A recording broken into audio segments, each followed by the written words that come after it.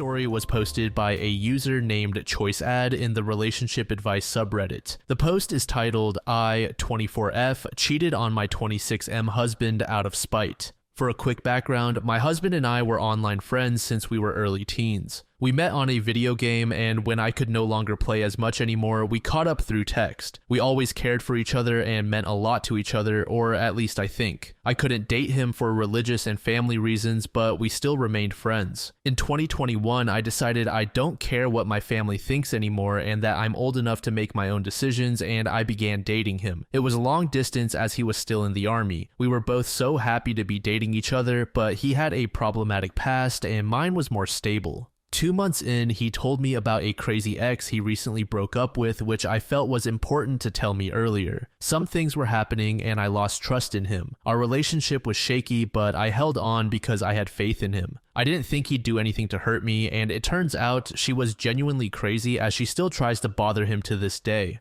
Anyway, in the mix of me not trusting him and not being sure if I should continue things with him, his work got busier and I thought he was avoiding me because I did not trust him. Anyway, he did reassure me it would get better, and it's just that they're getting ready for deployment. During that time, also, he told me about this girl that he talked to help her through her recent trauma. I thought it was nice of him as he helps his friends out too when they're going through a hard time. Anyway, I warned him because after he let her vent a few times, she would always try coming into his barracks room, knocking on the door, etc. He told her he is dating me, and I warned him to keep his distance because she will find her way to him. He kept rejecting her advances to come in. Later on, I told him he needs to set even more boundaries, otherwise it will escalate, because she's not understanding. Anyway, it became a problem, and eventually he tells me he told her not to talk to him again and she stopped. I told him all he needed to do was set boundaries. He told me he didn't let her into his room and he thought that was enough, that he really tried. Anyway, months later his team deployed and he had more time for me as promised. Again, time was never a problem to me, it's just the way the relationship started off with the ex. I didn't trust him. Anyway, every few months I'd get a random thought that something didn't add up around that time, and what if he had cheated on me? I tried to get him to talk or say anything. I told him if he comes clean, maybe I'll forgive him and let it go. Anyway, a lot of gaslighting was done to me, but I eventually believed he didn't do anything, especially since we were friends for so long. Somehow, his siblings got sucked into the drama and thought I was crazy for even thinking something happened, even my own sister. When he got out of the army, we got to meet and have our dates. It was the best, everything felt right with him, everything was super exciting, and I felt safe around him. In December 2023, we got married and moved in together. My parents liked him and they came around. He has treated me very well and we get along great. It feels like we are partners and best friends. He has done so much for me since we've been dating and married. He and I are both growing together. He's starting school and doing things he never imagined. I'm finishing school up and I'm so excited for him to be there with me when I graduate and me to be there for him in his first years of college. In May, the thought popped up in my head again. I couldn't help but think about it. I asked him again, same gaslighting. He even asked an army friend for me if he dated her that was a friend of hers too. He said no. Then a few days later, she messaged me saying I'm being manipulated and they did briefly date. I was shocked, but not. I knew we were long distance and our relationship was shaky at the time. I was telling him I don't trust him and I might leave him. I was accusing him of a lot of things, such as still having feelings for his crazy ex that cheated on him. I didn't handle things well, but he didn't inform me of things as early as he should have, and that caused me to lose trust and act so stupidly and toxic. It was also my first serious long relationship. The first guy I ever decided to trust and someone I knew I wanted to be with in the future. He means a lot to me. I'm not one to give somebody my heart at the beginning and I always proceed relationships with caution. But with him, because we were best friends, I lent my heart out early and I got disappointed. Anyway, after the girl proved it to me, I confronted him. He told me everything he recalls they did. He even accepted some of her attempts to have sex about a couple times and he got soft apparently and didn't finish. He and I both think he didn't set boundaries and her consistency got to him. He didn't use it as an excuse, but we tried to understand factors as we were discussing it. There is clearly no excuse, as I even warned him too, and he eventually started letting her into his room and hid it from me. I have obviously been feeling betrayed. I'm more mad at the fact that he hid it from me even right before and after marriage and intended on forever. He knows I would have left him. I told him the few girls he dated put him through hell, and the moment I came in and all I did was care for him and be there for him, he put all his baggage and past problems onto me. I did not deserve this at all. I didn't do a single thing near that nature, even though I developed feelings for someone while I was with him too. Sorry if I'm ranting for so long, and if it's stretched out. I'm bad at writing stories and I'm trying to condense it, but it's a lot more than what I'm saying. Anyway, I think it was a weird situation. I don't think he's a genuine cheater, but for at least a year, I think he's a walking risk still. I shouldn't let my guard down. Again, I care about him a lot, and he's grown with me since we've dated. I think he's sincerely in a different place now that we actually get to be together in person and now that more time has passed. I believe he was in a darker place before, but I'm still grieving sometimes over what he did to me. I've been upset that I sincerely was honest to him all the time and never did anything to betray him, yet he didn't take us fully seriously and gave it up to someone who was consistent. Recently, I messaged a few random guys pictures of my body online and flirted with them. This is the most promiscuous behavior I've ever done outside my husband. I thought I'd feel in control and get even. I never wanted to hurt him, but at the same time I did. I wanted a reaction from him. Even though I know he loves me, I told him today that I cheated. He is clearly hurt and I regret doing it. Fire with Fire wasn't as good as it seemed in the heat of the moment. I really care for him and I feel horrible for what I've done, even though I don't think it was nearly as awful as what he did to me. Anyway, he says he understands why and he will get over it. As my actions have shown, I guess I'm still needing time to heal and to see if I really should stay with him. I don't know why I typed this all, maybe for validation or advice. Or maybe for someone to call me an asshole or stupid. I don't know. Thanks for listening. I'm sorry for the long page. TLDR, my husband gaslighted me into believing he didn't cheat on me when we were LDR dating. Years passed, and after 6 months of marriage, I figured out through the girl. So I decided to cheat on him out of spite through a couple random online chats, and I regret it. I also told him what I did. User Specialist Sun said, your marriage started with him cheating on you, then lying to you. How can you recover from this? He probably cheated more than you realize, and he will continue. Dump him while you can. It's not too late to find a correct partner. Also, did you really cheat or did you stop at flirting with internet strangers? Because what he did and what you did are not on the same level. User Remain said, I don't know, it seems like he got to really experience more in life and grow while you held out for him. You come off as really stunted. Who are you even outside of the relationship? It really seems like a toxic dynamic where you clearly just never trusted him. You wanted a fairy tale, so you ignored your gut feeling only for it to have followed you all this time. I genuinely think that he just isn't the one for you. He's practice, a lesson. He didn't lie just one time. You constantly asked him and he lied over the phone and to your face quite easily. And he lied every day for years, taking away your choice. He's probably still lying about the details. There are likely other situations you don't even know about. If he said, hey, I killed someone, but I had a messy life. Would that be okay? Where do you draw the line? A hard life isn't an excuse to be a shit person. Also, there are no winners when you degrade yourself. The best revenge isn't stooping to their level, it's holding them accountable. Consequences.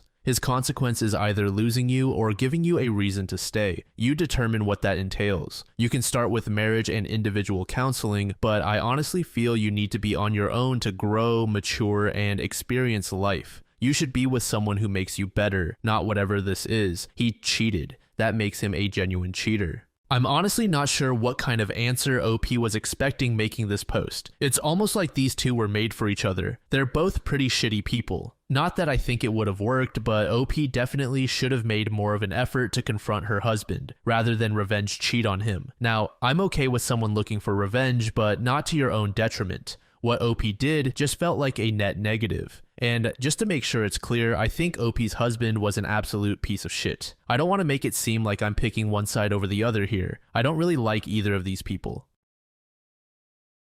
This next story was made by a throwaway account in the True Off My Chest subreddit. The post is titled, "I'm about to ruin my best friend's life. I don't feel remorse. My soon-to-be ex-best friend and I have been friends since middle school. We know everything about each other. Our families are basically one big family now. You get the idea. Like I said, we tell each other everything. Recently, she came to me telling me she's been having an affair for about 4 months with her superior at her new job. She told me, not out of guilt, but to brag about the dream vacation she's going on with her AP, disguised as a work trip. She asked me to cover for her if her husband asks if we've been in contact, because she's planning on going black for that week, so he would have no way of finding out. Side note, we've both known her husband since high school. They are high school lovers, so they've been together for almost 15 years. Her husband is one of the most honest, hard-working, genuine people I know. He of course took everything she said about working late and the business trip at face value because he trusts her more than he trusts himself. I told her I would not be covering for her and to get out of my house because I couldn't even look at her right now. Later, I told my husband everything that happened and he was just as shocked and disgusted. Her husband is basically his best friend now, so he of course has a lot of loyalty to him as well. My husband pointed out something I didn't even think of: our security camera. It caught everything. We plan on going to her husband tonight with the proof.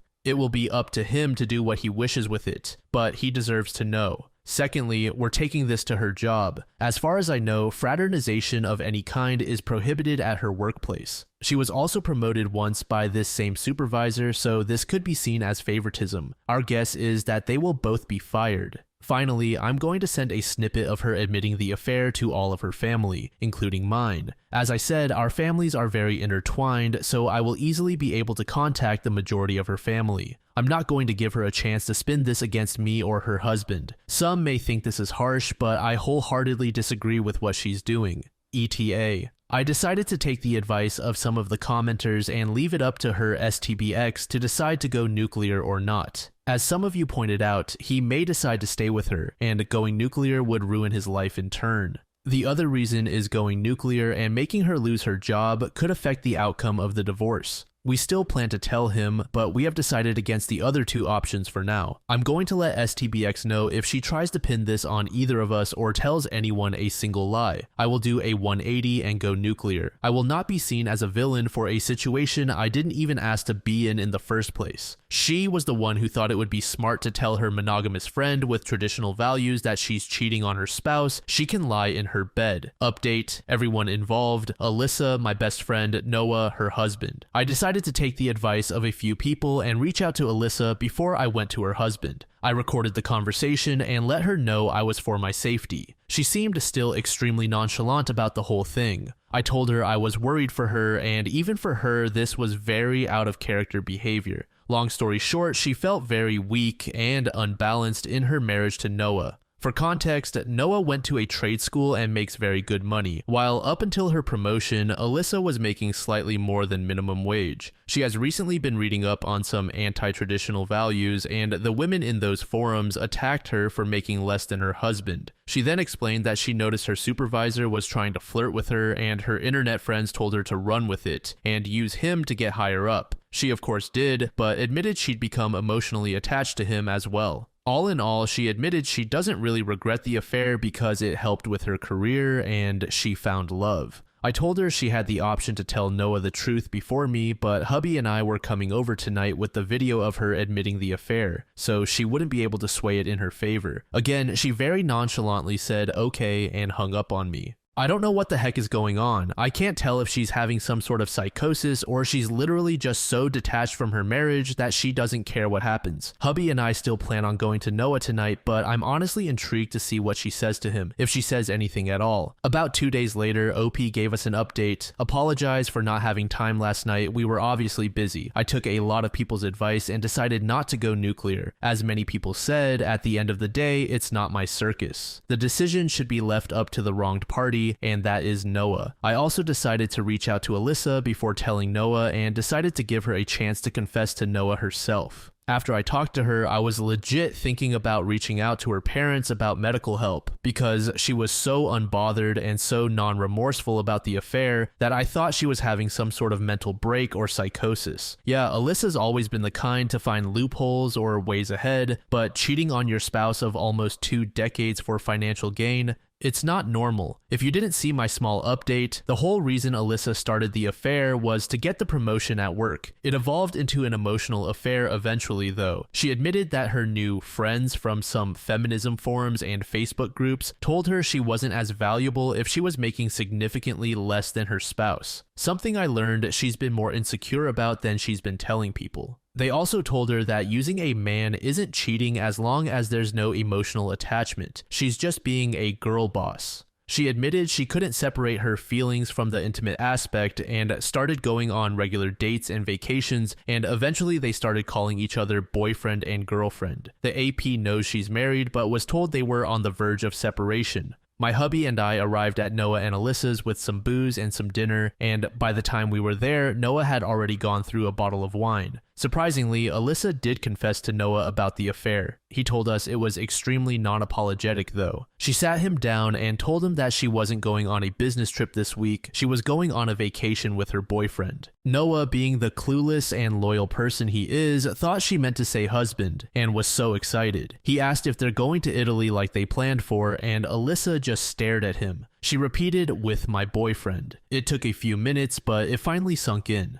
He told us it wasn't pretty after that and said he embarrassingly got on his knees and begged her to fix everything. She yelled for a bit but then just stonewalled him again. She was already packed to leave and just left him there sobbing. She turned off her location and we have no idea where she went. We assume she went to her AP's house because if she had gone home with 2 suitcases, her mother would have reached out to Noah immediately. She sees him as a son. We sat down with Noah and said we had video and audio proof of Alyssa exposing and explaining the affair, and we will send them to him in case he needs them. I explained to him that in a moment of blind rage, I was planning on going scorched earth and telling everyone, but once I calmed down and looked at this rationally, I realized that wasn't the right thing to do. The only person going full nuclear would hurt was him, because Alyssa obviously doesn't care anymore. As I suspected, the idea of reconciliation is still on his mind, but he doesn't see it happening. In order to reconcile, both parties must admit fault and want to reconcile. Alyssa clearly doesn't. We've gotten him in contact with a friend of my hubby who's agreed to help him pro bono until the divorce shows results. I can tell he's still hesitant about going forward with divorce, but he knows he also can't force Alyssa to stay.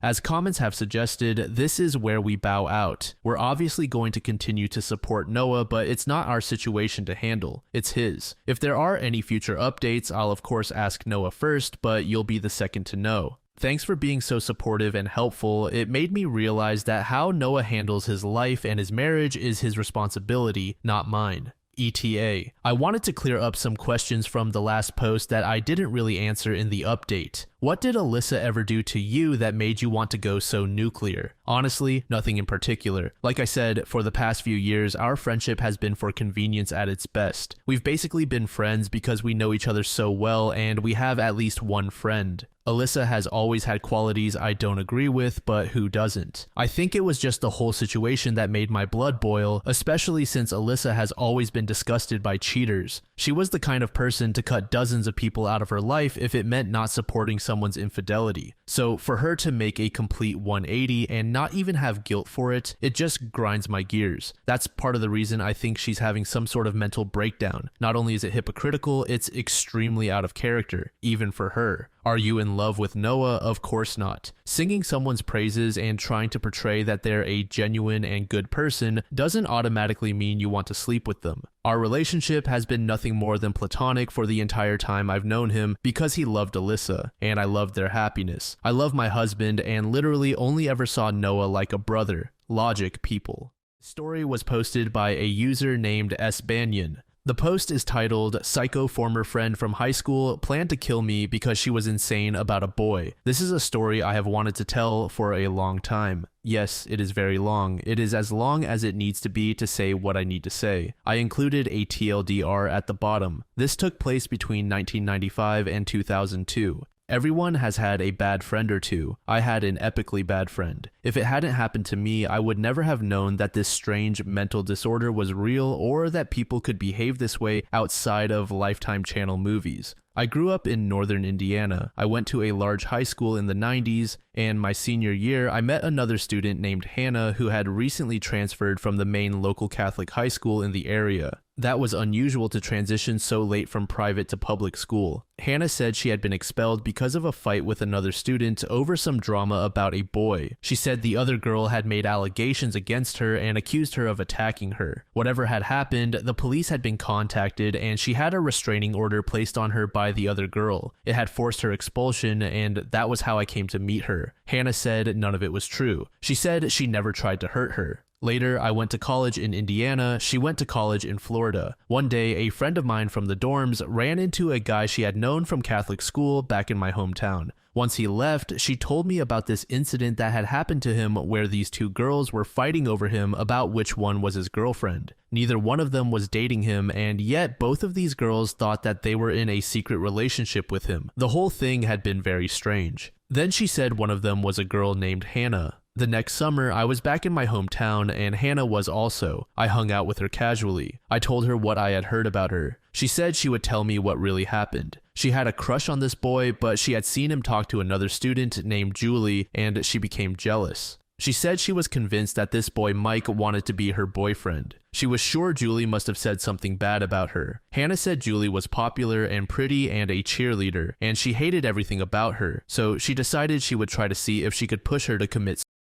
Hannah said it hadn't worked, but that she had a nervous breakdown. I asked her what she had done. We went back to Hannah's house. Up in her bedroom, she pulled something out from the back of her closet. It was a set of books. One was a book on how to use dirty tricks to get revenge on people, and one was a book with a cartoon character on the front pulling their hair out, and it said in big letters, gaslighting. I know it's a common phrase now, but back in 1995, I had never heard of it. I asked Hannah what the book was about, and she said it was about how to drive someone crazy. She said it was simple, you just make them believe things aren't really true, or that things they think are real never happened. She told me what she really did to Julie a couple of years back in high school. She had pretended to be friends with her. She got her phone number, and then she had started making these anonymous phone calls to her. This would have been way before cell phones were common. She had a friend from her church who had a crush on her, and she would trade favors with him in exchange for him pretending to be Mike on the phone. He would get a blowjob for every time he did this for Hannah. Fake Mike would tell Julie not to talk in school so that they could keep things private. Hannah would put notes in her locker and sign Mike's name to them. Fake Mike would make plans to meet Julie at the mall or the movies and then never show up. It sounds very stupid, but they would have been 14 or 15-year-old girls when this happened.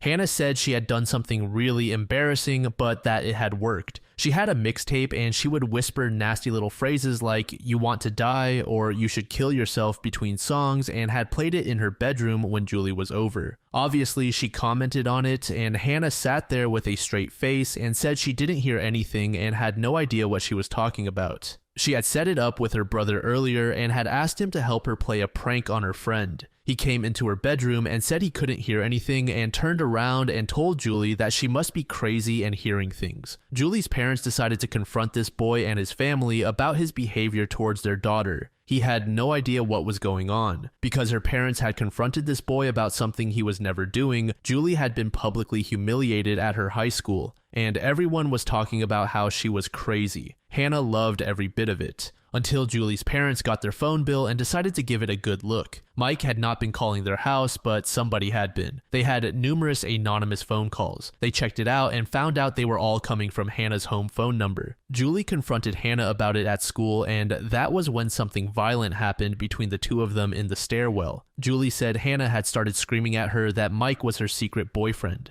Hannah was very angry about that. She said Julie made that part up to try to get back at her and embarrass her for what she had done. She said Julie was exaggerating about what happened in the stairwell and it had been an accident. She said she never tried to push her over the railing. She had merely bumped into her. Hannah wasn't embarrassed about it. She was proud of it. The only thing that upset her was that she had been caught, but she said that most of the people at her Catholic school still thought that Julie was crazy, so she considered it something of a victory. Hannah didn't have anything to say in her defense, just that when she liked a boy, she would do anything to be with them. That summer, Hannah started dating a guy named Derek. Every time I saw her, she told me tales about their wild and crazy sex sex life and how much he was in love with her. Hannah said it was a secret affair and they were sneaking around behind his girlfriend's back. We saw him once at a party and he screamed at Hannah to stay away from him and leave him and his girl alone. Someone had been making strange anonymous phone calls to him and his girlfriend. He paid to have the number traced back and found out it was Hannah.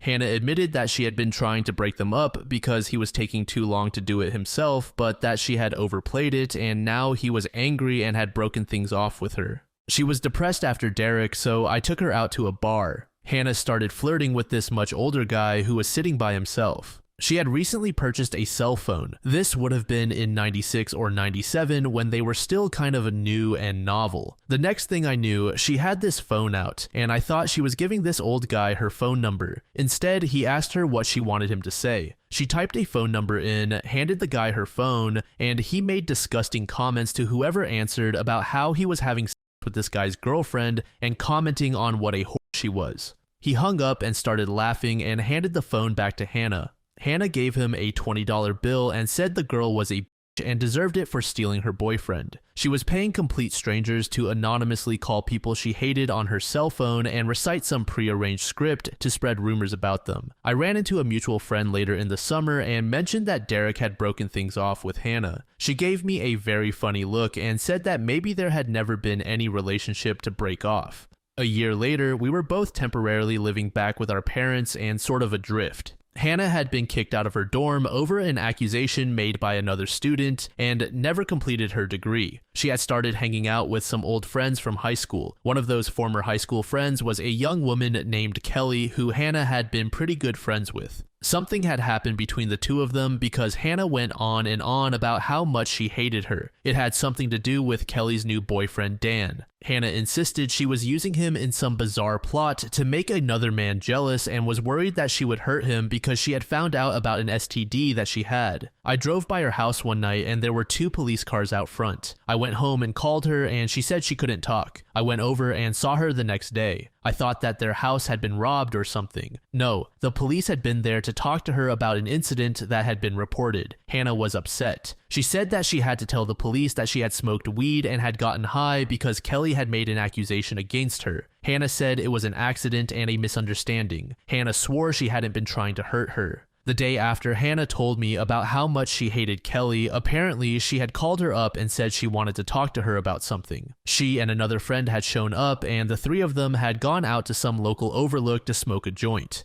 The other girl waited down below for the 2 of them to talk privately. Hannah had asked Kelly to look at something, and when she turned her back, Kelly said Hannah grabbed her and tried to push her off the ledge. They were about 100 feet up in the air, and she would most likely have been killed by the fall. Kelly said they fought back and forth. She regained her balance and had taken off screaming about what Hannah had tried to do. Hannah said it was all a misunderstanding. It was an accident. She had been trying to show her something, but then she had lost her balance because she was high from the marijuana and had grabbed Kelly to stabilize herself, not push her off the edge. She said Kelly had almost fallen off because she had hysterically overreacted. Kelly had been very upset and insisted that Hannah had done it on purpose, and she said that it was because she was jealous over her relationship with Dan. She said it was obvious to everyone that Hannah was obsessed with him. What Kelly had not done, however, was tell the police that they had smoked a joint right before this happened, and when Hannah did, the police said they didn't have enough evidence for any kind of case. They weren't happy with Kelly for omitting that part of the account. That was it for Hannah and most of her high school friends, or at least for a couple of years. Kelly stuck to her version of what happened and her friends sided with her. People began talking about the strange rumors that had followed Hannah around since high school. I thought it was suspicious, but I couldn't bring myself to believe that she tried to kill another woman.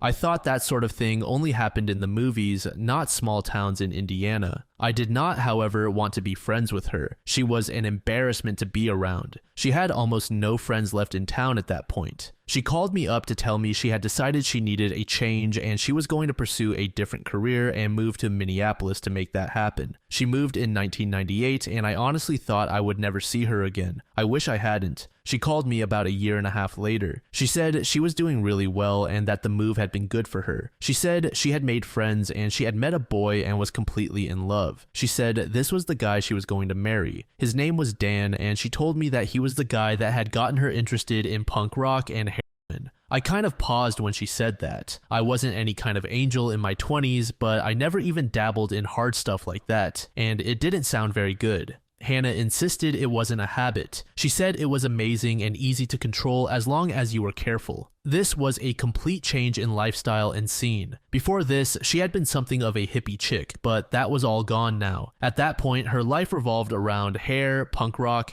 heroin, and Dan. She wanted to come back for a visit. We went to the mall and she stopped at a kiosk and said she wanted to buy a cell phone. She lived 8 hours away in a completely different state with a completely different area code. We got into a small argument about it. Back in 2000, cell phones were purchased and billed from your local area code, and you paid through the nose if you were roaming. Hannah said to just drop it because she had done her research and it would be fine. She bought the phone and listed her boyfriend Dan as the main user on the registration. She left and I noticed she had left her curling iron behind, and I thought I would surprise her by calling her new cell phone. She had set it up at my house and I got the number from the caller ID. No one picked up. Instead, it went to an answering machine for Dan. The same Dan that had been dating Kelly years earlier and the same Dan that Hannah had been accused of being obsessed with. There was no doubt about who it was. I hung up and I wondered why she had lied to me about who her boyfriend really was. A couple of minutes later, Hannah called me back on her original cell phone. She played it off as a coincidence that I had just called that other number. She said she had run into hometown Dan and his friends, and he had lost his phone, so Hannah had done him a favor and given him the one she had just purchased. I said how strange it was that she would buy a phone for her boyfriend Dan only to run into someone else with the same name and give it away instead.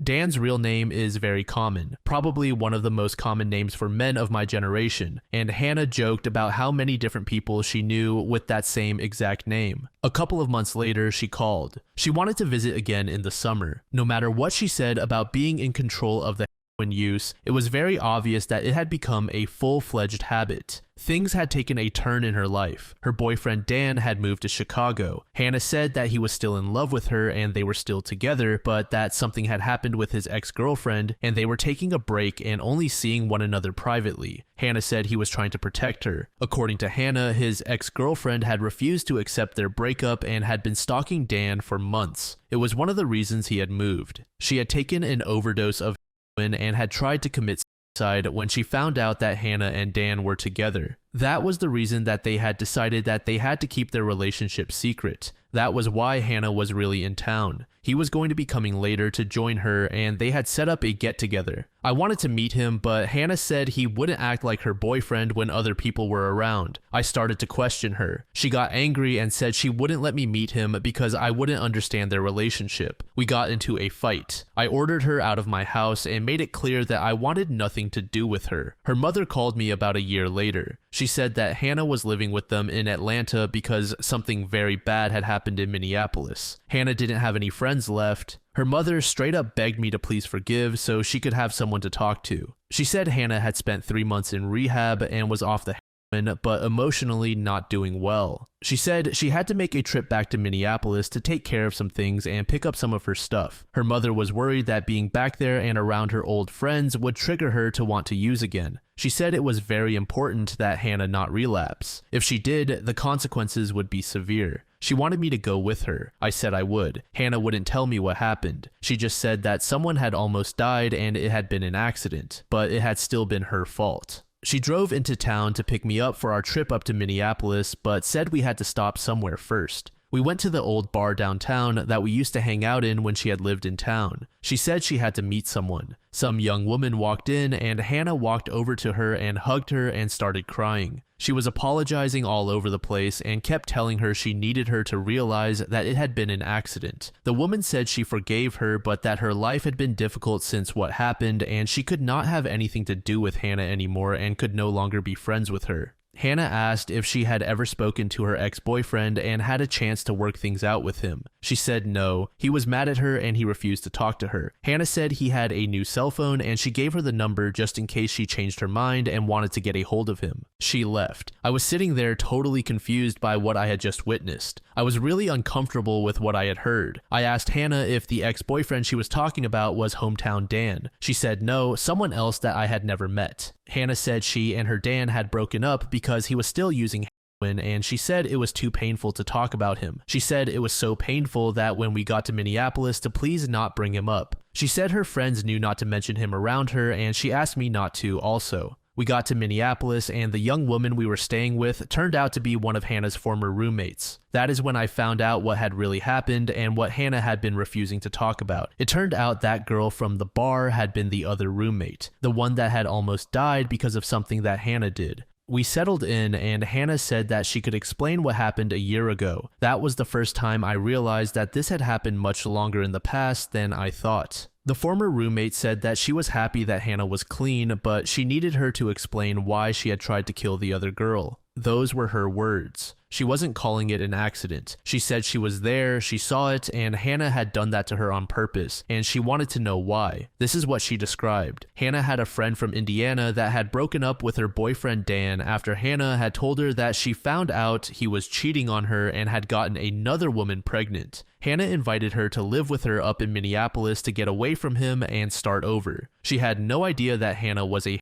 heroin user. She did not like Minneapolis. She had experienced a run of bad luck the couple of weeks she had been there, and even though Hannah kept trying to convince her to stick it out to see if she would like it, she had decided she was going to leave and go back home. She regretted her breakup with Dan. She wanted to talk to him and see if they could work through it. They had been together for almost 2 years. She was worried because she had lost touch with him. Hannah had been able to track down his phone number for her through some mutual friends, but no matter how many times she called or how much she begged, he refused to answer her calls or call her back when she left messages. She was upset and told Hannah that she was going to stop by his apartment to see him on her way back to Indiana. She was supposed to be leaving within a day. Hannah kept insisting that she would like heroin if she would just try a little bit and had been pressuring her very hard to join in with everyone else. The roommate was angry about that. She said Hannah knew she was scared and didn't even want to try it. Hannah had promised her that she would be safe and promised her that it would be a small dose. Hannah said she knew what she was doing. She gave in. Hannah bought the heroin, and she bought a lot more than normal, which she said was for a party later. She prepared the needles and said she had just used a small amount. Instead, she had used all that she had bought, which turned out to be way more than was necessary to kill all of them. Hannah had given the girl the injection, and she slumped over immediately and stopped breathing. Hannah had then moved on to the other roommate and told her everything was fine in the other room and that she was enjoying herself. She tried to convince her to take her dose, but she wanted to check on the other girl first. Hannah walked over and had an imaginary conversation with the young woman who was completely unconscious and tried to convince the other roommate that she was fine. She went to check on her herself and immediately saw she wasn't even breathing, panicked, and started screaming at Hannah about why she was lying. She ran for the phone. Hannah ran after her. Hannah grabbed the phone and hung it up. They called back and she said it had been a mistake and they were fine. Hannah wouldn't let her near the phone and kept trying to tell her that she was being hysterical and that everything was okay. Hannah tried to pin her down and forced a needle on her, and she fought back and ran out of the apartment and down the hall to a neighbor's. They called the police. When the paramedics got there, the girl was clinically dead. They worked on her and got a heartbeat and transferred her to a local hospital in a comatose state. She lived, but for a while it wasn't clear if she would pull through. Hannah told the police she didn't know why she had done it. After talking with a lawyer, she said it was because of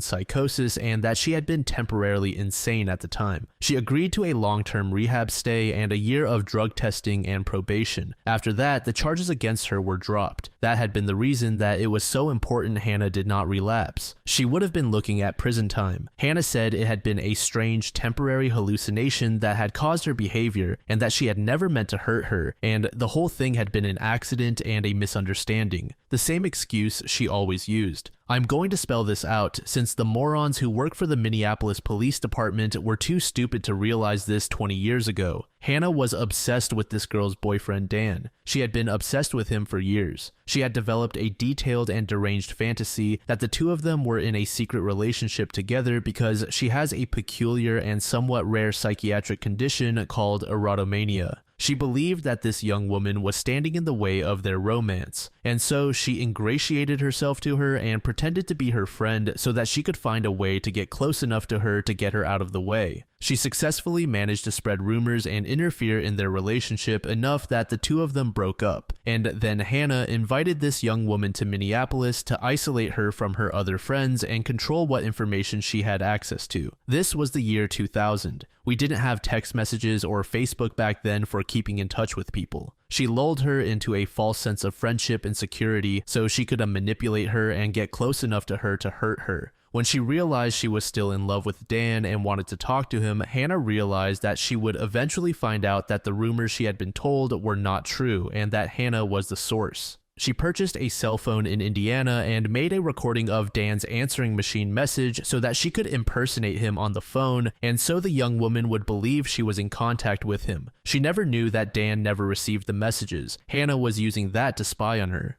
When she said she was going to go back home and show up and see if Dan would talk to her in person, Hannah knew that meant she would find out she had given her a fake phone number and that she had gone to extreme lengths to prevent her from speaking to him, and it would have been obvious why. She tried to talk her into trying heroin because she planned on killing her and her other roommate, because that would be a good way to make it appear to be an accident. Hannah was about to have her obsessions with Dan, her delusional beliefs about him, and her bizarre mental disorder exposed, and she knew that. She knew for at least a day or more before the incident, which is why it is clear that her actions were premeditated, because her motive was. All of this would have been remarkably easy to figure out if the police had contacted Dan and if they had taken a look at Hannah's phone records. Phone harassment has always been her favorite hobby. Instead, they treated it just like the other 999 overdoses they have to respond to every month and gave Hannah the old rehab or prison option. Since her family could afford a lawyer and a 3-month rehab stay, that was the option she took. The police never investigated her for anything, never contacted the man Dan at the center of this, and never took any serious look into her background. It wasn't an accident. It was an attempted murder, and a pretty easy one to prove at that. Instead, the police totally dropped the ball, and because of their incompetence, she was allowed to completely get away with it. By the way, just in case any idiots who work for the Minneapolis Police Department ever read this, there is no statute of limitations on first-degree attempted murder. At the time, I didn't know any of this. I was trying to act as a support system for a former friend who was on the cusp of a relapse. I was suspicious, but anytime I asked Hannah questions, she just said it was too painful to talk about or would guilt-trip me about not respecting her boundaries. She had sworn to me that this young woman had never been in any relationship with the Dan from our hometown that she had known years earlier. I returned to Indiana, and Hannah returned to her parents in Atlanta, and I didn't talk to her for a while. She called later and wanted to visit her old hometown again. Once again, I let her stay with me. We ran into Dan. He had moved to Chicago, but just happened to be back in town that weekend. I hadn't seen him in years. Hannah had contacted him to get together. She spent the whole afternoon trying to pull him aside to talk to him, but instead, he made it clear that he had only shown up because he wanted to see me. He had broken up with Kelly years earlier, but I thought he had a long-term girlfriend since then. Dan said she had left him a year ago and just disappeared. He had called her repeatedly, but she had completely cut him off. He was nice to me, he was handsome, he was a lot of fun to be around, and he asked me out. We made plans to meet up the next day. I saw him at a bar, and he turned around and walked out the door and wouldn't even look at me. I was upset and confused. Hannah was super sympathetic. She apologized for not telling me what he was like and said he had this weird thing with lying to girls and playing with their emotions by pretending to like them. It wasn't like I had never been lied to by a boy before, but this felt strange. A week later, my student loan came through, and I decided to go back to college and finish my degree. I moved a couple hours away. The first person that called me was Hannah. Once again, she wanted to come visit me. She insisted that she had gone out and got me a surprise, and she needed to give it to me in person. She said she had something really important to talk to me about, and she said that it would sound weird, but she asked me to promise her that I wouldn't tell anyone she was coming to see me. I humored her. She showed up at my apartment, and when she walked in, the first thing she asked me was if I had told anyone she would be there. At first, I said no. She said that she had something for me and reached into her purse. She paused and said that she just wanted to make sure that no one knew she was there. I was frustrated and I kind of offhand said that no one besides my mom and best friend knew. Hannah got furious. She was angry that I had told anyone she would be there and refused to show me what she had brought as a surprise for me. She went and locked it in her glove compartment because she said she didn't want me to snoop in her stuff and find it. She kept saying she wanted to talk about something, but the time wasn't right. She decided to go home a day early. Then one day, a couple of weeks later, out of the blue, she just showed up on my doorstep one evening. I was on the phone with my best friend, who, by the way, went to the same Catholic high school as Hannah and, while not close friends with her, knew who she was. I was talking to her when I saw Hannah walk up to my front door. It was an 8-hour drive from Atlanta to Indiana. I got up and opened the door, and I still had the phone up to my ear. When I opened it, Hannah had her head down and she had one hand inside her purse. I said her name and she looked up at me and pulled something purple from her purse. She saw I was on the phone and swiveled around and put whatever she had been holding in her hand back in her bag. She was acting very strange and she was shaking and I was worried. I asked her to come inside. At that point, I was convinced that she was back on and that had been the secret she had been trying to talk to me about for months. She said that she was upset about a boy and needed to talk to me. She said she had something that she wanted to show me, and she reached into her purse and pulled out a handgun. It was a purple and black revolver, and I realized from the color that it was what she had pulled from her purse when I had first answered the door.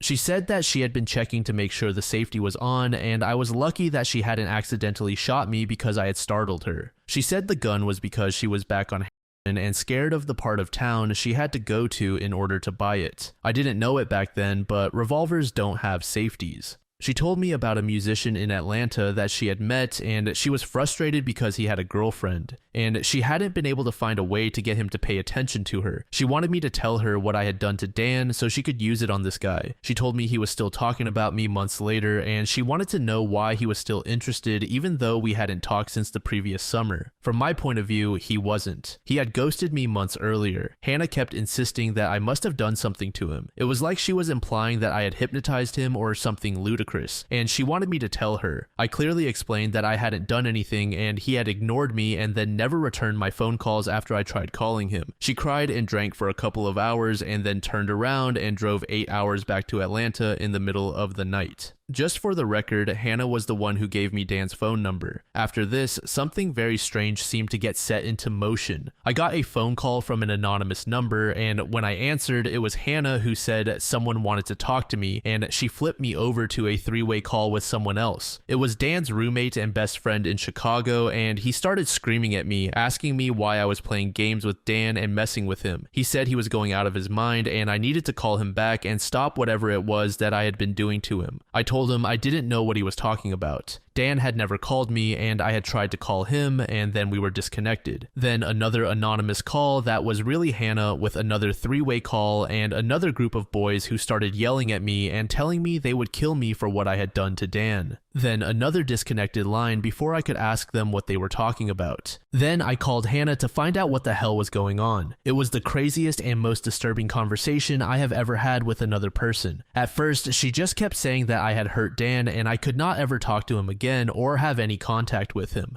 None of it made any sense since this was about a guy that had refused to return my phone calls and had ignored me for months. Hannah started getting very upset and kept saying that I knew what I had done. I just wouldn't admit it. She said that Dan hated me and had never wanted anything to do with me, but that I was doing things to him to make him say that and pretend that he liked me instead of her. I had no idea what the hell was going on. She said that Dan was her secret boyfriend and that he was in love with her and had been in love with her for years. She said that the two of them had been together since they were teenagers and that I knew it but was pretending not to. I asked her how she could have been his girlfriend when I knew of other girls he had dated. She started screeching that those weren't real relationships. He was only pretending to like them. When he talked about them, he was really talking about her, but other people kept doing things to him so that he couldn't tell her directly how he felt, but she knew. She insisted that he found ways to let her know that he was really thinking about her. She said that all of his friends respected their privacy, which was why they would play along when he pretended he was dating other people. She kept insisting he was in love with her and no one else. She said she was sick of people pretending to be her friend and then stabbing her in the back by going after her boyfriend. And she said she would not put up with anyone coming between them and she would not let anyone hurt him. She said I was forcing him to forget how he really felt and that it had hurt him not to be with her, and she wouldn't let me hurt him. I realized that she wasn't making any sense and that she was totally psychotic. I told her to never contact me again and I hung up.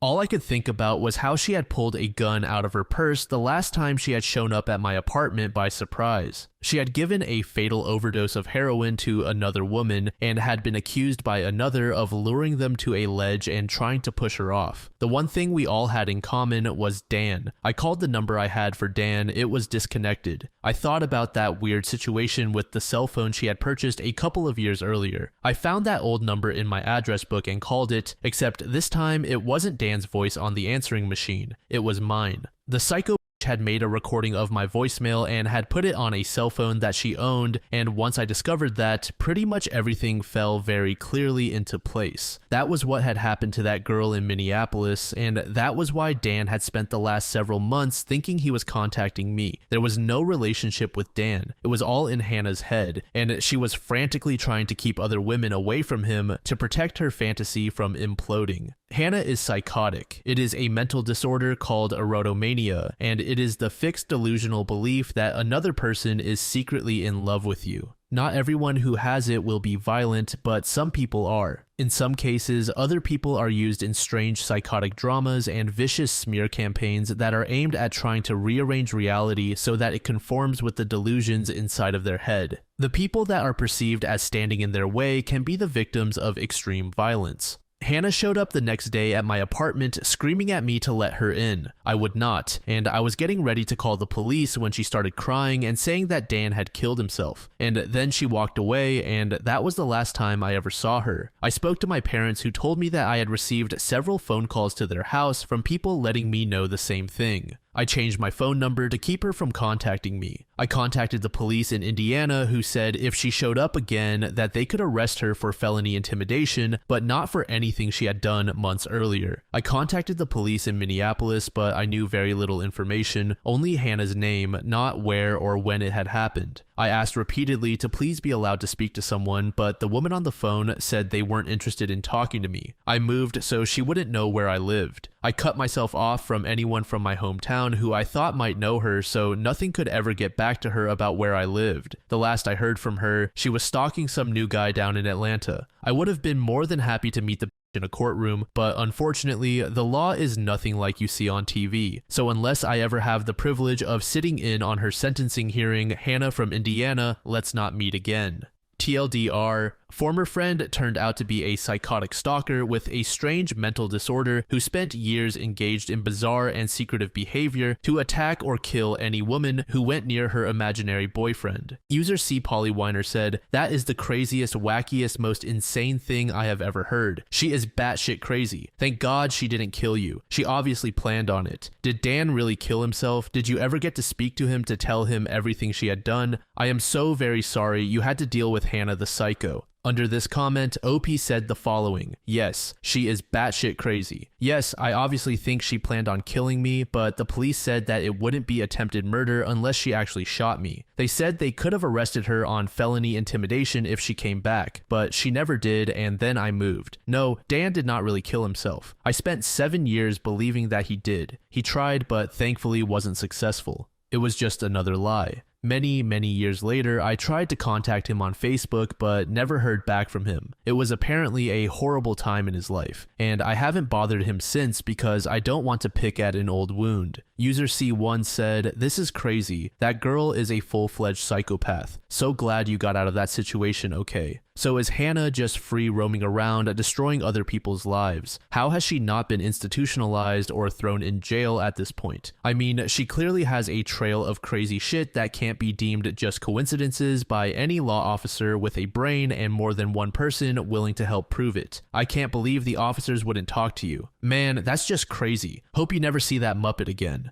User Lucky Bastard said, "I'm a therapist. I've heard some awful up shit, but this made my head spin. I'm glad you are okay. Do you know for certain Dan committed suicide, or is that the narrative he's asked others to spread to stay safe? Truly bizarre. Under this comment, OP said, I found out 7 years later that Dan was alive. He attempted suicide and spent quite a lot of time in a hospital afterwards. Either his friends or Hannah, just paying randoms in bars, called my family to tell me he had committed suicide because she or they wanted me to stay away from him, and unfortunately it worked. I'm curious if you have ever run across someone with this disorder in your practice. I did see a therapist for a while because of anxiety and she didn't recognize it. I guess it is rare. She said she thought that maybe Hannah had BPD, but once I asked her to look it up, she basically said that was definitely what she had. The symptoms are strangely specific. This story was posted by a user named TWX in the AITAH subreddit. The post is titled AITAH for ghosting my ex because she is married now. My friends think I'm a jerk for blocking my ex who is married because she keeps calling and messaging me. I wanted to ask if what I'm doing is right or if I should keep in touch with her. I dated Lisa for 4 years and we broke up 2 years ago. Lisa told me she didn't see a future with me and wanted to call things off. There were many reasons and I knew it was coming. Lisa came from a wealthy family and we met in college. Our relationship was great during the college years. However, after we graduated and got jobs, it became clear to her that I would never be able to provide the lifestyle she was used to. She hated the small apartment we rented because I wanted to pay off my student loan quickly, and she resented that I couldn't afford to take her on nice vacations.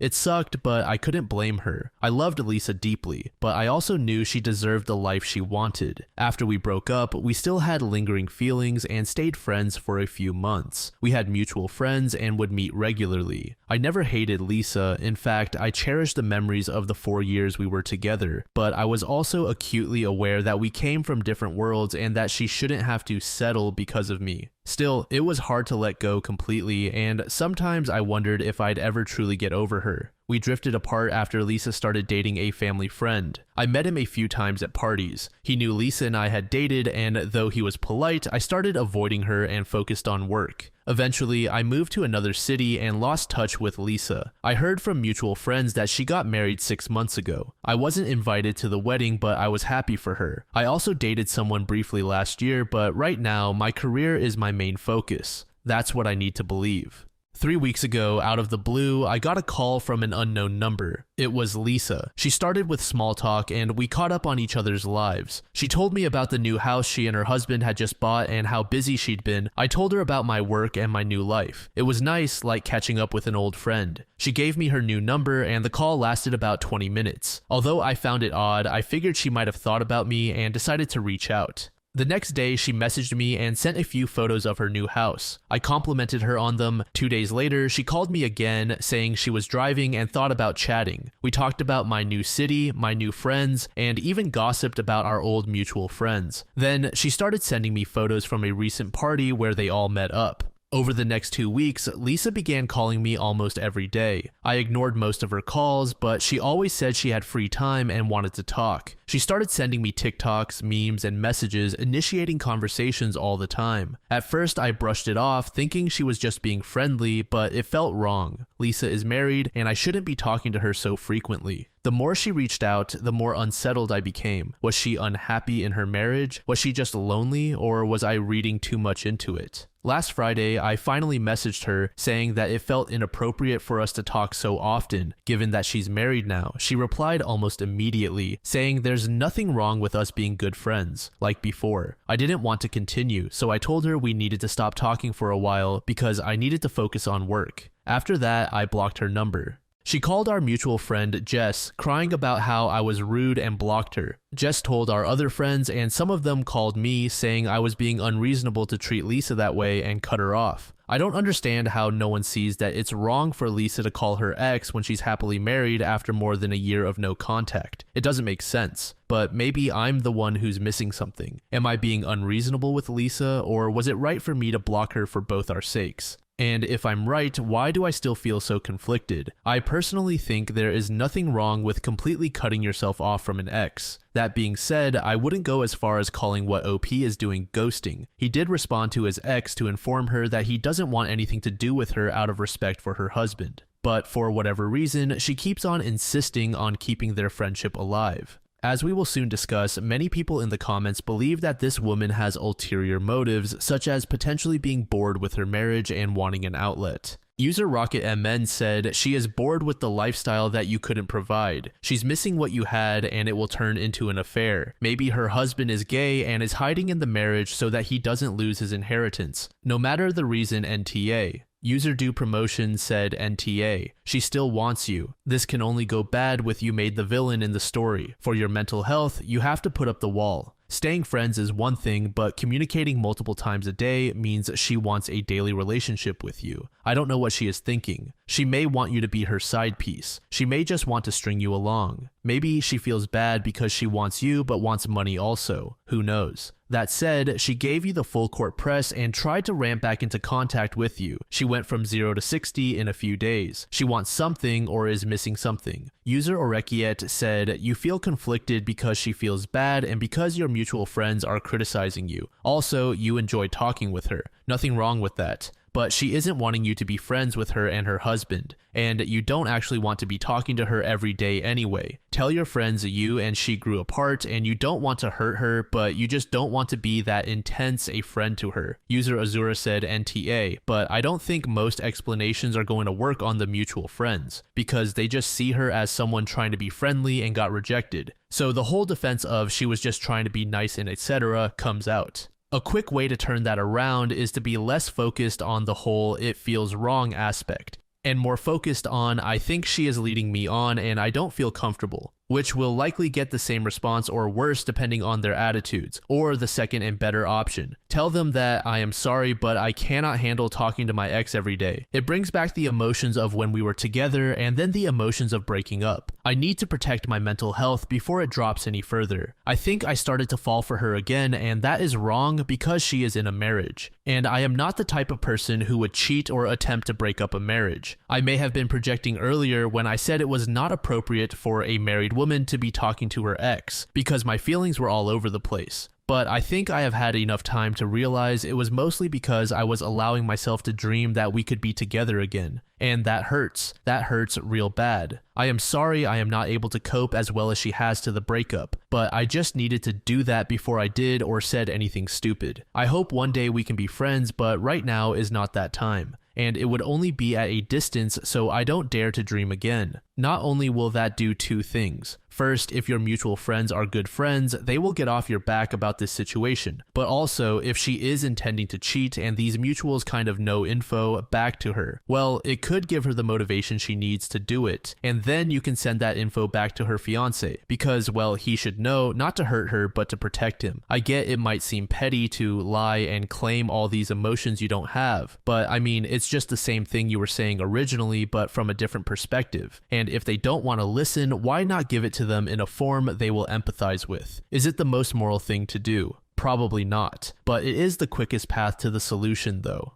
About 2 months later, OP provided an update. I had posted a month and a half ago regarding going no contact with my ex-girlfriend Lisa after she tried to rekindle our friendship. Lisa married her husband, Jason, 6 months ago, and I wanted to respect their marriage and blocked her after I felt we were crossing a line. My friend was very critical of me because I was ignoring her, and most of you agreed that I did the right thing. Things have been really crazy since then, and many of you asked for an update. I wanted to respect Lisa's privacy, but as things settle down, I'm again not sure if I'm doing the right thing and need advice on my situation. Sorry for the long post, but too many things have happened, and I wanted to get this off my chest. After I blocked Lisa, she called my friend Jess and wanted to talk to me one last time. I initially declined, but finally caved in and told her that it would be the last time we would talk. Lisa called me on Saturday morning and told me that she wanted to talk to me because she needed help and does not know if she can trust anyone. She sounded awful and I had to calm her down before she told me what was going on. Lisa told me that after we broke up, she met her husband Jason within a few months. Jason asked her out for a date in front of her mom, and her mom insisted that she at least give Jason a chance. Jason was a charmer and they quickly became official. Jason was everything I was not. He came from a wealthy family and had everything figured out. He took her on all the vacations I could never afford, and Lisa loved this life where she does not have to worry about things like loans, money when she was with me. They had a grand wedding, but Lisa told me that things quickly started going south. One night, she was hanging out with Jason's friends, and one of his college friends started flirting with her and touched her inappropriately. Lisa was shocked and told Jason immediately. Jason was drunk and told Lisa to loosen up and enjoy the party and did not confront the friend.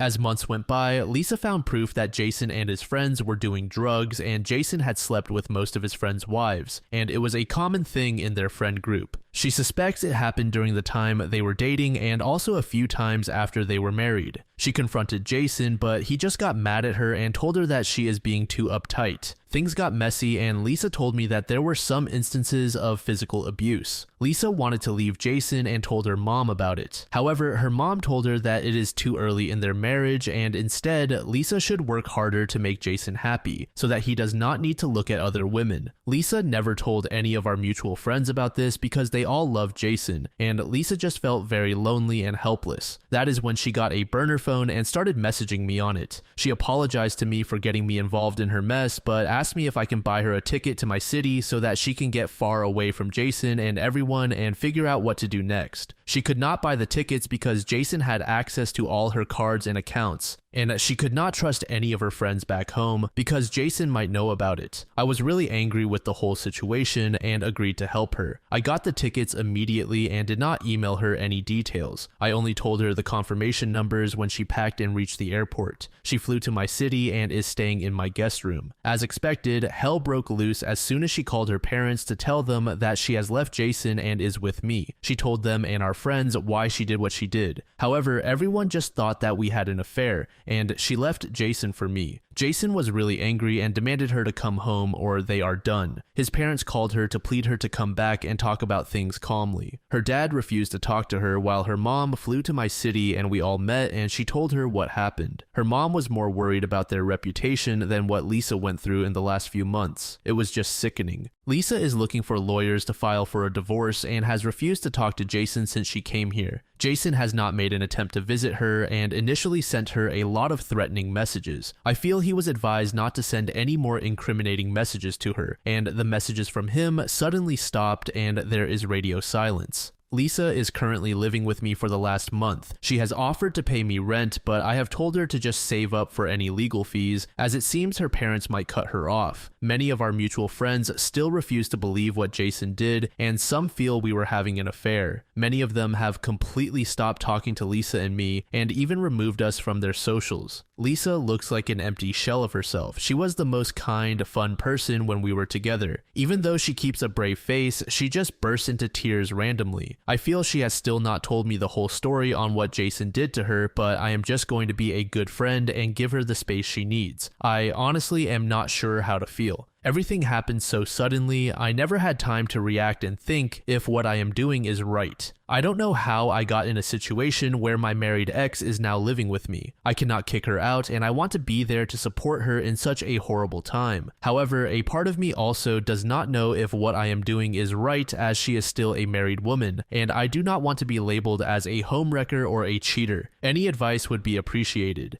Edit, just wanted to add some context since many of you are asking about it in the comments. Lisa left her main phone home when she left since her husband can track her phone. He was already paranoid that Lisa would leave him and was tracking all accounts and Lisa's whereabouts. She did not want to let anyone know she was at my place. However, I insisted that she at least call and tell her parents that she was safe, else they would have thought she disappeared and might have gone to the cops to file a missing person report. Jess did not help her because Lisa did not tell Jess or any of our friends about the abuse. All Lisa told me was that she did not trust any of our friends right now. I am still not sure why and what happened there. However, most of our friends have sided with Jason and he is spreading a false narrative that Lisa married him for money and waited for exactly 6 months so that she is eligible for significant alimony. Everyone suspects that we planned this whole charade for Jason's money. Lisa left and came to me because she wanted to put as much physical distance between Jason and her before she told him that she was leaving him. And of course, Lisa and I are not getting back together. I understand the vulnerable position she is in and I just want to make sure she is safe. Finally, what are my future plans? I am taking one day at a time. I luckily have a very well-paying job now and do not have to worry about financially supporting her for a short time. However, I do understand Lisa cannot live with me forever and we need to figure out something as soon as things settle down. User Razmoon said, the whole thing is fishy. Married to a wealthy dude but doesn't have an allowance or ATM card.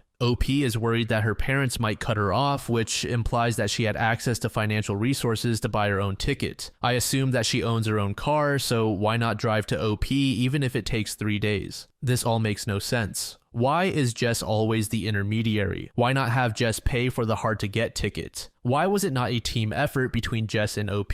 Why is she not staying with Jess? Both the hubby and Lisa's families are rich, so why are Lisa's parents so keen for her to stay with an abusive asshole, given that Lisa did not marry up, but just married a peer socioeconomically wise? Lisa should be moving out stat if this were true. I still maintain that she should be staying with Jess or have her own apartment. OP should ask her to move and be a supportive friend from the safety of his own place to retreat. Why are so many people in their business? First, OP is jumped on for not entertaining a married woman, chatting him up, and now that he has rescued her, he is again the pariah, as they must be cheating. The random crying does give credence to some type of trauma, yet the build-up to her landing in OP's lap gives me shivers. Shivers that she might just be this master manipulator. She broke up with OP as he couldn't provide the level of comfort that she desired. She moves on to a guy with and discovers he's a creep. As already mentioned, I don't buy that she had no means to get there without OP's help. Notice it seems as if she upped the ante when OP went NC. Why would she ask Jess to intercede? So bizarre. Why not just secure her own apartment in the city she resided in with the husband? Why is OP,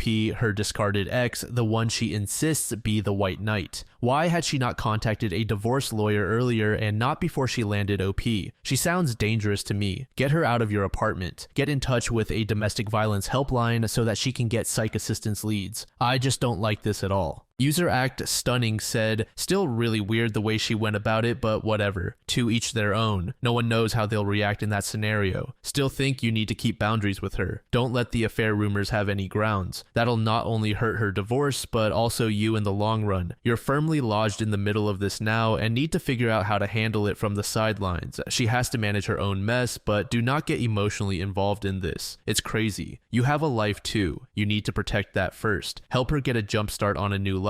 She can crash for 3 months before she finds a new place and job. Hopefully make some headway with the divorce. User Dull Zucchini said, I don't know if I would have gone as far as you did and taken her in. You have now firmly inserted yourself into this mess. What is done is done. Just remain a good friend and limit your involvement other than providing a place to stay. I would not get involved with her beyond friendship. If she tries to rekindle anything romantic, gently decline that path. For one, she's in a bad and vulnerable mental state, and it will only get you further entrenched in her marital issues. Maybe years down the line after the divorce is finalized and she's gone through therapy to recover, but for now, say no to starting over on a relationship. OP, you are caught up in a really bad shitstorm. All we have to go by is what you said Lisa said. Sorry, but in court, he said she said doesn't mean jack. If Lisa is living with you and Jason files for divorce, he can name you and sue on grounds of adultery, and you will be in the middle with no way out. I don't think any judge will understand why your ex is living with you, a single man, when she has the resources to live elsewhere. Why not get a place of her own, or if need be, go to a women's shelter? They can help her get all the help she needs. They can help her with therapy as well as helping her find a good attorney. I'm not judging you, but something sounds really off. And do you really think a judge is going to believe you're living together with your ex but not sleeping together? One other thing for what it's worth, you can't prove a negative. He'll have to prove you did, but sometimes looks count a lot. Just be careful.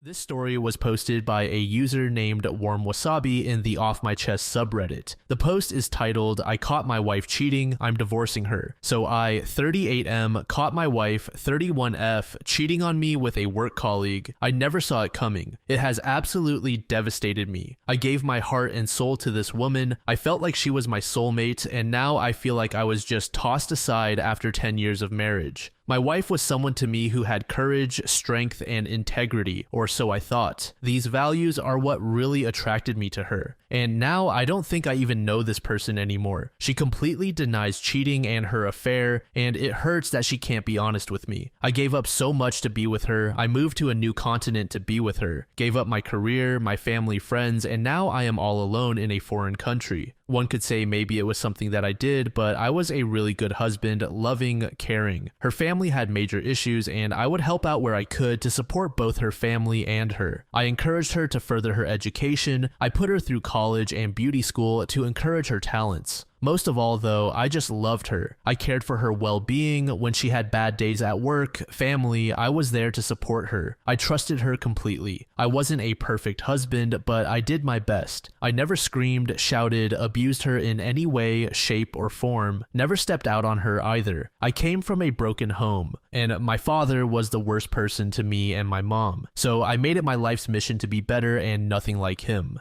The last 6 months in our relationship have been rough. I could feel her pushing me out of her life. She never had time for me and was never home, out with her friends, or some event that I wasn't invited to, work trips. I was working 5 days a week, doing the chores around the house where I could, just so we could spend more time with one another. Eventually, I had a breakdown and said I think we should see couples counseling. She turned the entire thing on me about my insecurity, lied about events, and gaslighted me to the point where I was doubting myself. I took it in my stride and saw a therapist. She went on a work trip a few weeks after the counseling, and a week later, I found evidence of an affair. Called a private eye to get me some more information. Got what I needed to confirm everything. So we have applied for the divorce. I just want to get on with my life. But where to from here? I feel like I could never love anyone the same way. I feel jaded by the whole thing. And all I have are questions that I want answered. How long has this been going on? Were there others? What made her do it? What changed the way she saw me? I wouldn't wish this feeling upon anyone, not even my worst enemies. This is a scar so deep. I'm at the stage where I'm trying to move on, moving to my own place. But where to from there? I'm going to throw myself back into hobbies that I once did before I got married and exercising and getting out to meet people because I have no one here. She was my world. But what's next? How do I love again? How do I go about moving on without hurting someone who cares for me because I couldn't let go of this pain? How have others recovered? I resolved to never take her back, cutting off communication after the divorce to her and her family. Life is too short to be with a liar and a cheat. Advice for anyone. Look at your accounts weekly. Keep a diary of you and your partner's daily plans.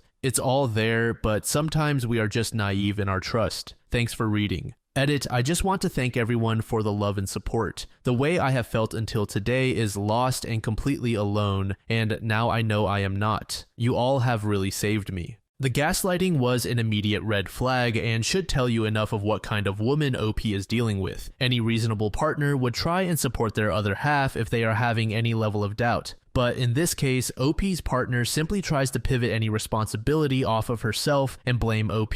This man sacrificed so much to be with his wife and provide for her, just to have his wife figuratively spit in his face. I hope that one day he can find someone who is grateful to him and can help him heal. User World Class said, wasn't married but caught my ex in the act. I was shocked and my only question was why. All she could say was gaslight me about how things have been bad in the relationship lately and how it's my fault she ended up cheating. Picked up my stuff and left. Never looked back. The next relationship was pretty bad because of constant paranoia about being cheated on, and I had doubts where there was no reason. I ended things to sort out my head. I have been dating this girl for a few months and have totally fallen for her. She has been honest with me about her ex, reaching out to her, etc. It was very hard for me to take and not to start growing doubts again, but now I have sorted my mind, and the only advice I can give to you for the next relationship: leave all this shit in the past and try your best to start from scratch, trusting people. Being cheated on can be a lesson, but for me, it was a curse. P.S. It took me a year to get back to decent self-esteem, but working out and focusing on yourself did the magic. And also, time. User Not Too Hot Wheels said, reading your post sent shivers down my spine. I went exactly through what you went, was a dedicated husband, supported my wife for studies, and then this happened. I have nothing much to offer you except a hug. The thing I've learned through this is that you are much more than what you make yourself believe. The initial days would be tough. Just keep pushing yourself out of bed. Do chores even if you feel this gut-wrenching pain. Stay near to friends and family if it's possible. Cut off from her in every way possible. Take it one day at a time, pick yourself up, and the world will make things fall your way.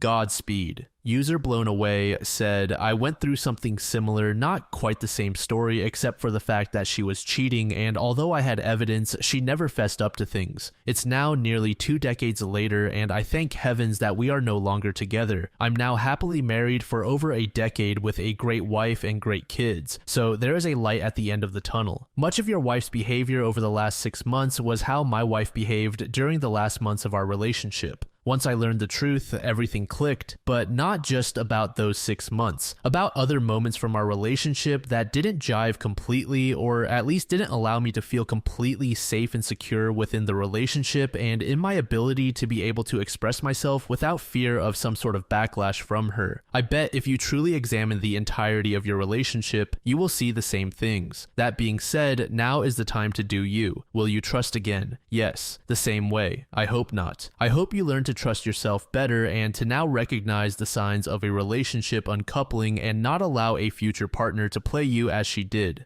Their behavior is very predictable. Read the book Uncoupling: Turning Points in Intimate Relationships, and it'll give you a better perspective of things. Yes, you will be forever changed because of this. That doesn't have to be a bad thing. I never would have guessed something like this would ever happen to me, and I wouldn't wish it on anybody, but the universe does have a way of working out if we allow it to help us out along the way. She did you a favor. You'll only recognize it in retrospect. I wish you well. This next story was made in the Off My Chest subreddit by a now deleted user. The post is titled, I lost my virginity to my dad's best friend. I, 47F, lost my virginity to my dad's best friend Andy when I was 20. At the time, he was around 40. Andy was an amazing guy. He could tell a story that kept you on the edge of your seat from beginning to end, or make you snort with laughter for hours. I was living with my parents and commuting to college. My parents were going through a rough patch, so Andy came over a lot to drink with my dad in the basement and listen to him whine about my mom. My original bedroom had been turned into a sewing room for my mom after I finished HS, so I slept in the extra room in the basement. That meant I saw a lot of Andy. My dad frequently passed out in his chair, and Andy would come hang out in my room with me. The night it happened was basically the same as any other night we hung out. Something caused the mood to change, and next thing I know, we're going at it in my bed. It was incredible. He was so gentle and mindful of my needs. It was perfect for my first time. We had a lot after that. We would sometimes meet somewhere else, but it was usually in my room after my dad fell asleep. I absolutely fell in love with this man. I knew we could never actually be together, but I couldn't stop myself either. We stopped having sex after about 2 years. He met someone closer to him in age. She had no desire to have kids like him. I wanted kids, which was a major reason a real relationship never happened. Andy died when I was 34. I was devastated because a part of me never stopped loving him. My dad couldn't understand why I could barely function for about a week. I couldn't tell him the truth. I knew he'd be furious, and I didn't want to ruin his memories of Andy. I found some pictures of him in the back of my dad's closet while we were packing up for him to move. They were from around the same time frame he took my virginity. Andy's been gone so long, but seeing those pictures felt like reopening the wound. I guess I'll never really get over his death completely. I'm married now with 3 amazing children, and I'm happy. But they say you never forget your first time, and I'll never forget that wonderful man. Edit. I initiated things the first time we had sex. We were being flirty and I kissed him. I also did some other things that made it clear what I wanted. User Ethiopian Bosun said, I don't know if that is reckless or brave of Andy to screw his friend's young daughter in her father's house, while the father was there in the house, and on top of that on multiple occasions, and on top of that your father knew Andy was in the house, because you said you guys would hook up after your father fell asleep, which happened after he would be hanging out with Andy in the house. That is wild to me. I know you guys stopped having sex after 2 years, but did you guys still keep in contact to a certain extent? I am sorry for your loss. What was it about Andy that you were attracted to other than the fact that he was funny? I know you said you are happy, but if a magical genie approached you and said he could rewrite your history so that you were with Andy and had kids with him, would you take that deal? Also, assuming the genie could prevent his death. Under this comment, OP said the following. A lot of questions here, so I'll try to answer them one by one. I moved away after I graduated college and ended things since there was no real future with Andy. We did keep in touch by text and email, and I'd see him at events or hanging out with my dad when I went back there. Our contact decreased to basically birthday and holiday well wishes after he got serious with his future wife. The biggest thing that attracted me to Andy was his charisma and kindness, but I won't lie and say his looks had nothing to do with it. User Lightless Meow said, "Not here to judge you or anything, but curious to get your perspective now that you have surpassed Andy's age when he was with you. How would you feel if you found out a close friend of you or your husband was having sex with one of your kids, assuming they are of age? Would you ever consider sleeping with a close friend's child? If not, then why not?" OP made the following response under this comment. "Now that I'm a parent, I would go ballistic on anyone trying to sleep with my kid, but I'm biased on that front. If it were someone else's 20-year-old son or daughter, my bias would lean the other way, since I was in the kid's position. It's a hypocritical stance, but most parents are more protective of their own children. I would never sleep with someone around 20, assuming I'm single, because I don't feel like I have anything in common with most of them. Me wanting kids and Andy not wanting kids was a major reason things ended, since there was no future for us." User NoCod said, "That wasn't your dad's best friend. A best friend wouldn't do that with his best friend's child." User Grey Kokoro said, "This is one of those posts where I'd like to be supportive, and the best way to do it right now would be to upvote and move on with my life, but I can't. All due respect, but if I was your dad, no one would have ever seen that guy again. In fact, after reading this post, I feel bad for your dad." This final story was made in the same subreddit by a user named Junior Shoulder. The post is titled, "I've been a pediatric ER nurse for 10 years. I'm at my breaking point. To all the parents who scream at us for simply doing our job, screw you. Your children deserve better than you. I can't do it anymore. I'm tired of getting screamed at. I'm tired of people looking at me like I'm a villain. We had a mother bring her kid into our ER for a loose tooth that was painful. It was a Monday night. The nurses, doctors, ER technicians, and nursing assistants were all running our asses off, trying to keep everyone happy due to the 2-hour wait. The mother then proceeds to call me a C-word because little Timmy was tired and hungry. Little did she know we had a dead 2-year-old in room 4, and 2 GSWs in trauma rooms 2 and 3, and all of the other 44 rooms were full. I set up a private booth for her and her child, and brought her child snacks and a drink. But I'm a C-word. To the parents who scream at us because the doctors prescribe an IV for your child, f you. You decided to bring your child in for a runny nose. If we're traumatizing your child that bad, then leave. Go. To the parents who call us names for not answering the call light within 30 seconds because we're dealing with seizing children or cardiac arrests down the hall, F you. To the mother who said she was going to sue me for murder for not giving her child any more Tylenol, F you. Your child was maxed out on both Motrin and Tylenol. To the parents who treat the ER like it's a hotel, F you. We don't have a full kitchen with chefs and waiters. It's not our fault you didn't feed your kids before arriving. And to the mother who threw the juice box at the wall next to me because it wasn't sugar-free, F you. I hate you. Your child wasn't even my patient. Your kid called the nurse's station saying he was thirsty. I just wanted to cure your son's thirst. I've been called names. I've been pushed, shoved, and video recorded against my will. I've had creepy dads send me nudes over Facebook after finding out my last name. I've been doing this job for 10 years. It has become unbearable since COVID. These parents think they can do or say whatever they want. But I'm done. The ER staff is dropping like flies. I took this job in the hopes of saving lives and protecting these kids. I want to bring joy to them in these scary times. I want to alleviate their pain and suffering, but I'm done. I'm tapping out. I'm done crying myself to sleep at night. User Niku Lee said, "I'm so sorry. I am a school secretary, and while my job is absolutely nothing compared to yours when it comes to stress, I can absolutely agree. Parents have lost their minds since COVID. I adored my middle school front office job, and not to be arrogant, but I was really good at it. I left. I'm in the library now. I don't get to be as involved, but I'm not being threatened with physical violence on a daily basis anymore either." Another named Lord Kazakaj said, "I'm at a loss for words. Sending hugs. I'm so sorry that you're having to deal with this shit. I just had surgery on Friday and I had to stay overnight. I literally asked to go home because it was a skeleton crew. The nurse I had ended up needing to go to the emergency. I could see that she was deteriorating, so when my pain meds wore off, I didn't call because I told her to go. I didn't want to risk her responding, so I waited as long as I could to make sure that she was gone.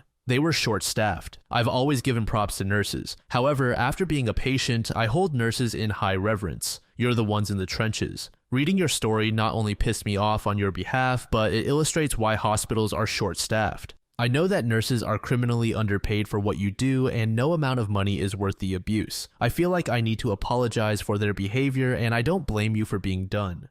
This story was posted by a deleted user in the True Off My Chest subreddit. The post is titled, "I'm breaking up with my BF of 2 years because of a TikTok comment. I feel so icky. We've been together since I was 16 and he was 17. My friend sent me a link to this TikTok of these two guys talking about how when one of them cheated on his girlfriend, she cheated on him after finding out instead of working to fix the relationship. The man in the video said it was his biggest heartbreak because while his one-night stand meant nothing to him, she slept with one of his ex-friends who she had a crush on before they got together. The video said it's a woman's duty to be nurturing and forgiving in a relationship, and that women have to understand that certain men aren't monogamous. My friend sent it to me and said, I cannot believe how out of touch these men are. And after watching the TikTok, I decided to read the comments. The first one I see is my BF tagging 2 mutual friends of ours and saying women. One of our friends responded to the comment and said, females are so dramatic, and my BF responded agreeing with him. I feel sick. I thought we had the same views on things like this. He was raised by a single teen mom who worked 3 jobs to keep a roof over his head, food in his mouth, and allow him to play soccer despite their tight budget and expensive little league fees.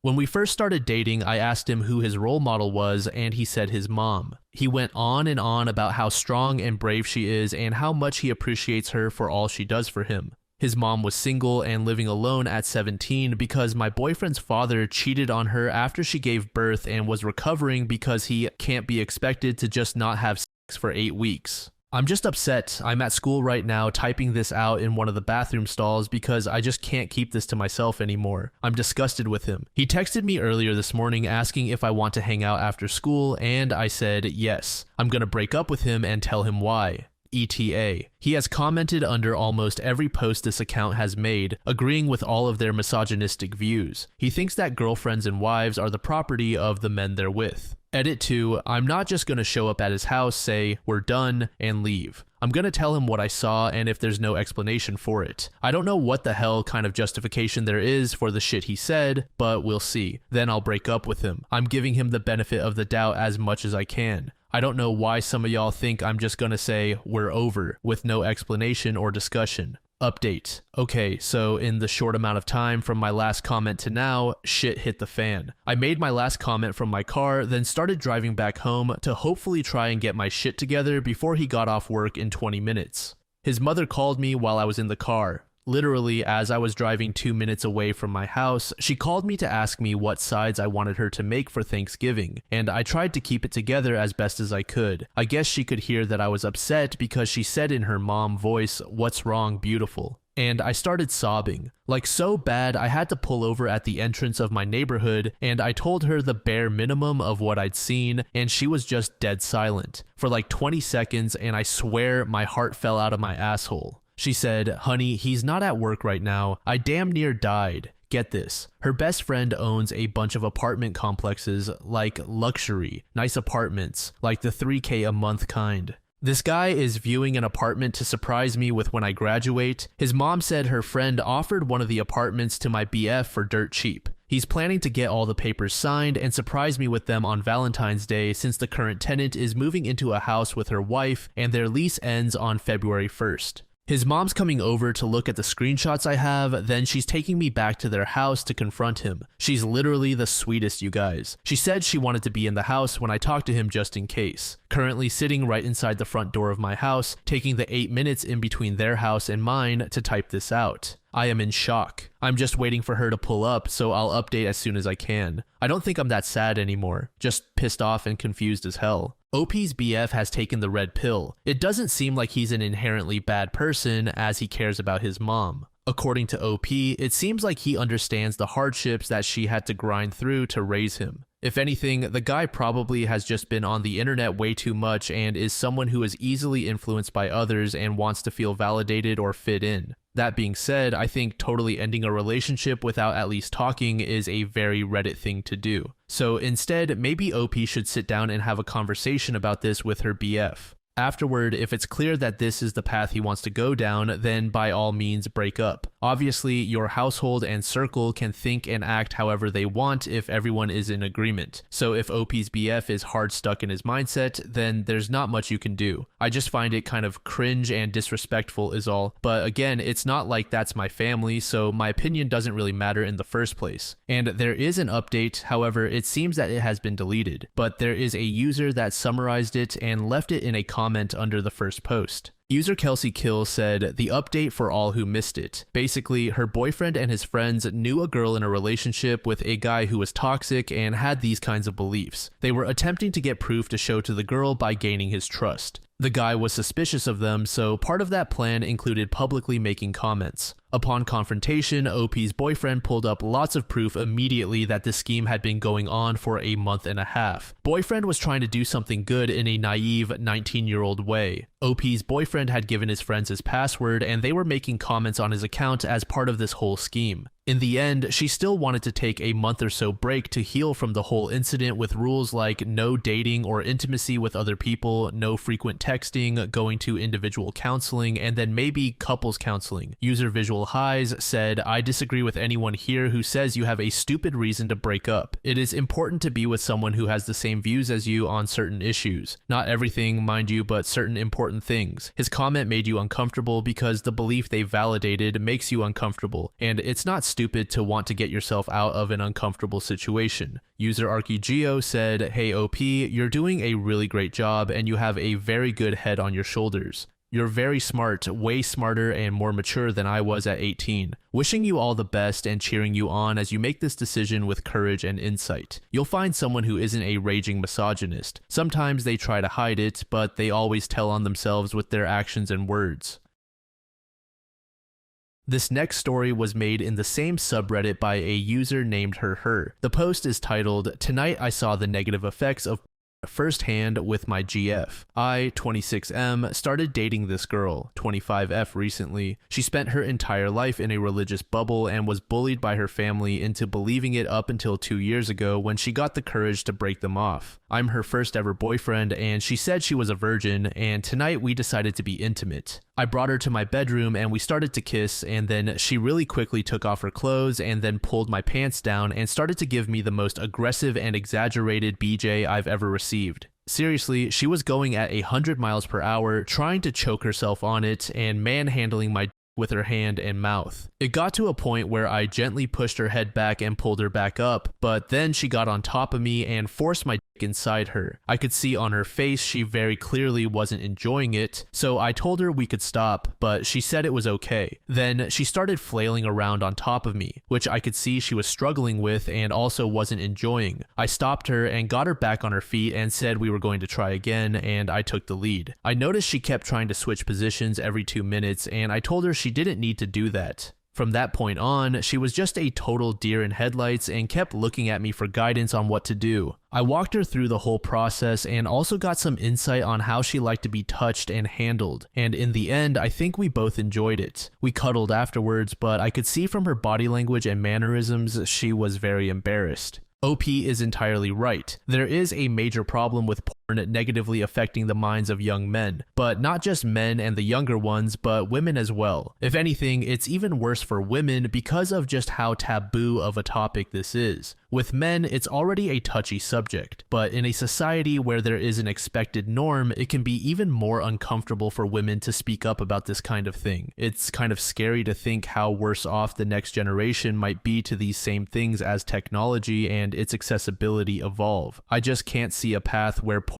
becomes more and more accessible without having an increasingly adverse effect on the general population. Now, I'm sure there's going to be at least 1 or 2 people thinking this, but I don't think that porn in itself is evil. It's like any other vice in the world. In moderation, it's fine. But the industry is so predatory, it's like a never-ending loop for some people. User Spiritual Ad said, "As a woman, I can say that P really messed up my ideas around sex very early on. I did a lot of things I regret because I thought that's what I needed to do, and it wasn't until I met my last partner that I realized just how warped my ideas on sex were. Part of what tanked that relationship was my pee addiction. User VB Power said, I'm not very vanilla and don't advertise myself as such. I have come across it a few times now where women have certain expectations that they want me to fulfill without communicating them beforehand. I won't without a real conversation about experience and knowledge beforehand. It's not safe to just switch it up to anal. It's not safe to just start choking without safety discussion. It's not safe to do public play without planning. I'm not naturally dominant, so if you put me outside of my comfort zone, the mood is instantly gone. It's created more than a few missed opportunities. I can live with that.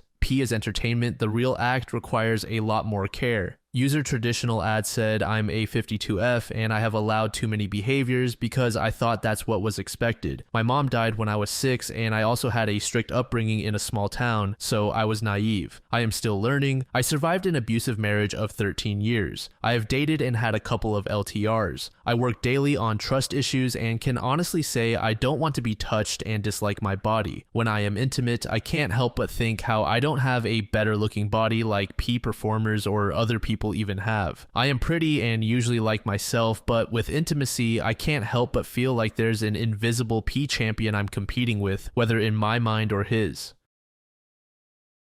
This next story was also made in True Off My Chest by a user named Sorry Weather. The post is titled, My husband died and I have to pretend that he was a great man who loved me. My husband passed away 3 months ago and I was relieved. He abused me financially, mentally, and even physically. When I got pregnant, he convinced me to quit my job, saying that he would take care of me. I could never buy anything again without asking his permission. I couldn't even buy a cream without asking his permission, and he decided if I could or not. Even months ago, when I had a little money of my own, I had to ask him for permission to buy something. What was mine was his, and his was his. But I stayed there because I still loved him and I didn't have a place to go. I had too low self-esteem and let myself be stepped on. When I stopped loving him, he had already had his first affair. He made me believe that I was to blame for the affair because I didn't want to have sex months after my birth that left me torn and I had to receive stitches. I was already planning my exit and saving money little by little while I was working selling things from home since he wouldn't let me work outside because he was very jealous. I wanted to pay for a lawyer. He was having another affair with a friend of his, which luckily kept him busier, and I didn't care anymore that he didn't pay attention to me. I wanted him to stay as far away as possible. I knew that man and he knew me. I could have made a big fuss, but I didn't. I kept quiet, planning my way out while he and that man slept together in secret. I only felt disgusted by my husband, nothing more. But my husband died in a way I never would have expected. He is now a martyr. When someone dies, do all the sins of that person disappear? Because that's what even my family thinks. Those who knew about his affair and how he manipulated me are now talking about what a good man he was and that we shouldn't insult someone who's dead. Everyone around me talks about how beautiful our relationship was. His family talks about what a great man he was and how he always focused on giving everything to me and our kid. His affair partner hugged me at the funeral, saying that my husband loved me. His friends told me what a great person he was. Everyone talks about how good he was and how he is now an angel in heaven, and I have to pretend to be sad. The day he died, I cried a lot, but not out of sadness. I cried with relief and I felt free. It would have taken me too many years to save to pay for lawyers with my little store without him realizing that I was keeping money in secret. He would have kept everything. He would have made my life hell, and I know it because he had told me so every time I stood up for myself.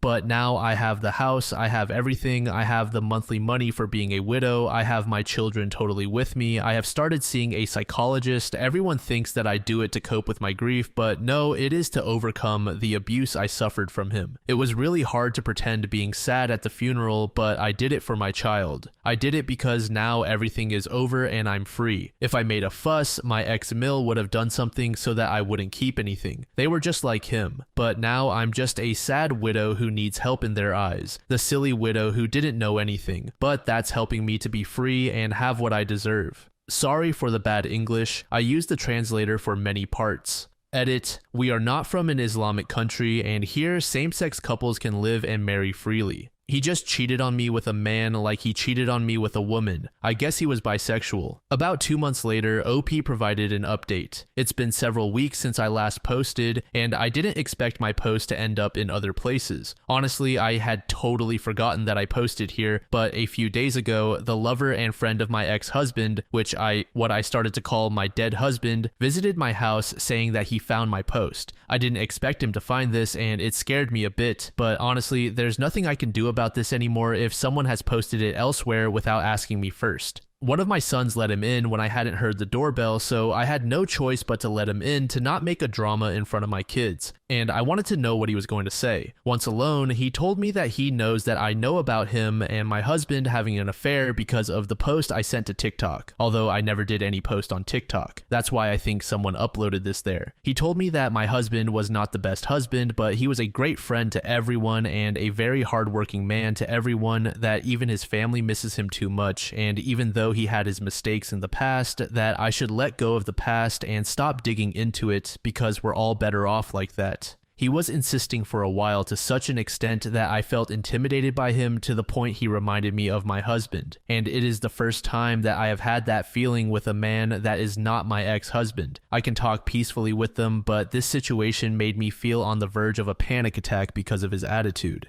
He's basically scared that I'll tell everything. He's gay, and I don't know if he has a boyfriend, but maybe he does, and that's why he doesn't want me to say anything about their affair. I've been a submissive woman for years. My ex-husband turned me into a fearful woman that I wasn't before. He made me the kind of woman who was always going to put her head down, but when he died, I felt so happy and liberated. I cried with relief for days, and when this man came into my house to tell me what to do, it was like seeing my ex-husband again, giving me instructions about how to behave and what to do. The man who knows very well that I was in an abusive relationship because he knew how my ex was and chose to sleep with him anyway. The man my husband made me cook for and then him as if I were just a maid, was at my house telling me that my ex was a good person and that I should shut my mouth. He was telling me what to do, and I just punched his face. To be honest, I wanted to slap him, but for some reason, I felt so angry that I hit him, and it felt like hitting my husband too. I don't regret it, and I felt good. I yelled at him and told him to leave, or I was going to tell everyone what happened. He ended up leaving the house, and he has been quiet since that day. My main plan was just to shut my mouth and let go of the past, but that is one thing, and a totally different thing is that this man comes and wants to impose on me what to do as if I were a doll. Maybe my reaction wasn't the best, but I'm tired of people telling me to shut up. I never managed to say anything to my husband, and that day I felt that I somehow did that. I haven't told anyone yet, nor do I think about doing so, but if he does something, I won't hesitate twice before this time whether to make a TikTok or post on Facebook talking about everything. With the issue of the house, with the economic crisis, I'm not sure that anyone can afford what a house like this is worth, but for now I have focused on finally being able to get a better job in the future to be able to rent a house and be able to rent this house. That could be a really good way to have money. My other goal in the future is to buy a small piece of land, no matter how far it is. I want to have something that is my own and my children's. My children don't miss their father too much, and I understand them. It has taken me a while to get them a child psychologist, but recently they started to go to their sessions and they are doing well. I also go to a psychologist. I think the best thing I've done is to start making excuses for my ex-MIL and my own family for not seeing them as often as before, and I've started the stage of cutting off contact little by little, making excuses with work or that we're not at home, although I still have to let my ex-Mil come home from time to time. I think even my kids are happier when they see that my own mood is better. I doubt that many people are interested in this, but thank you for the messages I received, although many do not understand that cultures and laws are different, and here buying a house or moving to the other side of a country in a month is impossible for many. User Coffee Obsessed said, "I truly loathe the idea that you should not speak ill of the dead. If they were evil, I see no reason we should pretend that they were saints. Our memories of them certainly were not of saints." User Harley Quinn said, "I could have written this post. She is going through what I went through. I found out that my husband had an affair in 2011. He traveled for work, so it was super easy for him to do it. I confronted him when I found the text messages between him and her. I was ready to leave, but his mom had just been diagnosed with pancreatic cancer. Because I loved her so much, I kept quiet. When I left him in 2013, I knew of 3 women who he was seeing and supporting. At the end of 2015, he passed away from cancer. To say that I was relieved would be an understatement. I had to call one of his APs to tell her of his death. Everyone loved him so much and it made me sick. His work put up plaques in his honor and even planted trees in his honor. I wanted so badly to tell everyone about the child P I found on all of his devices, how he abused me for years and what an awful human he had been, but there was no reason to say anything. I'm still healing and I don't know if I will ever believe that someone will love me. He broke me and I'm still picking up the pieces. I hope OP knows how much of a survivor she is. User Halogen Pie said, "What's so wild is that her original post clearly states she's going to stay quiet about it all. She lists several reasons it's best for her to keep quiet and that that's her plan. The details she gives are either incredibly vague, a secret, or could apply to tons of people. He recognized the post because he knows he was having an affair with a man who abused his wife. So he's a piece of shit and mind-bogglingly stupid for going and thinking he needed to be such a colossal asshole to his dead affair partner's widow to make her do exactly what she planned to do."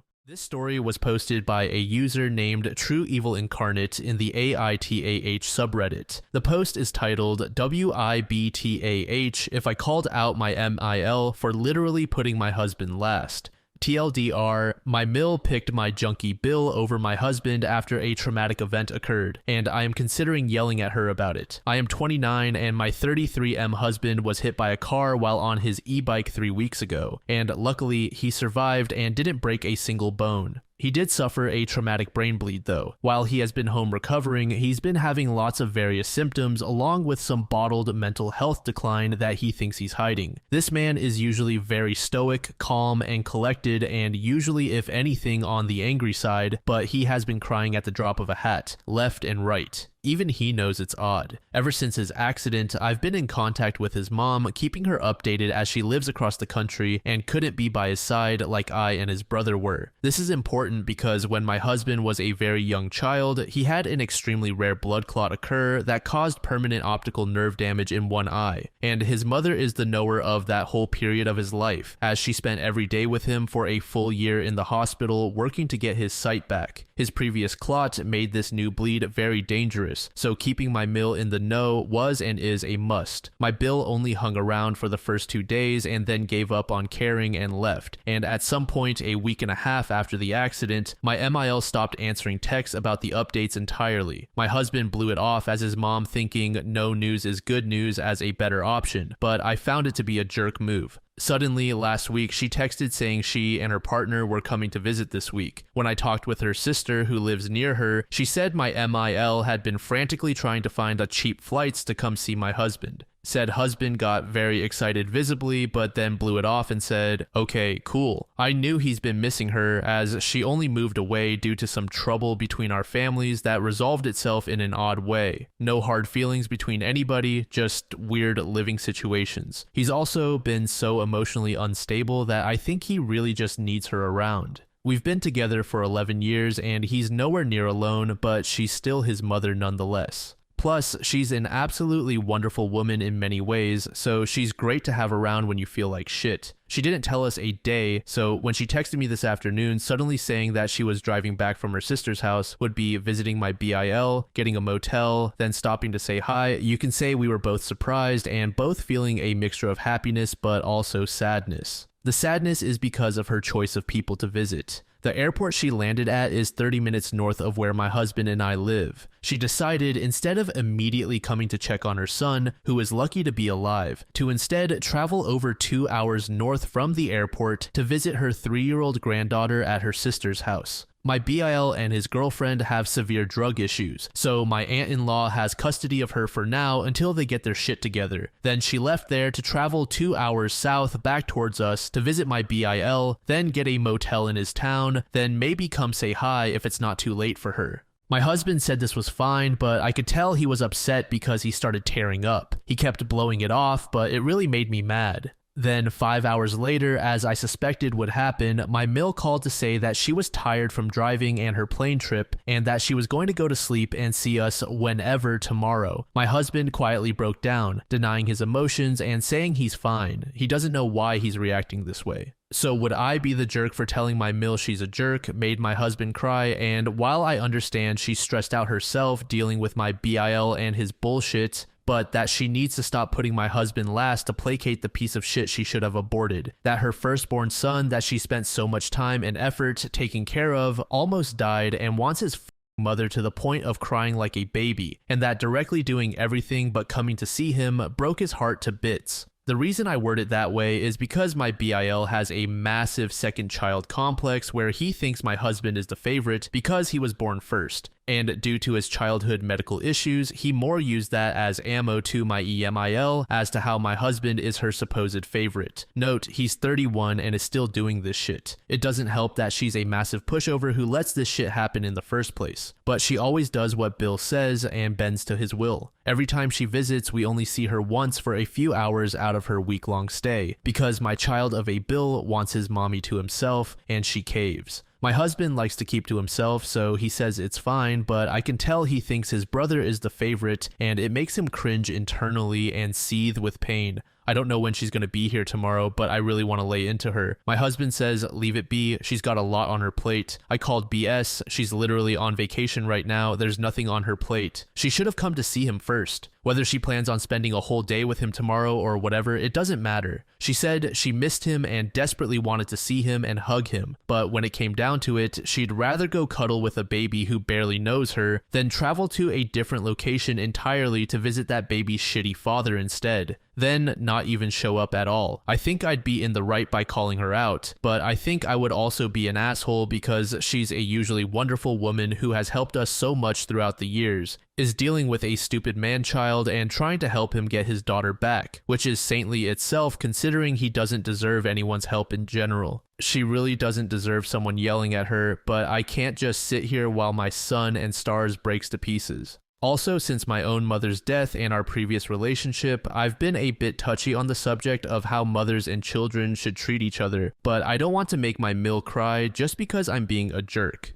If anyone can give some advice, that'd be swell. I'd like to be able to say something tomorrow, but I'll wait and see what the internet says because my echo chamber is too small at home. Thank you all and happy scrolling. Edit. In case anyone wonders why I shit on my bill so hard, it doesn't like my use of the word junkie. Well, I apologize, but my bill is not a good person from the get-go and drugs do not help. Explaining all the horrible things he has done is its own story itself. Also, the past 4 times she has come to visit is because of BL asking her to, along with giving him lots of money, paying for multiple week-long trips for him and his little family to visit her. He acts like everyone hates him when he's handed everything, and don't get me going. User Flirty Diane said NTA, your mill's actions are hurtful and prioritize your bill over your husband, especially given his recent trauma. It's understandable you want to advocate for your husband, but consider a calm conversation with your mill instead of yelling, expressing your disappointment, and highlighting your husband's need for her support. User Kautami said, wait and see. Is it possible she got those visits out of the way so that she could spend the remainder of the time with your husband? You don't have to agree with her logic if that's the case, but it's not unreasonable if it was. User Hungry for Chili said, no doubt you have every right to be hurt and so does your husband. Bill is a cad to be pulling this level of a guilt trip on your mill, but your mill also has to learn to lay down her guilt over abandoning her other baby to care so intensively and for so long for her firstborn baby. My perspective, I'm your Bill minus the drug addiction and general issues. My elder sibling was the high medical needs child for most of our childhood and into teenage years, and I absolutely suffered from being effectively benevolently neglected by my parents for it. I know they loved me, but I really didn't feel cared for most of my upbringing, if that makes sense. My parents, in particular my mom, were really invested in helping my sibling, and while I never suffered what would traditionally be considered neglect, it still happened in a sense. A number of events finally happened where I kind of exploded one day, and I let my mom know how badly it had hurt to have been put second for so long. I pointed out that it was continuing into adulthood despite my sibling being better. My mom changed her behavior and has been much more sensitive ever since. It's balanced out now. However, where my jerk of a Bill and I differ is that I didn't attempt to keep milking that guilt I know my mom feels. If I did, my mom would rightfully remind me that balance is what we needed as a family, not suddenly ditching my sibling to show me some favoritism to make up for all those years. So consider approaching your otherwise kind but pushover Mill with equal parts empathy and sternness. She needs a reality check, and frankly, she might actually appreciate someone pointing out the inequality of this scenario and giving her permission to put some boundaries around her second son's behavior and expectations. Likely, she sees him as being the next child who needs rescuing, and since it worked so well for the first child, maybe she can save this one as well. Not recognizing possibly that the circumstances are totally different. Your husband was a child who had a medical condition, her second son is choosing to indulge in his addictions and all of the nasty responsibility-shifting behaviors of a junkie. She might appreciate the wake-up call and the release of needing to be there for Bill, really. Hope that gives another perspective, even if it's wrong. Best of luck, and glad that your husband is okay, though I'm also sorry for him feeling that he needs to hide his emotions to deal with them. Both brothers need to read Running on Empty, I think. A couple of days later, OP provided an update.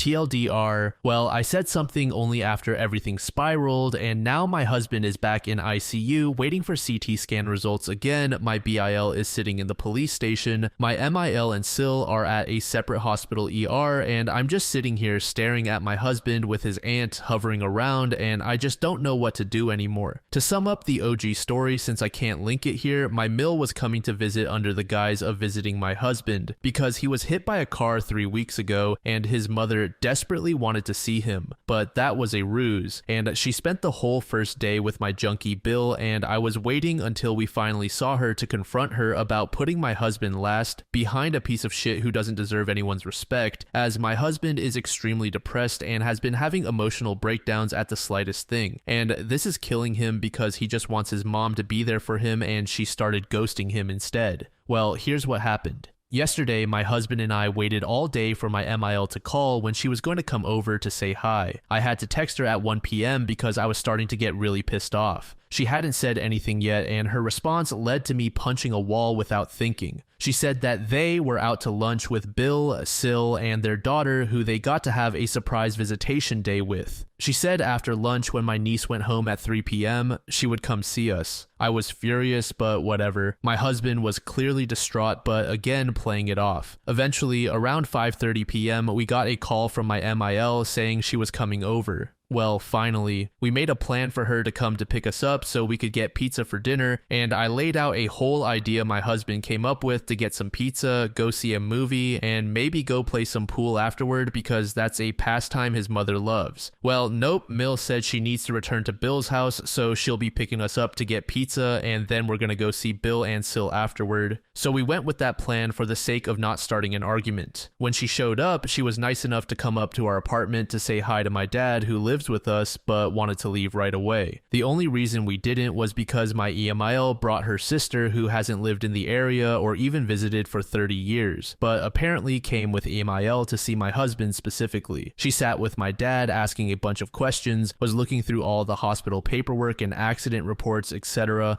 Honestly, stuff his own mother should have been doing but wasn't, and was instead just chatting with my dad and trying to scoot everyone out the door. After a while, we left and got pizza, and Mill took us to Bill's place. We spent 2 hours sitting there talking about Bill and how awful his life is. He quit his job because it sucks, his car is broken again, he wants this and that, but can't get it because everyone keeps fighting him. Meanwhile, my husband was getting sicker and sicker looking, and Kay and I were constantly bugging him to sit or drink something or even get ready to go to the hospital because he didn't look good at all, and he was starting to get confused by stuff. Huge red flag.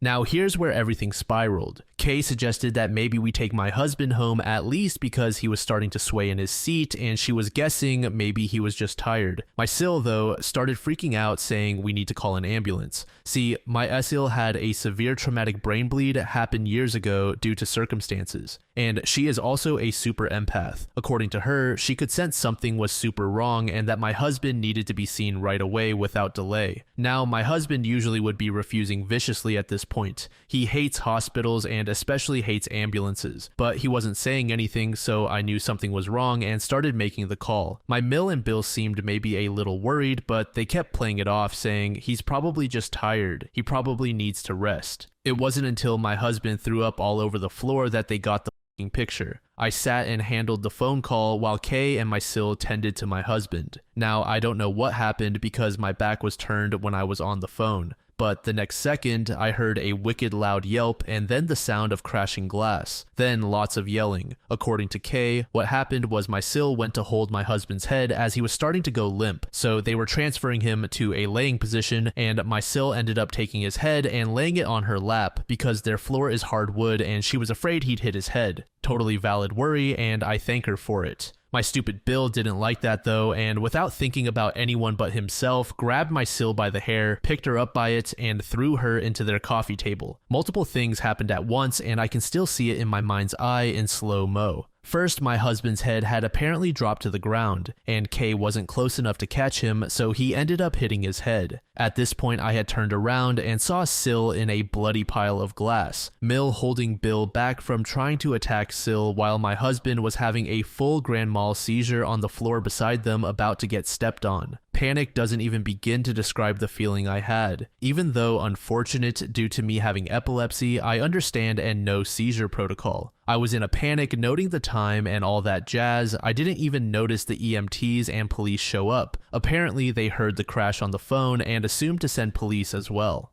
The ambulance scooped my husband when his seizure luckily stopped and rushed him to our chosen hospital and scooped my Sil off with my MIL to go to a separate hospital closer by. The one my husband was brought to is a level 4 trauma center and is better equipped. Kay drove behind us in the ambulance because apparently she's acting mother now, which at this point I don't even care about anymore. So now my shitty Bill is in the police station and has finally been arrested for his actions. Not sure if my Sil will continue with that as this is not their first rodeo, nor do I know what will happen with my niece now. My Mill is staying with my Sil, so she's not alone, but she should really be swapped with Kay, and even Kay thinks so too. I asked Kay what's been going on with Mill and why lie and pull such a ruse, and she said she has no idea what's going on, but something does seem strange as this is totally outside of MIL's normal behavior. We don't suspect she's using drugs as she has pretty severe heart problems, but something's definitely up. But that doesn't matter at all to me right now. I did end up saying something to my MIL over the phone last night. I, as calmly as possible, just let her know how my husband has been taking her sudden neglect and told her hopefully this is a wake-up call to stop putting all her time, care, and attention to a wife-beating piece of crap. She's actually his longtime girlfriend, but the case still stands. Her response was stuttering and then silence. She's supposed to be here in half an hour, but now I don't even know if that's going to be a thing because supposedly Bill is going to be released sometime this morning on bail, so I assume she'll run off to be with him instead. Sil said no matter what, she'll walk here if she has to. Concerning my husband, he was brought straight past the ER directly to the ICU after being shoved through a CT scan. They said he has had a rebleed and it has grown 2 centimeters more than it was before, putting a lot more pressure on his brain, hence the seizure. I knew it was a risk, but it's awful to watch your universe convulse uncontrollably. I know my husband watches it happen to me constantly, but it's very surreal being on the other end of the situation. We're currently waiting for any news other than bad news because so far it's been nothing but bad news, and if the bleed doesn't stop, they have to fly him to the big city nearby to one of the bigger hospitals to be prepped for surgery. I am freaking out, but no, there's nothing I can really do at this point but be here for him and divulge every bit of info anyone might ever need about him. I don't want my husband to die. If he dies, I literally won't be able to continue living in this world. So hopefully he lives and his mother comes to see him. Edit. Forgot to mention, Emil originally was only staying in town for 2 days. That second day she was in town was to be our only day with her. The next day, she was planning to take Bill and his family to the beach and then travel up north again for the rest of her stay to be with her other sister. So the "this trip is to see you" line was as horseshit as I thought it was. Now I don't know what her plans are. User Cursed said, so your Mill is the sole reason why your husband and SL are even in hospital because she orchestrated this entire situation, forcing your husband into a position that was extremely stressful and traumatic for someone with a recent brain injury. Why on earth are you trying to get this dangerous woman to be anywhere near your husband? She's a threat, a very serious threat. Treat her as such. It is better for your husband to be depressed by her absence than endangered by her presence. Tell her that. Tell the whole family that. Tell the world. And then focus solely on your husband and tell everyone else to keep their crap away from you while you get him through this. If she calls, you accept the call and lay out boundaries of what she can say, namely that the call is entirely centered around your husband and his health. Nothing about Bill or her is brought up, and if it is, you will immediately end the call. The same with visits. Be your husband's bouncer. I'll be honest, if I were in your shoes, my MIL wouldn't have dared behave this way because I simply would not allow it. She would have shown up when told and never dared suggest we leave the house. I hope you're realizing that you can't be passive or quiet about this. You need to be the authority in complete charge for as long as your husband needs to almost fully recover. Brain injuries are no joke, and anything that is even the tiniest threat to his health should be immediately removed from his surroundings. Under this comment, OP said the following: she's definitely never going to be in charge of this situation ever. What's odd is she's actually a very wonderful woman, and her recent attitudes and actions are not like her at all. It's like something is going on in the background, and she doesn't want to talk about it for some reason. I already told her last night that Bill is cut off entirely, and everyone gets to have limited visitation only under my allowance. My husband hasn't woken up yet, so he hasn't protested. He has been sleeping continuously since arriving at the hospital, only waking up when forced to. I only wanted her around because she usually is there for him when he's in need, and mentally, he really needs his mom with him. Now I regret even texting her. My husband is the one who wanted to go out and about, but I'm done letting him make decisions because I'm sick of him blowing off his health. Luckily, the latest CT scan said the bleed only grew more and hasn't worsened, but he's due for another CT in about an hour to check it again. My fingers couldn't be more crossed that it has stopped. User McCamp said if the aunt wants to step in as a mother role, let her. She knows there's a huge gap in her sister's skill set right now, and she's doing what she can to bridge the gap. She may be feeling guilt for letting this go on for so long. As long as she's helpful, let her. Not all family comes with strings attached. Under this comment, OP said, I love Kay, so I'm fine with it. She's such a nice person herself and is very outgoing, so she's been very helpful with my introverted, anxious self. I'm glad she's here because I can barely deal with talking to doctors. I can't stop crying when I do. Reddit is the only thing distracting me at this point. After another few days, we got another update. TLDR, husband is out of surgery with complications, Mill has come clean, Bill is awaiting trial for DV and possession, Sil is safe, not out of the clear by far. Hello everyone, I wasn't expecting such a turnout of well-wishers and concerned readers, and I appreciate everyone's comments of concern, advice, and overall support. It has made the time go by rather than be at a standstill. Now to the update, which will hopefully answer some concerns and questions y'all had. Shortly after my last update, my husband went in for another CT scan and things were looking good. No growth of the bleed whatsoever, so he was on a 6-hour watch until his next CT to see if he could be labeled as stable again. He made it 2 hours before having another grand mal seizure, luckily only lasting 2 minutes total. They weren't sure whether to give another CT right away due to a possible cluster, so after an hour or so, he went off for another CT.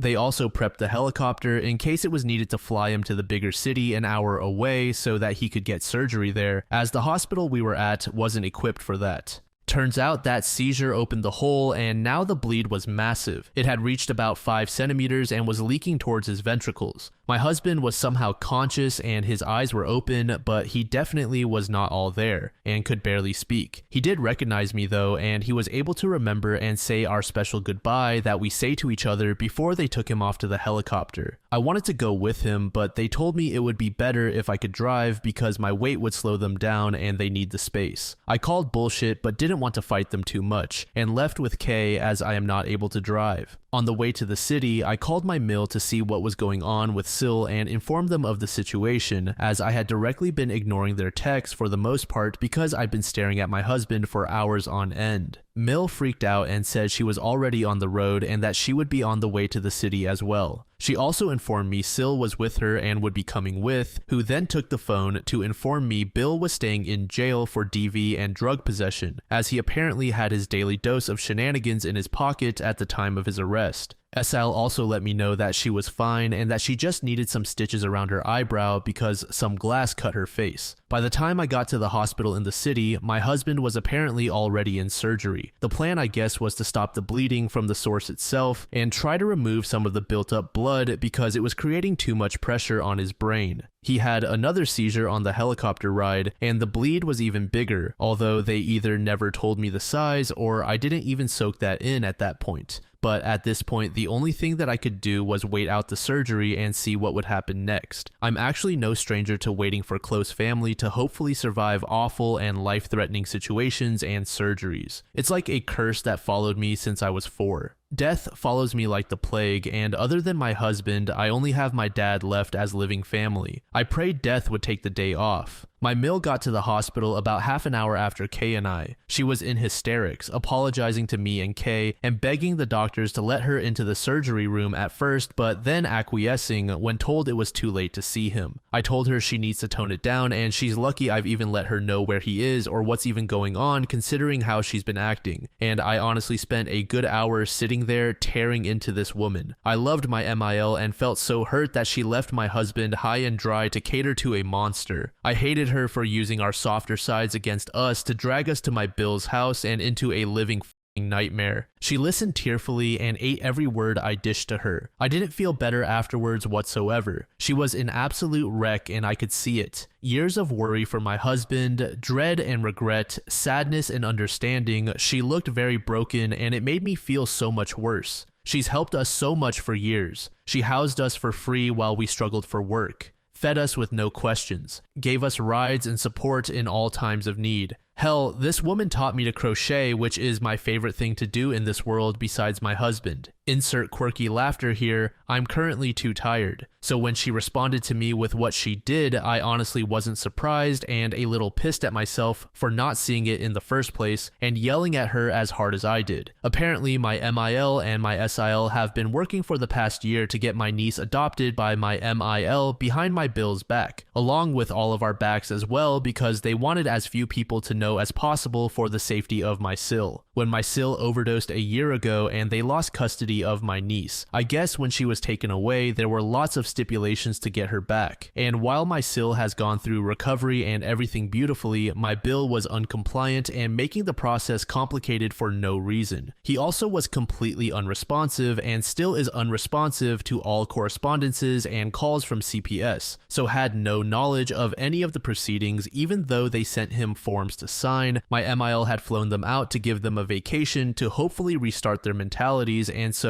she could get them started on a new path to life and hopefully get my Bill to become compliant. And I guess she made this decision when my Bill responded by stealing her car to roam around the city to find drugs and came back belligerent and abusive. So all the secrecy of this specific trip was because things were being finalized this week. Apparently, the paperwork was signed the day of what I will call the incident, and my MIL wanted all of us to get together that night so she could break the news to my BIL and so we could hopefully celebrate. She feels horrible for what happened and even somehow feels bad that my BIL still doesn't know yet because he has the right to since he's her father. I want to be there when he's told and his brain implodes honestly. I'd die of laughter in the parking lot. I asked her why she bothered and why not report BL sooner since she knew what was going on, and her response was that she didn't want to mess up the adoption. I told her that was extremely irresponsible and that Sil was at such a high risk. But Sil assured me that she wouldn't have had it any other way, and that things worked out perfectly. Well, other than my husband, obviously. She didn't mean that maliciously. She meant it factually. Nobody planned for my husband to decline so badly all of a sudden, which led to my Sil to go into helper mode, which apparently made my BIL jealous, which led to all of the events that unfolded until now so far. After all their explanations, I honestly was just numb, didn't know what to feel or think. I still kind of don't. I'm horrendously angry at both of them, and they both admitted that it doesn't excuse their fault in this, nor is my Emma Mile absolved from her crimes of abandoning her son in his time of need, and they've been saints since to repent, but I don't even know if I can be mad at them anymore. I know that they needed to dance around my BIL, so that's understandable. I just wish they had let us know. They apparently didn't because we are usually naturally LC, so they didn't see the point in saying anything.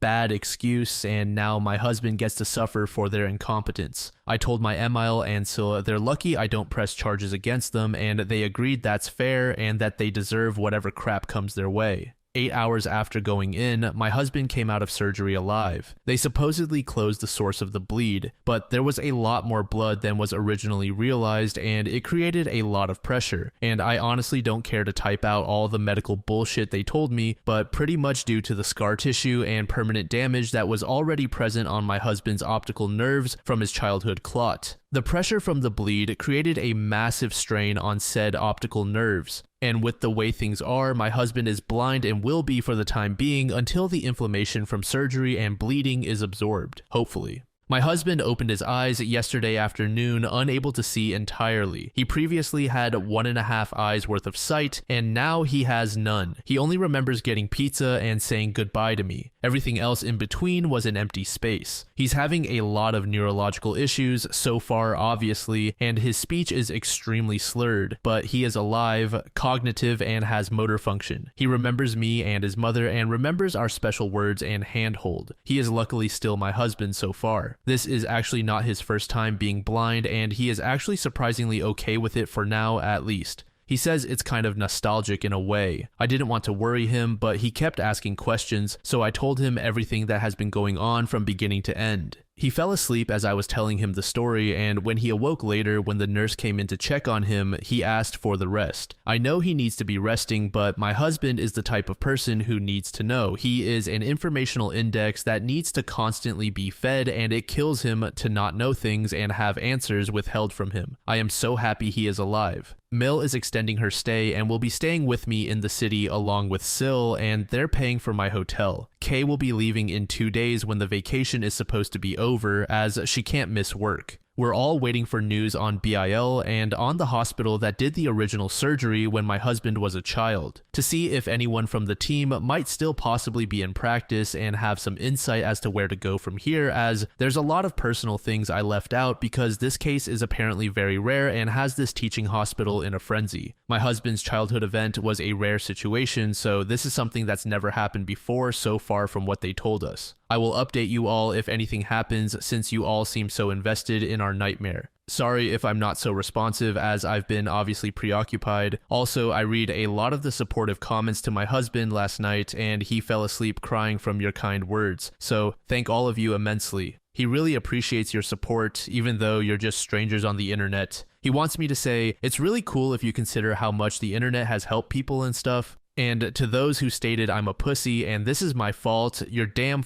right. Stay safe out there and watch out for Subarus running stop signs, please, and wear a f***ing helmet. Then after another week, OP posted another update. TLDR, husband is stable, Bill is in limbo, Syl is fine, and Mill went home for now. Howdy everyone who has found this. I'm using this Reddit as a diary at this point. I love reading the comments and venting the events out to someone other than family, as my husband and I don't really have friends as we're both pretty introverted. Not much to say so far other than my husband is still in the hospital and is still blind. They've contacted some of the old neurologists from his childhood but haven't gotten anywhere with research yet. The bleed hasn't grown but the swelling hasn't gone down much either. His blood pressure has been stable at least. My Mill had to go home. She was not happy about it, but she is planning to move back across the country to stay nearby rather than move my niece to her house, as was apparently the original plan before all this. She already has called a realtor to look at a house in the area as well, so she's all in on this, I guess. Therefore, she needed to go back with her partner to pack up their stuff and get things settled. I've been keeping her updated. She's been gone for 3 days so far and is due back sometime next week or so. My niece will remain at my aunt-in-law's house until she returns. My Sil is staying with me from now on. I haven't really been home minus to grab some stuff for my husband, so she's been staying there to help take care of my dad and my cats as well. Honestly, she's been an absolute saint. Luckily, her job is very flexible, so she has been able to take lots of time off for now while she helps me, which I severely appreciate. Plus, this all keeps her mind off of what's been going on with BIL. I don't know, I've just been working with my husband and the therapists and doctors every day, while also managing everything legally with the lawyers regarding the accident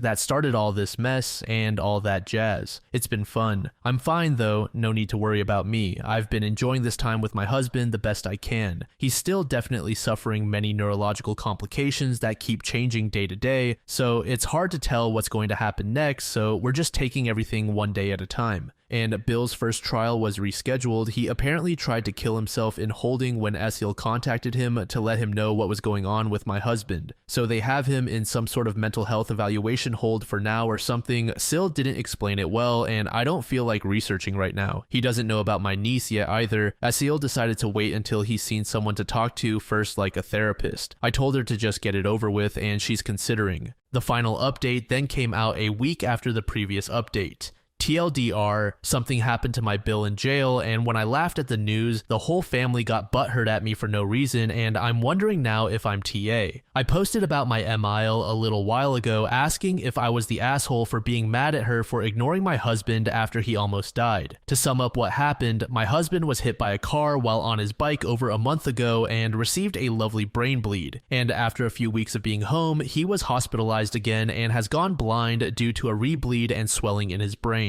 The incident that caused the rebleed was stress due to my Mill and Sil devising an awful plan to have my husband and I there to hopefully keep my Bill calm while they broke the news to my BIL that my MIL has adopted his daughter since he can't get his shit together well enough to get her back from CPS, which didn't go well because my husband started to have a seizure and my BIL threw my SIL into a glass table for trying to help. For the record, my husband is still blind and hospitalized. Luckily, our insurance is covering his stay in ICU. They reached out to the doctors from his childhood and they actually ended up flying over to see my husband because they're amazed he's still alive after all this time. They've been working tirelessly with the staff here to help find a solution to get the swelling under control. My husband is still responsive, but is definitely becoming less and less attentive as the days go on, and the doctors are starting to get super worried. I don't want to post much about him right now. I don't want to jinx anything. My Emile ended up coming back after going home to sell her house, and she's been living at a new apartment she got in the same building my husband and I live in with my dad so she can stay close. My niece is absolutely loving life with her so far. My Sil is also staying with them for now, not sure what her plans are. Now my Bill and where I might be an asshole. He was put in jail for throwing my Sil into a glass table during the incident, and having a large amount of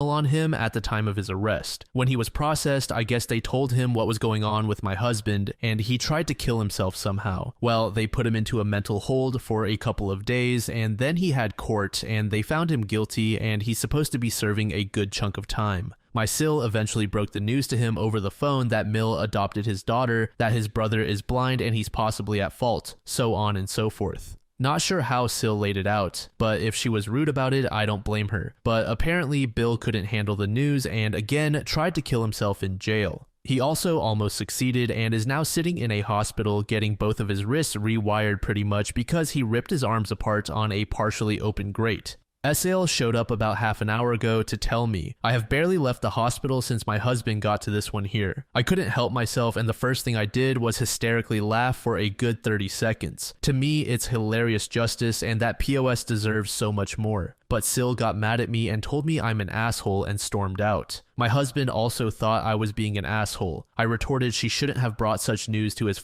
sickbed and that his brother needs a massive dose of reality. Now my Mill has been texting me saying Esil is super mad at me and doesn't want to go feed my cats, which fine, my dad can, but I can't understand why she's so upset at me. It's ironic justice and I love that shit naturally anyways. My Mill even told me I'm a mega jerk for laughing. So am I. While yes, mental health issues are extremely important, I cannot feel sympathy for the POS who self-entitled his own brother into blindness after beating his girlfriend for trying to help during a medical emergency.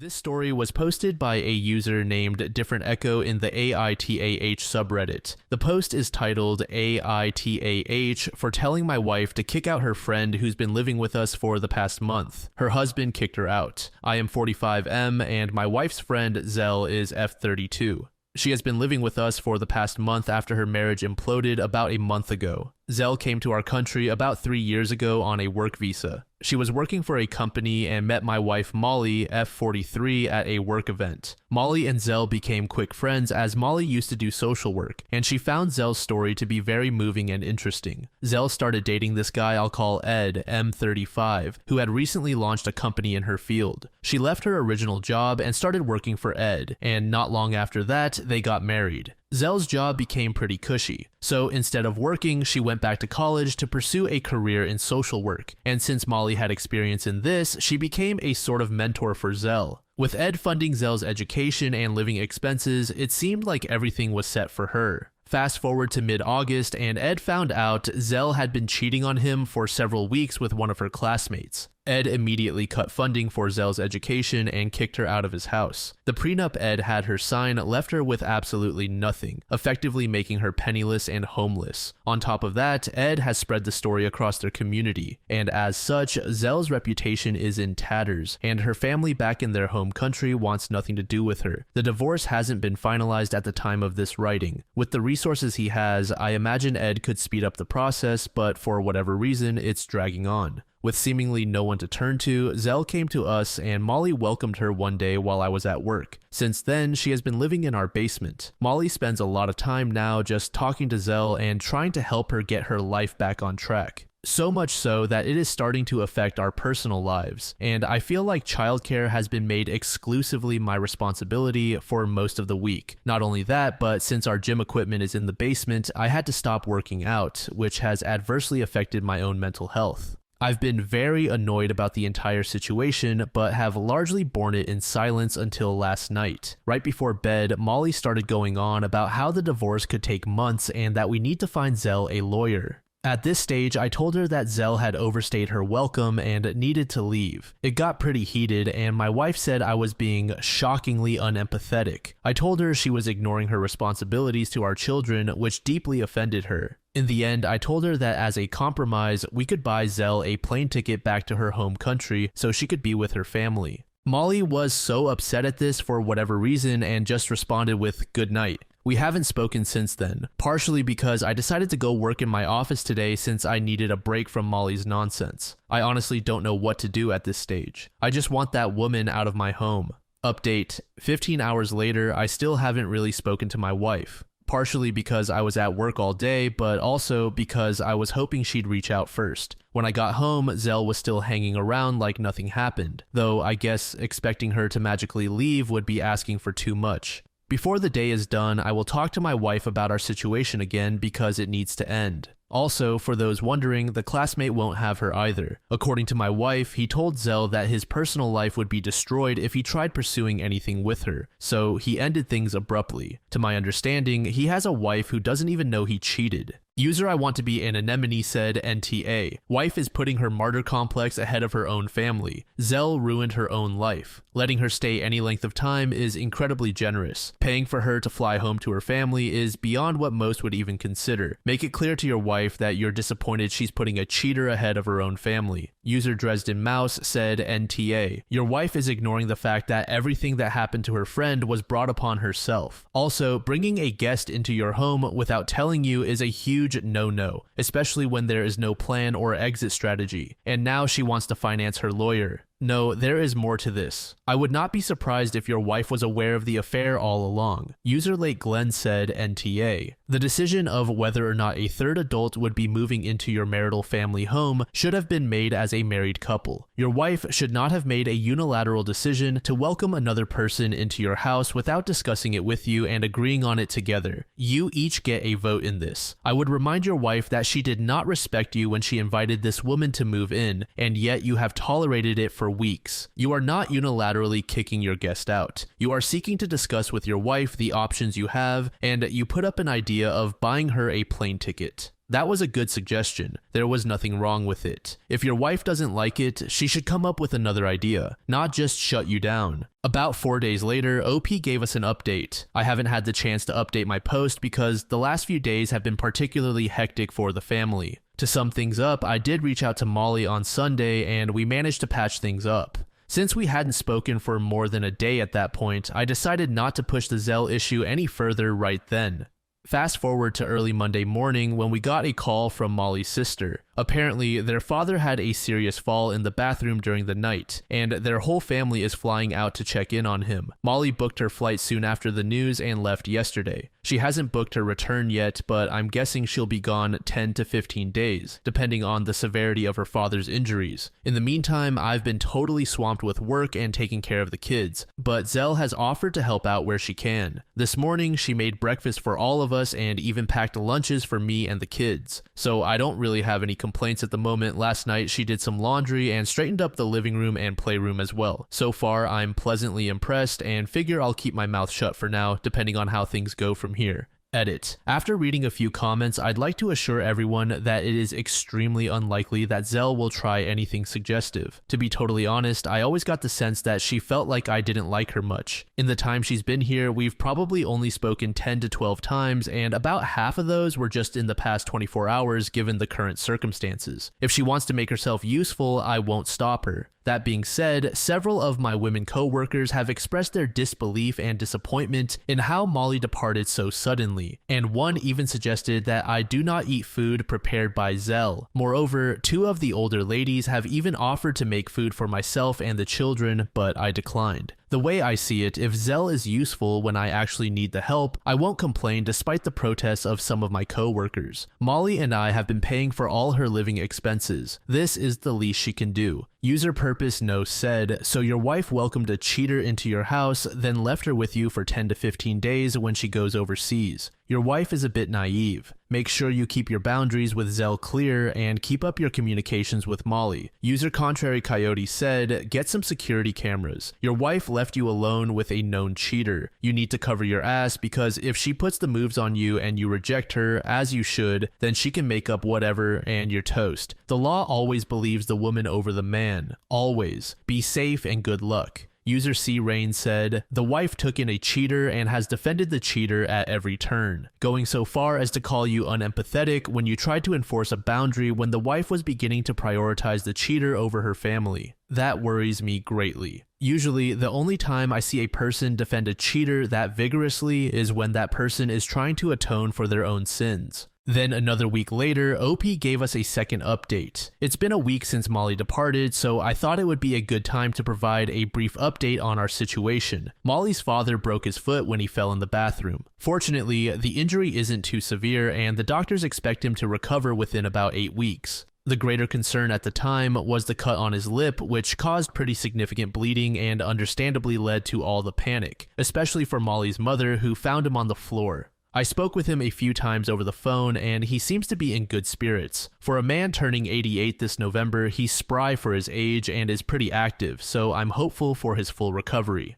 Molly and I have also had several conversations. While she initially intended to stay longer to help her parents adjust, her mother has been adamant that she return home. In fact, her mother even expressed some frustration over how abruptly Molly left and suggested that I should have been the one to go instead. It's something Molly wants to talk about in person. Molly's return flight is scheduled for October 10th. At home, things have really been shaken up by Molly's absence. To be honest, this entire ordeal has made me more appreciative of all she does. On the plus side, I've been getting to spend much of my time with my 2 little girls, and this past weekend I even learned how to braid their hair, though I admit I'm still not very good. Zell has continued to be very helpful around the house. She's an extraordinary cook, and every day we are treated to something new for supper. The ingredients she needs are expensive, but given the quality of the food and how much the girls and I enjoy it, I'm not complaining. Zell asked to use the gym equipment we have in the basement, and I agreed. This led to a conversation about how I used to work out down there, and she offered to occupy one of the other rooms during my exercise time.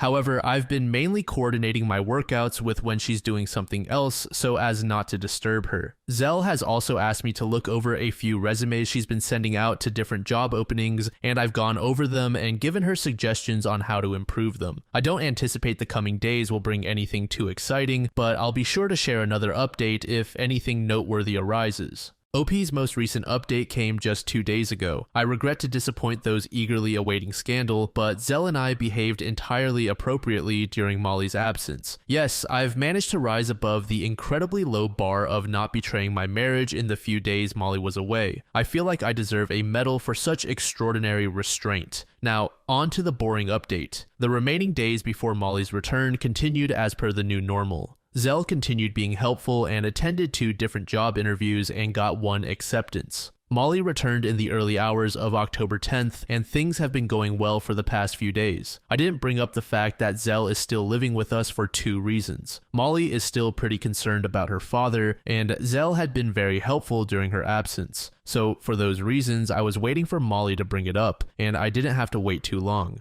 Last night, Molly brought it up while we were getting ready for bed. She mentioned how she worries about Zell since without a job or a degree, her chances of being deported eventually are higher. She then went on about how Zell couldn't return to her home country since she was so accustomed to life here. This is the usual sob story Molly's been telling for the past 2 months. I mentioned helping out Zell with her resumes, and Molly was happy with that. She then told me something I wasn't aware of. For the past 2 weeks, Zell and Ed have been texting each other. That's news to me, though in hindsight it explains a lot, especially given Ed's lack of progress in finalizing the divorce. On top of that, Ed has continued footing her phone bill all this time. The man's patience is on another level. Should he and Zell reconcile, I floated the idea of asking him to financially compensate us. Molly shot down the idea, but I can sense she wasn't entirely closed off to it. Aside from that, not too much has been happening. Zell's job should start in about 2 weeks. Once she starts getting paid, she'll move out. Molly tells me that Zell has already started looking into apartments. This next story was made in the AITAH subreddit by a user named Aggravating Start. The post is titled AITAH for throwing my pregnant Sill's groceries away. This is a throwaway account and a repost and update of sorts because my post got taken down from the other sub. My brother and his wife Laura, who is 7 months pregnant, are staying with us for a week or so since he's interviewing for jobs in the city my family and I are in. My kids love having their aunt and uncle around, and everything's been great. Yesterday, Laura went out and came back with groceries. I thanked her but told her that we don't expect them to do this, the kitchen is stocked, and that we're just enjoying having them. She said that she wanted to and that most were cravings she's been having. I started helping her unload the bags and noticed that a lot of snacks were with peanuts. Cookies, crackers, PB, even some sort of cake fusion. It all made me uneasy because she knows my oldest son, 8M, is extremely allergic. I don't keep anything of the kind in our home because we've had an incident when he was younger where we almost lost him. I didn't want to be rude, but I told her that I'm not comfortable with having the stuff in the house. She told me that she would be careful, that she wouldn't eat it around him or his siblings, and that she'd clean up after herself, that she was having intense cravings and needed them. Look, I've had 4 kids and kind of get where she's coming from, although I never had to have something, but every woman is different. I made sure my son knew not to touch any of it and to leave her alone when she's eating them. That was that.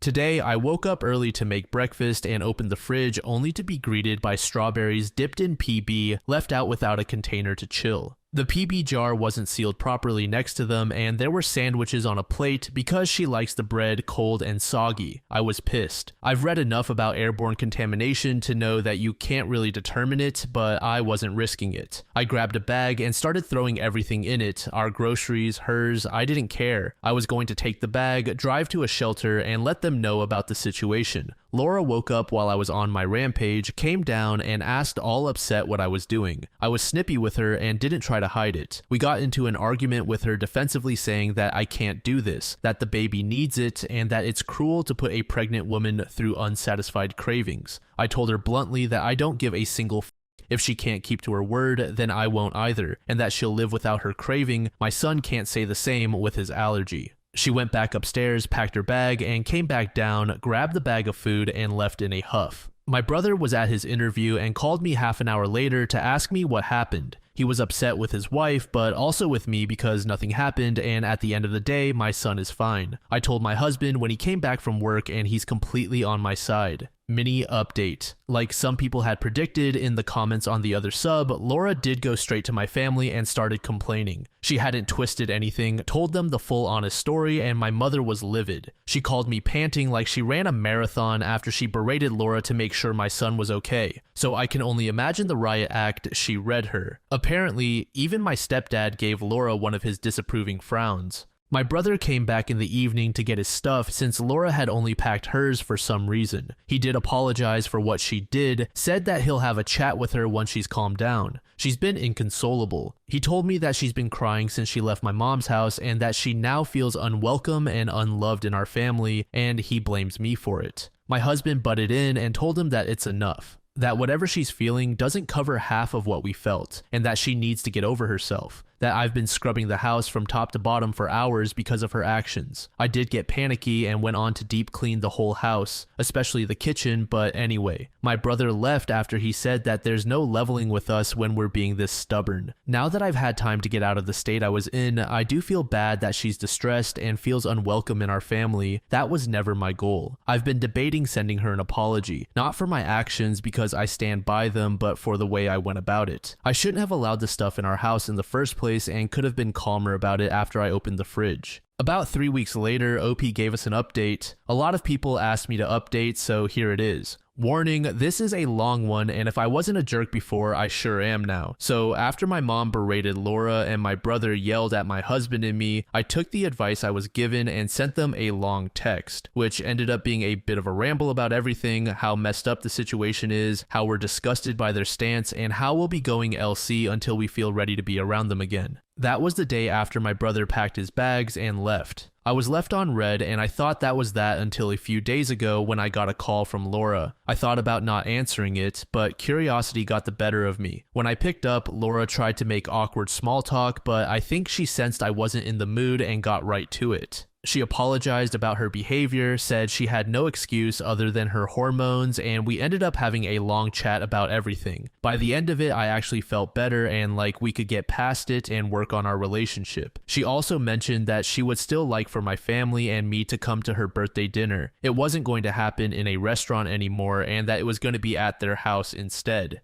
I told her that I'll talk with my husband and get back to her. I also got a text from my brother apologizing and saying he was just trying to protect and stand by his wife. It was too soon to start mending things, as my husband pointed out, but he left the choice up to me, and I honestly believed her apology because she had never acted like that before and she seemed actually ashamed of herself. Anyway, my sister and parents were also invited, but my sister's kids wanted a cousin's sleepover instead of going with us. So after talking it over with my sister, we agreed for them to have one at my house. My babysitters of a year are my next door neighbors. They're sweet and responsible 16-year-old twins who live with their single mom. They usually team up and tackle my kids on date nights. With my sisters added 2 kids to the mix, I asked their mom if she was free to join their duo and she agreed. So I called Laura and told her that Richard and I are coming. When we got to their house, Laura greeted my husband and me at the door. We handed her the gift and went in, but she seemed puzzled that we didn't have a trail of kids with us, so I reminded her that it's just us adults tonight. The same thing happened when my sister and her husband walked in.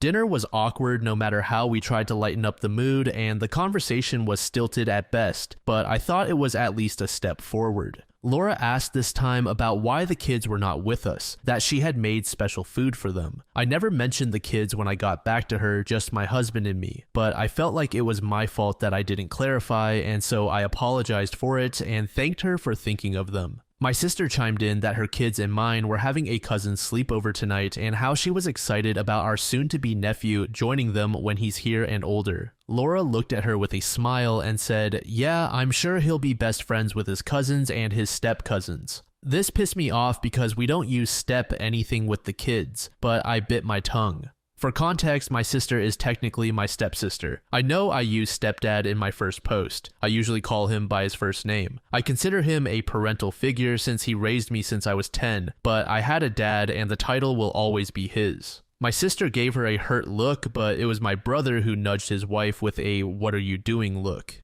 A few minutes went by again with eating and light conversation before Laura asked again about our kids, mainly who was watching them since all 4 parents are here. I told her that my neighbor and her daughters are babysitting, to which she laughed and joked about how incompetent the girls and their mom must be to need all 3 of them to wrangle the kids. Also, for context, I have 4 kids. I'm biased and like to think they're well behaved, but they're sometimes too much for one person to handle, even me, and I'm the one that brought them into this world. Add my sister's 2 kids, and it's a lot for 2 teenage girls to handle, even for just a few hours. We left at 7 and said we'll be back at 11. It has absolutely nothing to do with the girls whom my kids adore or their mom who is as kind as they come. Before I could retort anything, my mom stepped in with one of her smiles and told Laura that it's so kind of her to offer her own competence and watch the kids next time. That shut her up real fast. After that, dinner was even more awkward until we cleared the table and Laura brought out dessert while my brother got the cake from the fridge. Here's where I lost the last of my remaining brain cells. I went to the bathroom, and when I came out, I saw my husband carrying my bag and trying to usher me out of the front door to leave. He looked pissed, and I was beyond confused and obviously resisted because yes, the dinner is a train wreck, but let me at least say goodbye and give a lame excuse for our departure. When my husband tried to literally carry me out, I knew something was wrong, and after a couple of tries, I darted past him back to the dining room. Laura's now ready dessert table consisted of PB cake pops, PB pie, PB cookies, PB brownies, and to top it all off, a PB birthday cake that my brother brought in and was sniffing at with a horrified look. Laura then gave me a big smile and said loudly to my family, I thought I should at least get to have my cravings on my birthday. Get your fill before she throws these out too.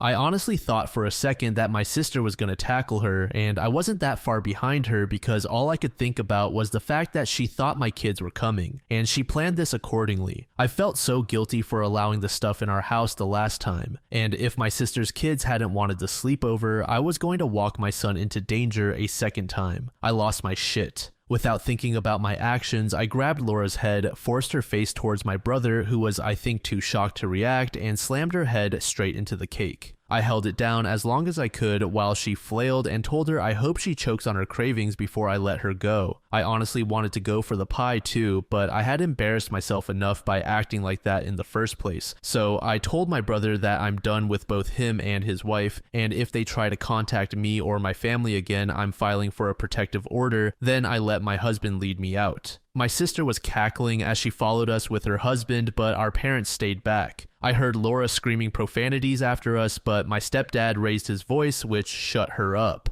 I got a lot of jokes about his frown on my first post, but the man is as stoic as they come. Him showing any emotion is a big deal. I remember that his frown alone growing up was enough to literally stop my sister and me in our tracks, because we knew if he gave us one that we messed up. I haven't asked my mom what happened after we left because I can't handle any more heartache from my brother or his actions. I don't think this was the update anyone wanted, least of all me, but I'm completely done with both of them. Even though my brother looked like he had no idea, the stuff was in his house, happening under his damn roof. I'm sad I won't be in my nephew's life and my kids won't get to know the new cousin they've been waiting for. I'd rather cry over that than over my son's life. I don't expect anyone to be kind in the comments. I'm 32, I shouldn't have been so naive, and I know I shouldn't have reacted like that. And I'm going to be dealing with that with my therapist along with the guilt I'm feeling, but please take it easy on me, I'm still shaken up. I'm also looking into family therapy for my kids so they can better process not having their uncle and aunt around after them having been a close presence in their lives. User United Manor said, your brother will lose his family or his wife. She won't allow him to have both. Laura doesn't believe you. She thinks you're at best overdoing the allergy thing or downright lying, and you're doing it just to get attention. Because of course she deserves all the attention. You're NTA even with the cake incident. NC is absolutely the right thing to do. She put your son at risk of dying for reasons no sane person could fathom. User Beneficial Breath said, I smell something weird was going on because she keeps asking where the kids were.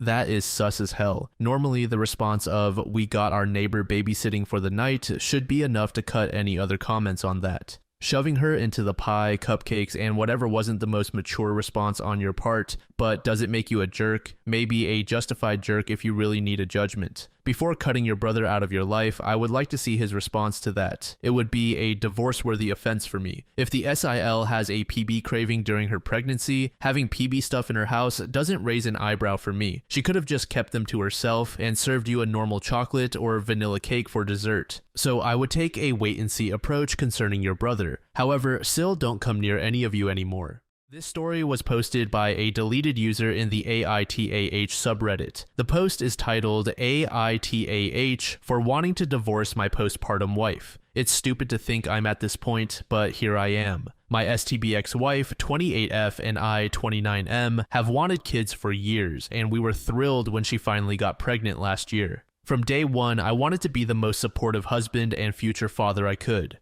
Her father was never involved in her life. I used to work as a tech in labor and delivery, and my brother, to put it kindly, is not the most involved father. I saw too many problems up close when it came to lacking husbands, and I would be damned before I made the same mistakes. The problem is, roughly 4 weeks into her pregnancy, everything started going downhill. She stopped wanting sex. Fair enough. Hormones and stress make that a problem. I went full stop. But then she didn't want any physical interaction. No cuddling, no kissing, slowly becoming more and more distant. Her eating constantly changed, and she was terrible about it. She would demand I get her something all day, then the moment I give it to her, she wants something else, screaming at me. Okay, again, hormonal issues. I get it, no problem. She never let me go to any appointments, no groups she went to, spent more time away. She became cold and bitter, constantly angry at me. This went on for months. She slapped me a couple of times when I forgot one of her dozens of tasks she assigned me during the day. She stopped doing anything for the house a month into the pregnancy. Sure, she's pregnant, I get it. Moving around is hard, but she wouldn't even do laundry about 4 weeks in, and by 5 weeks I did everything. I'm also the primary source of income. I barely sleep.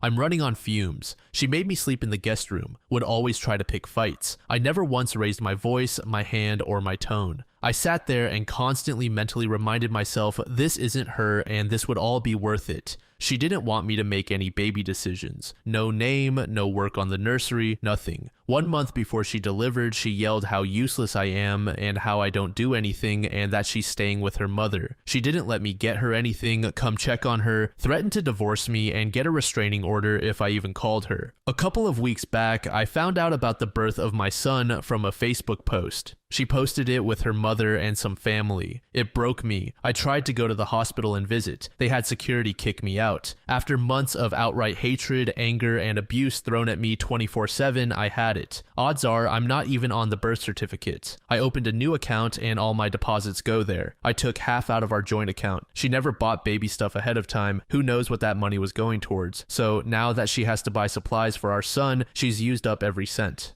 I have gotten a lawyer. The house is mine. I'm the only one who spent money on it in any way. I have sent the rest of her stuff to her mother's house. I'm demanding a paternity test. I'm not spending another damn cent until I get verification it's my son. I'm absolutely divorcing her. She chose the stay-at-home life. If she cheated, she's screwed. Her mother has money for a couple of weeks' stay, not even close to enough for full-time support. If he is my son, I will absolutely be getting my rights as a father for a relationship. Last week, my STBX called. She was practically hyperventilating. She wanted to come home. She was crying how it was all a mistake. She's not staying with her mother. She's at a friend's house. She wants to come home. She wants our son to have his father. I told her I don't believe he is my son. Why the would she pull this shit if he is? Show me a paternity test and I'll do everything I can for him and him only. She wants to meet tomorrow at a park so I can talk to her. I said sure so I can finally say everything I should have said months ago to her face. My parents are hoping we can make up, but they absolutely understand if I won't. My brother is a deadbeat jackass, so I don't care what he has to say, but my sister thinks I should at least hear her out. I see nothing wrong with what OP is doing. Something is very wrong with this woman. Just as OP has done multiple times in his story, hormones can only be used as an excuse to an extent. At some point, you need to start suspecting that something else is wrong. The fact that this woman didn't allow OP to be there at his child's birth is baffling. And then to learn that your child was born through social media is heartbreaking. Then the fact that she lied about going to her mother's house is another irritating detail. But hearing that she's groveling for forgiveness is pretty satisfying. I was trying to figure out any ulterior motives for OP's partner's decisions, and nothing I can think of is good. User C. Denove said NTA. Someone mentioned parapausal psychosis. She needs to talk to a doctor, but sheesh, if I found out that my baby was born on Facebook, I'd be absolutely flattened. User Mad World said, 11 days ago, I witnessed the personality of a 26-year-old shatter. I took her to a hospital for a psych evaluation. She was involuntarily committed. It took less than 1 year to get to her breaking point. My daughter is devastated. Her friend is so sick. I've never seen anything like it in my life. I can't imagine seeing her every day while her personality changed. She is a danger to herself and others, and apparently has been dangerous for months. The point is, only a professional trained in psychological illnesses can diagnose and treat complex and long-lasting issues such as this. Your pain is absolutely valid and needs to be acknowledged. You too should consider therapy to deal with what has happened to you in the last year. Everyone recommending you meet her in public is a good idea if that's what you want to do. Personally, I think speaking to an attorney as a first step to map out what you should do is the best idea. I would tell them what you went through and what the marriage was like before she changed so drastically. Ask about the possibility she has a mental illness and what to do if that's what's happened. If she's mentally ill, it's critical she be evaluated. She could be dangerous to the infant, herself, you, and everyone else. If she refuses an eval, there's a huge possibility she's conning you, and you'll quickly find out. Tell them you want a paternity test. If it's your baby, you need to establish your rights immediately. Bonding is so critical for fathers too. No matter what you discover, you have every right to divorce regardless of what everyone else says. You have suffered through permanent damage and might want to consider therapy. I'm incredibly sad for all of you. I hope you heal from this pain. I hope you find peace in your life and one day you're happy again. Definitely not the AH. User Substantial Youth said, NTA, do not meet her at the park tomorrow. If she wants to meet you, then it can be at your lawyer's office with your representative present and the conversation recorded. If the child is yours after an immediate paternity test, make sure your name is on the certificate and that you file for equal custody and have an equal say in all decisions of the child's life. I would even ask to communicate via a parenting app. Save all forms of communication from her via text and email so you have a paper trail, no phone calls. I am very sorry that you had to go through this and your experience becoming a father, if the child is yours, was ruined. You realize your worth and you do not want to be with a partner like this. Please protect yourself. I hope you have cameras around your property, a Ring camera by the door, and that you claim she abandoned your space. Your parents need to be on your side and follow your lead. The relationship is not healthy anymore, and now that a child is involved, you should be putting the child first and not raising it in a potentially toxic environment. Under this comment, OP said the following: as far as my parents, they love her and believe she had some mental break during the pregnancy.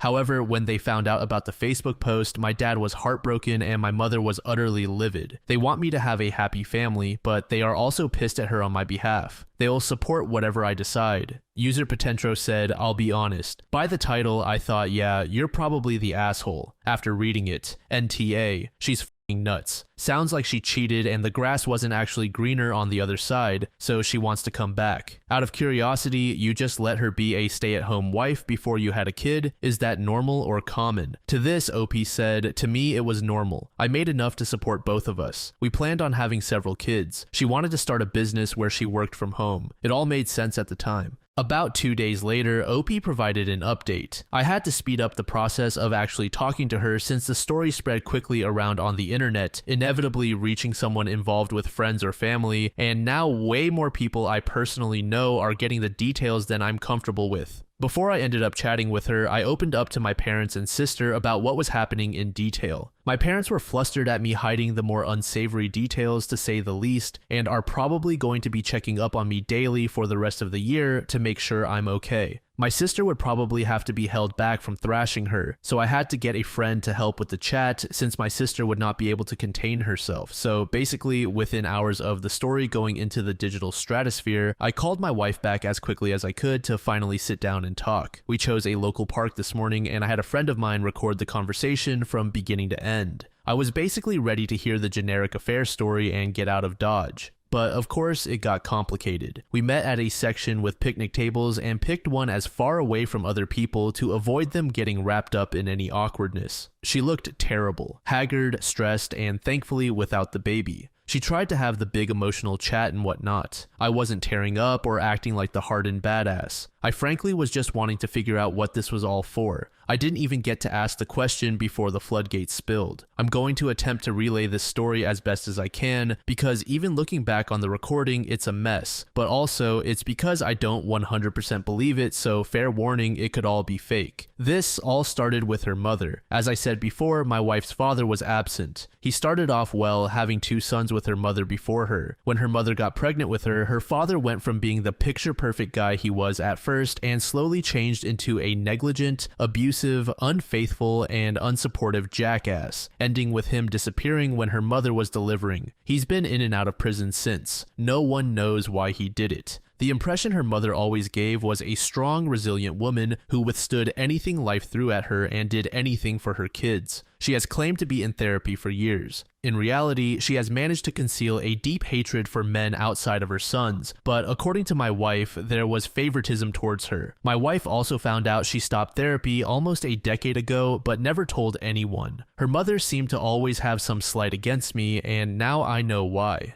She was never hostile, but certainly wasn't warm to me, and hearing about her secret hatred, I kinda knew where this was going. Roughly about half a year before she got pregnant, my mill slowly began sowing seeds of doubt and bitterness into my wife. Apparently, she had a full mental break. She told her about me staying late at work, possibly hiding an affair, or that myself providing majority of the income was setting her up for a hard divorce. Everything my mill's husband did to her, she convinced my wife I would do to her, and she pumped this poison into her for months. My wife always idolized her mother, and compounding that with anxiety she suffered from for years, she dove in deep. As soon as she got pregnant, like on the dot, she fell into a mental hole within days, and that's when her mother got hold of her again. Hearing about her pregnancy apparently triggered something fierce in my MIL, and it spiraled from there. She had my wife fully convinced it was happening again. Every single thing my wife did to hurt me was at the behest of my MIL. Combined with pregnancy hormones and undiagnosed mental illness she claims to have and stress, she completely lost her mind. She 100% believed I would bail, so she was punishing me first, culminating in her moving in with her mother and leaving me out of the birth. While I was sending the papers and started the divorce proceedings, she kicked into full-blown postpartum depression, and when her mother finally got her, when she finally beat me, which I guess was her victory over her ex, she had no more use of my wife. The family involved in the birth included my MIL's sister and my wife's brothers. While my MIL and her sister knew what was going on, my bills got fed the BS narrative my mill spun. When my mill was done with her plan, the entire facade came down, and my bills found out everything upon questioning my wife. They were horrified. Needless to say, postpartum, facing a very grueling divorce on her side, no longer welcome in our home, and having done everything to alienate me from my son at the behest of a broken lunatic, reality hit her like a truck. She torched her entire life because her mother is a broken shell of a human who used her to enact her own sense of justice. The very mother who washed her hands of her after she got what she wanted. Or at least this is the story she gave me. Frankly, there are many holes in her story. The starting point of the pattern of abuse, the claims of who was involved in the delivery, me being absent from appointments, the friend she's staying with, and of course my alleged son's paternity. It seems way too fucking crazy to be made up. Who the hell would go to the effort to make this up facing what she's facing? As soon as she finished, she said she's setting up a paternity test and gave me the info I need. With luck, it should be done in roughly a week or so once I do my part. She gave the most sincere apologies any human being has ever given. She's begged for another chance. I was frankly too stunned to say anything, so she left and promised to call soon. I don't think I can give her another chance. I don't think I can ever risk anything like this again. I'm still hoping she's just being a cheating psycho and spinning a sympathy story to try and throw me off, because this got way too complicated. User Dub said, "I'm not saying that your story is fake, but if it's not, I wish it were for your sake. My ex-wife betrayed me in a way that made it impossible to trust her ever again. No matter what she did from that moment on, in the back of my mind, I was worried that she was doubling down on what she'd done. Maybe not cheating, but that's possible in there too. Lying to police was involved. No matter the feelings or the history, it's pretty damned hard to come back from that. I've made conscious efforts to intentionally trust people again, but I could never bring myself to trust her one bit. Over the last 17 years, she's done nothing to show that my inability to trust her was unwarranted. Best of luck, man." User Bargle said, I am so sorry for your pain. Nobody deserves to go through insanity like this. I'm glad she's cooperating on the paternity test. However, no matter the results, you should go through with the divorce. You do not need this in your life. Given this incident, I would even pursue full custody of your child. Get duplicate copies of the recording of this meeting. Make sure that they are easily transferable to your attorney for the divorce. Best of luck and, of course, NTA. This next post was made in the Off My Chest subreddit by a user named Responsible Dark. The post is titled, My 7-year-old brother isn't potty trained and I'm about to crash out. You do not understand how tired I am of the smell of shit. It's not even accidents. He shits himself every day and I have to smell it. My parents are trying with him. They take his technology whenever he does it, but it never works. I don't think he has any mental disorder. He can talk and he does well with reading at school. There's just something that makes him poop himself. We tell him to stop and he says no. I am so sick of the entire upper portion of my house smelling like poop when he decides to do that. And I am so sick of existing in public and having to smell my smelly brother all day. He's not a baby anymore. These are legit poops. I love him, but my nose really cannot handle this for much longer. User Under the Pink Fence said, please tell me your parents have taken him to the doctor. User Zookeeper said, have you asked him why he does it? What has to be done so he stops? Could you convince him to do it outside like a dog so the home doesn't have to smell like poop? Have your parents taken him to a child psychologist? My 4-year-old cannot stand the sensation of even a shart, so something developmentally has gone astray here for him to comfortably enjoy this act.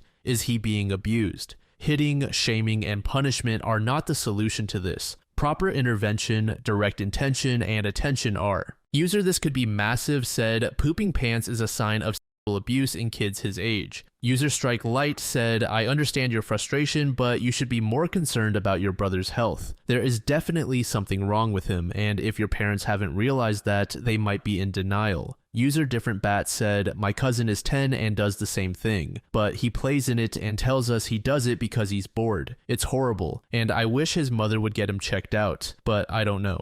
Edit, he is not special needs. He has been in a safe environment for years. He is just a spoiled brat and nobody punishes him for doing it. Believe it or not, kids do this kind of behavior just to get attention and be brats. I have a large family. I'm the oldest of my cousins. Trust me, they're spoiled. This story was posted by a user named Helpful Listen in the AITAH subreddit. The post is titled, Would I be the jerk for telling my wife to show me her phone after I got an email accusing her of cheating? I, 47M, have a comfortable and fulfilling life. I have a job I truly enjoy, I live in a nice suburb, and am blessed with 3 wonderful children, M8, F6, F4, and a lovely wife, Emily, 45. I've always felt Emily and I were an ideal match. However, a recent email I received has deeply unsettled me and planted a seed of doubt in my mind. Emily lived in the UK between 2010 and 2015, during which time she pursued a PhD. Because she lived there so long, she developed many close friendships and has made it a point to return every couple of years to maintain those ties. This past August, she traveled to the UK for 3 weeks to attend the wedding of one of her close friends.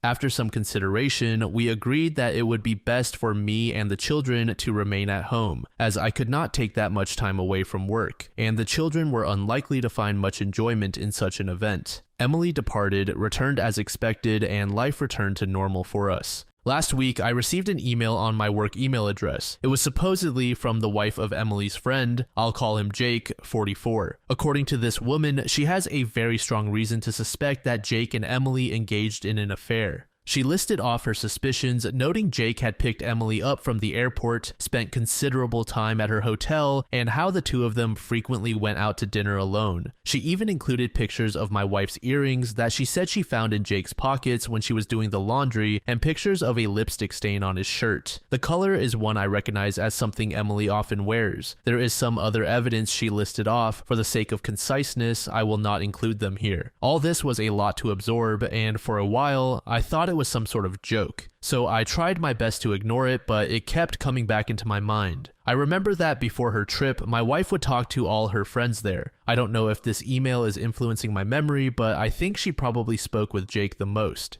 Additionally, I know Emily never liked Jake's wife, though I can't say why. I've never pried into Emily's phone or social media accounts before, but I feel very tempted to now. However, I know I'd feel terrible if I looked and found nothing. Also, if I start acting suspicious, wouldn't she just delete everything out of fear of being found out? I'm unsure of how to move forward and would welcome any guidance on handling this. The best I can currently come up with is asking to see her phone immediately after confronting her about it, so as to not give her time to delete anything, though part of me thinks this would upset her and potentially not even show anything. WIBTA for telling my wife to show me her phone after I got an email accusing her of cheating. Edit, I forgot to include, my wife no longer has these earrings. She wasn't wearing them when she returned, and when I asked, she said she lost them. I do not think OP would be a jerk here if he confronted his wife about the issue. It's normal and fine for a couple to present their concerns to each other. I also believe it is in a couple's best interest to put their trust in their partner above other people. However, I wouldn't outright reveal this information to her either. I think it would be wiser to just keep it low-key, while OP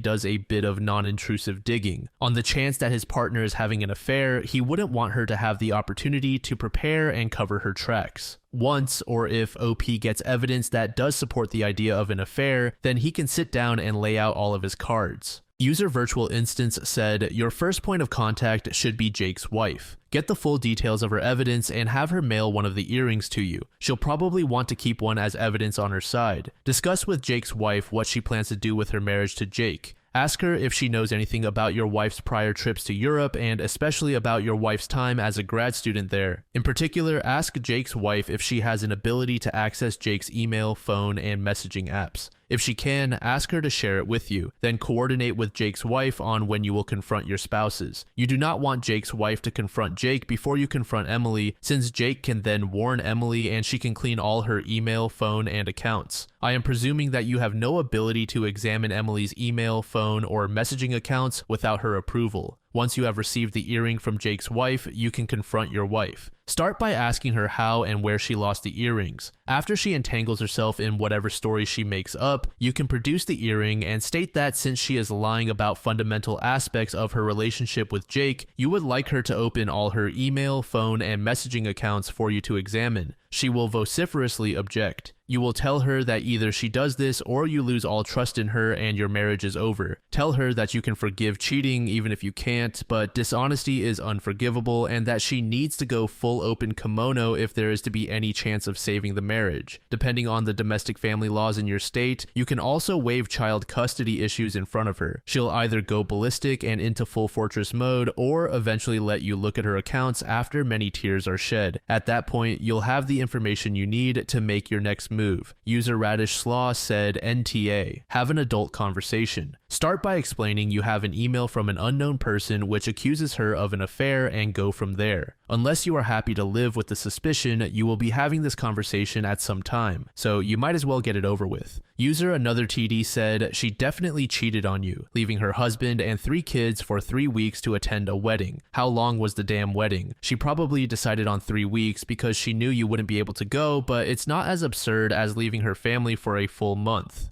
Nearly 2 weeks later, OP gave us an update. A few hours after sharing my first post, I confronted Emily. She confirmed my fears. She claims she's in love with Jake and can't live a lie any longer. She still claims to love me and the kids, but says she can't stay with us any longer. According to her, she was waiting for a better time to tell me and the children. Apparently, this has been going on since March, with Jake flying out here occasionally and Emily secretly meeting him. We are getting divorced. Emily is moving to the UK soon. She confirmed that in August, in addition to the wedding, she attended a job interview and she's set to start around the new year. She's already applied for a British visa. She plans to live with Jake once she moves. As for custody, Emily is voluntarily surrendering her chance of full custody. She doesn't want to uproot the kids, so they'll stay here in Canada with me. There's a part of me that appreciates that decision, but there's also the part that is astonished at how easily she's walking away. She wants to pay child support, but I'd rather raise my children without her financial influence. That said, the court will likely insist on support, regardless of my feelings. Emily is also seeking structured visitation rights, which, given the circumstances, will likely be granted. Based on what I've been told, the court generally leans toward arrangements that allow both parents to maintain relationships with the children even when one is relocating to a different country. The lawyers are still working out the details, but it seems she'll have visitation during school breaks and holidays, with the possibility of virtual calls in between. I've been keeping things as amicable as possible, and the more cooperative I am, the more Emily seems to agree with my demands. We are also discussing the future of our home. Emily has expressed a desire to sell the property and divide the proceeds. While I am reluctant to part with the family home, it is unlikely I have much of a choice since it was bought during our marriage. For now, our lawyers are still working through the details and no final decisions have been made. Given the situation, it could be a good while before we reach a resolution. In the meantime, I've been advised not to make any major financial moves. As much as I want to stay here with the children, I know selling is most likely inevitable. As of this writing, Emily is in an Airbnb and Jake has flown here to stay with her. They plan on traveling to the UK at some point in the near future. My lawyer tells me that adultery isn't grounds for special treatment when it comes to custody or property division. Therefore, it won't influence how assets are divided unless marital funds are directly involved. Emily likely used money from her personal account. Unless it can be proven she used our joint finances to fund the affair, it's unlikely this will make any difference in court. I have been in regular communication with Jake's soon-to-be ex-wife Eleanor, primarily through email, and more recently, we've spoken over the phone a few times. Eleanor apologized, saying she felt guilty for telling me about the affair and worried that if she hadn't, maybe my marriage could have been salvaged. I reassured her that for me, the gravity of the situation made divorce inevitable, and I'd rather not remain in the dark about something of this significance. She even sent me messages and other evidence of their relationship, but since Emily is openly admitting to the affair, it doesn't really matter in the context of the law. Eleanor has also told me a lot about Jake. Apparently, this is the third time he's cheated on her and she's had enough. There's no chance of reconciliation this time, she says, and he doesn't seem interested in trying. She mentioned that Jake has zero desire to raise children who are not biologically his, which explains why Emily's not fighting for custody. Eleanor's divorce will most likely be much longer and more drawn out than mine, given that both she and Jake want full custody of their children and can't agree on several other issues. I haven't had much time to process everything. These past 2 weeks have felt like a blur in every way, but one thing I can say with certainty is that I have nothing left for Emily, not because she betrayed our marriage, but because of how easily she's walking away from our children. I never thought I could hate someone I once loved so much. It's a strange feeling. The hardest part in all of this is the children. My 2 youngest daughters have started asking why their mother isn't around as much anymore, and it's been very difficult trying to communicate with them about the nature of the situation. My eldest seems to understand a little more, and as a result, he has become quiet and withdrawn. I'm fortunate to have a family that has been incredibly supportive so far. My children have received numerous thoughtful letters from some of their cousins, which I've been reading to them each night. All my siblings have also sent gifts for the kids, and one of my brothers, along with his wife, drove up to visit over the past weekend. My sister-in-law even prepared plenty of food, some of which is still in the freezer. They also kept the children entertained while I met with my lawyer. My other siblings have also offered to come by and look after the kids whenever I need them. Beyond that, my parents have been calling daily to check in on us, and my 78-year-old mother has already made plans to stay with us for 2 weeks in November to help around the house. The collective effort of my family has made this experience much more bearable, and I'm deeply grateful for all their support. To everyone who encouraged me to speak with Emily after my last post, I'm grateful. I was tempted to ignore Eleanor's message, but it kept gnawing at me. Your advice gave me the courage to act. Emily has shown herself to be a liar, and I have no doubt that her idea of a better time was simply when it would cause the least inconvenience for her and Jake. User Taiwan Bandit said, "So sorry for the outcome here, OP. I had not expected her to just drop the marriage and take off with Jake, a known cheater. Can't imagine that relationship will last long, and your wife walking away from her kids to be with him is beyond the pale. Continue to listen to your lawyers, be amicable to get the best settlement, and take care of your kids. Good, you have a supporting family. Thanks for the update. I wish you and your kids well. Under this comment, another user said she won't realize what she's done until the relationship with Jake falls apart and she's alone in another country and has kids across the ocean that resent her. It will be a rude wake-up call. User Rocket MN said take her support payments and put them into accounts for the kids. Keep investing it for them and give it to them when they are 30. Hopefully, they will be in a good place where the money will really help them. User Ty Good Life said she is in the affair fog. There's a 90% chance that within the next few years, she'll realize what a mistake she has made, especially regarding the children. Plus, if he's a serial cheater, he'll cheat on her when the new relationship excitement wears off. You can almost set your watch by these kinds of cheaters. Don't ever take her back. User Salt Finding said she's so pathetic. He says, I don't want your kids, but I'll fight for mine. And she bends over and agrees to abandon them. Watch her life implode when he eventually cheats on her. She'll come running back claiming she missed you and the kids. Speak to your lawyer to get her to sign over full parental control and lose parental responsibility, as she'll use them as blackmail to worm her way back in. As soon as your lawyer says it's time, cut all remaining financial ties with her. User Mother Search said she is packing up, leaving you and her children for her affair partner, leaving the country and taking no responsibility for her children. And she wants to sell the house from under the children she is abandoning and doesn't give a where they are going to live because she wants money to go live with her affair partner. Where exactly does she think she will be getting those custody visits from? Where will they be video calling her from? And how are you and your lawyer even agreeing to that level of madness? The courts are going to agree with her custodial rights with zero consideration for where the custodial parent will live with the children, or is it just you rolling over and playing dead with no consideration for your children and the upheaval in their lives? This next story was made in the entitled parent subreddit by a user named Body by Art. TLDR, entitled Mom Tries to Steal My Baby, Gets What She Deserves. This happened when my daughter was about 4 months old. Let's meet the wonderful and not so wonderful cast. Me, BB, my daughter, EM entitled Mom, EB entitled Mom's B-Spawn, around 5 years old. Setting, local coffee shop. One afternoon after our Mommy and Me yoga class. I know, sounds dumb, but a great way to meet mommy friends. Me and BB decided to get a coffee and catch up. Well, I would get coffee, she would get that sweet, sweet booby milk. Well, BB, lightweight that she is, passes out after that boob milk.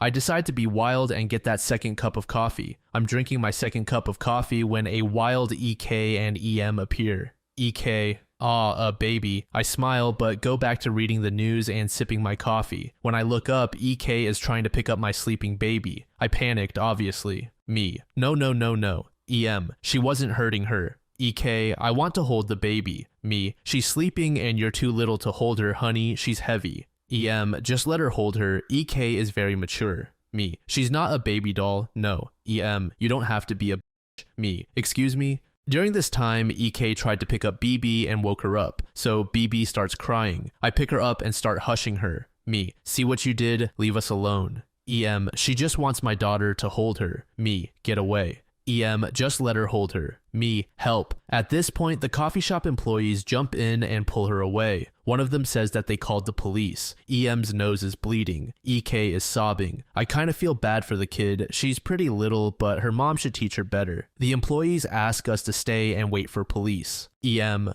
good, she assaulted me and traumatized my child. BB is still crying, so I give her that boob. EM, she's exposing herself to a child. I ignore her and BB finally calms down. The police came and asked us each what happened. EM, she exposed herself to my daughter and assaulted me. Me, that isn't true. She tried to steal my baby. I was just protecting her. Luckily, the coffee place had cameras. She got arrested for attempted kidnapping. I have to go to court for it next month. Update, we go to court on April 14th for the criminal charges against EM for attempted kidnapping. I didn't expect to update before then, but then this happened. DG is delivery/disguised guy, EM is entitled mom, and EK is entitled kid. Me and BB went to the park this morning. We got back around 11 a.m. There was a man standing on our porch looking lost. BB was in her stroller sleeping. I put my hand in my purse and onto my mace. Me, can I help you? DG, I'm looking for X. I have a package for her. He pulls out a thick envelope. Me, I'm her, I can take it. As soon as it is in my hands and I sign for it, DG rips off his fake mustache and delivery guy hat, revealing his real identity, a legal intern.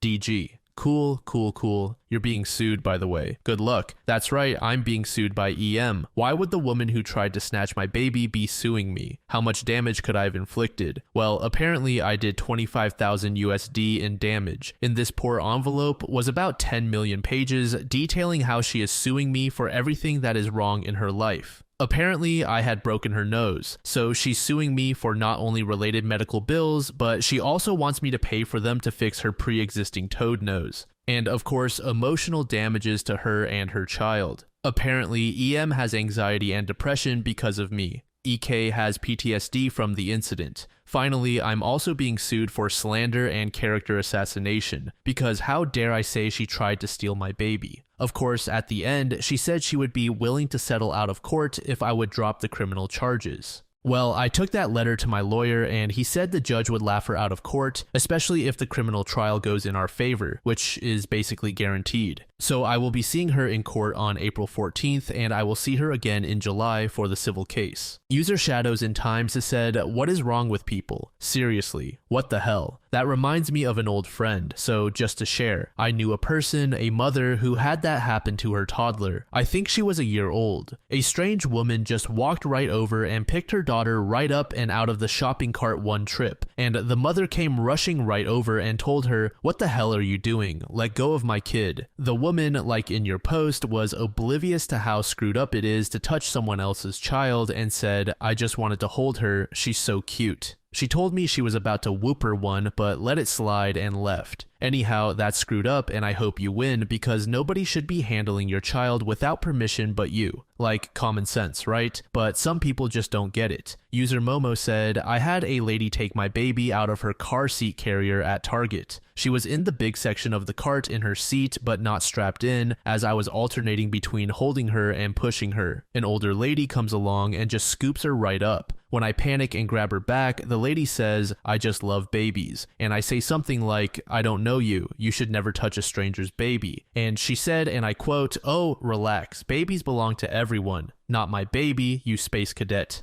Firstly, thanks everyone for the support and love. I can't wait to tell BB about all of this when she gets older. Wednesday, we found out the verdict on EM, TLDR at end. So let's meet the cast. J, Judge. EM, entitled Mom. ED, entitled Dad. EK, entitled Kid. Jury, the jury. P, Prosecutor. EL, EM's lawyer. Me, Mr. My Darling Husband. Scene. This chapter opens April 15th, 2019, approximately 9:30 a.m. We are at our local courthouse. Me and Mr. had dropped off BB at his mother's. I had considered bringing her and breastfeeding while EM was on the stand just to irritate her, but I didn't think an 8-month-old would be able to sit quietly for that long. Instead, I brought my 384-month-old husband. We went to the courthouse and I will admit I was nervous. We took our seats behind the prosecutor and we were chatting with her. EM enters with her lawyer and if looks could kill, I would be dead. The judge and jury enter and we are ready to get started. As we are getting started, the judge is interrupted by ED and EK entering the courtroom in possibly the noisiest way to enter a room.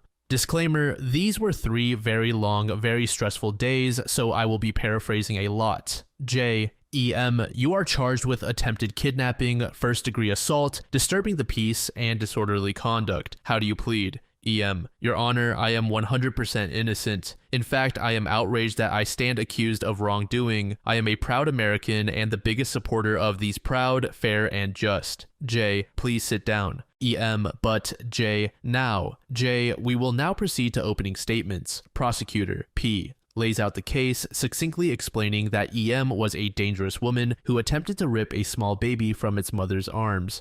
EM, screaming, no, that isn't true. J, EL, tell EM to be quiet. P, continue. P, there is clear, indisputable evidence that EM is guilty on all counts. The prosecutor wraps up his opening statement in about 5 minutes, explaining that the whole situation was caught on tape and that the evidence will speak for itself. The defense's opening statement was about 40 minutes long. He gave this creature's whole life story. She couldn't possibly be guilty. She was your typical suburban soccer mom, president of her HOA, active in her church. Apparently, because the statements established character, they weren't off topic enough to make the judge tell EL to shut up and sit down. EL talked so long that after they concluded, the judge dismissed us for the day. We come back the second day, and before the trial starts, my husband goes and grabs us a cup of pure caffeine from a booth in the courthouse. He's putting his cream and sugar in it when ED approaches. ED, hey man, how are you doing? Mr. Fine. Ed, this whole mess is crazy. Mr. Yup. Ed, look man, what will happen to my daughter if her mom goes to jail? It's not good for a kid. Mr. Yeah, that's rough. Sorry. ED, well, you could tell your wife to drop the charges, do what's best for the kids. Mr. Yeah, I'm not gonna do that. ED, come on man, be reasonable. Mr. If your wife was reasonable, we wouldn't even be here. ED, fuck you, N-word. Mr. Get out of here, man. The second day of court starts. Prosecution lays out the evidence, including the tape, calls witnesses, and all that prosecution stuff. When the prosecution calls witnesses, the defense also gets to ask them questions. They were trying to cast doubt on all of the witnesses, I guess to make it seem like it was all a witch hunt against entitled mom. Finally, it was my turn to testify and be questioned. I told my story for the prosecution, then this foolishness ensued. EL, it seems like you were the first to raise your voice. Would you say that is accurate? Me, I suppose so. L, so that would make you the instigator. Me, I don't think. EL, cuts me off. You claim that EM assaulted you. Me, yes. EL, did EM strike you at any point during this altercation? Me, well, not exactly strike. EL, did you strike EM at any point? Me, yes, but it was 2. EL, the jury will notice that this woman has admitted to not only being the instigator, but also the aggressor in this situation. After the prosecution lays out their evidence, it is the defense's turn. It is at this point EM takes the stand. EM tells her twisted version of events. According to her, her daughter had seen my baby and had approached me to tell me how beautiful BB was. In response to this totally innocent interaction, I began verbally abusing EK. She attempted to calm me, but this backfired. When I violently snatched up BB, she couldn't help but notice that it was very unlikely that BB was mine. Seeing an unstable woman snatching up an innocent, probably kidnapped BB, EM just had to intervene. When she did, I viciously attacked her. So day 3 is verdict and sentencing. On the charge of attempted kidnapping, the jury decided that there was not enough evidence to conclude that she wanted to kidnap BB, not guilty. On the charge of assault, the jury was not convinced by her lawyer's attempts to demonize me. Guilty. Disturbing the peace and disorderly conduct, the tapes and witnesses led to a guilty verdict. Now, we get to the part you all have been waiting for, sentencing. EM was sentenced to 18 months of probation, 40 hours of community service, 30 hours of anger management, and $730 in fines. This all goes on her criminal record, and if she violates her probation or does not do what is required, she will spend those 18 months in prison. While I know many of us were hoping for jail time, I am satisfied with this outcome, and I think it is fair. We left feeling pretty good. We have to go back to court in a few months for the civil case. This story was posted by a user named Tapping Out in the Cheating Stories subreddit. The post is titled, "My wife has been caught cheating. TLDR, the wife and I are building a business together. We are almost done. I found out she is sleeping with a coworker. Let me start with some background. My wife and I are both 54, married 31 years. She is an RN at a hospital. I work for a home builder since I was 18. We have 2 children, both grown and out of the house in their 20s. We decided in our mid-40s to pursue my wife's dream of running a bed and breakfast. We have been looking on and off for years. We came across a piece of property of 5 acres and a home built in the 1870s. The original owners were large landowners in this area. They had an extensive agricultural business empire. Over the decades, fewer of the family wanted to stay in farming. Parcels of land were sold off. Our town is going through growing spurts as it is becoming quite touristy because of some, let's say, natural formations and beauty. The farmland along the main highways is being gobbled up. The house and land we purchased is away from the highways. Since we bought it, my wife and I are redoing the entire house. There has been neglect in some basic maintenance, and we want to restore the house to its prominence 150 years ago, along with making a living. My wife has been in charge of decorating rooms as I finish, along with paying the mortgage. I am renovating room by room, paying for all material and any professional help if needed. I am pretty handy, so most work is done by me. The last few years, the housing industry has gone through the roof. We would work 8 days a week if we could. I was pulling in big money until last year. The pandemic knocked us out of work for a while in 2020. Then the material shortages started. Of course, my wife was on the front lines for the last 18 months. Last year, she worked weeks at the hospital without days off. The medical staff stayed at the hospital. They had rooms several slept in together. To say the least, the staff got very close. They worked 4 weeks on, 2 weeks off, starting in March last year into the fall, then again after Thanksgiving. My wife has always, after the kids were older, worked for others if they asked. She watched these young parents crying because they could not see their families. So on their off times, she would give up her time off and offer it to the staff that really needed it.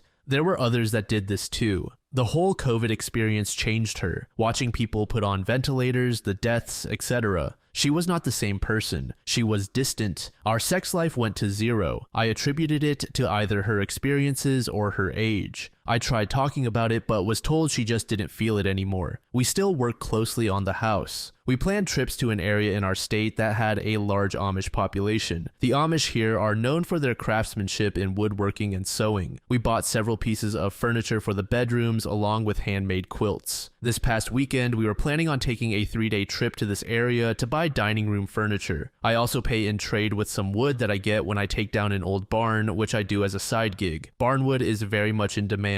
My boss calls me and tells me everyone is working the whole week as he was able to get wood and shingles for a house we have been sitting on waiting for supplies. I told the wife we could go on Saturday and Sunday. On Friday morning, she tells me she is still going with some workers because there is a fall festival going on too. I go to a local bar that night. One of her coworkers comes up to say hello. I ask if she was going on the trip. She knew nothing about it, so I texted the wife asking if she made it okay and asked who was all there with her. She texted back that this friend, her other close friend, and a friend called Stevie. I had heard this name the last few months. Until then, I always thought they were female. I asked her friend at the bar if she knew this Stevie. She said no, but there is a Steven that works with them. So the wife gets back Sunday afternoon. She has bags of tablecloths, napkins, kitchen towels, etc. She is showing me what she bought. In one bag, there was a smaller bag. She pulled it out, looked in it, and said, "Oh, not this bag. It's not for us." I let it go. Later, I looked in the bag. She had hidden it in a closet. It was decorations for a man cave for a college team I don't follow in sports, so it wasn't for me. I asked to talk with her. I asked again who all went. She gave the same 3 people. I just asked who Stevie was because we had not met. She told me a woman they work with. I pulled out the man cave stuff and told her I talked to her friend who was supposed to be away last weekend, but her plans blew up. Then I asked who Stevie was again. She started crying and told me who he was, and yes, they were by themselves. They had sex. They have been since last year during their hospital lockdown. So now she is living in one of the finished bedrooms. I have our bedroom. I will talk to a lawyer on Monday. I have no idea what to do about the house, the business, the marriage. To me, she was sorry she was caught, but not for the affair.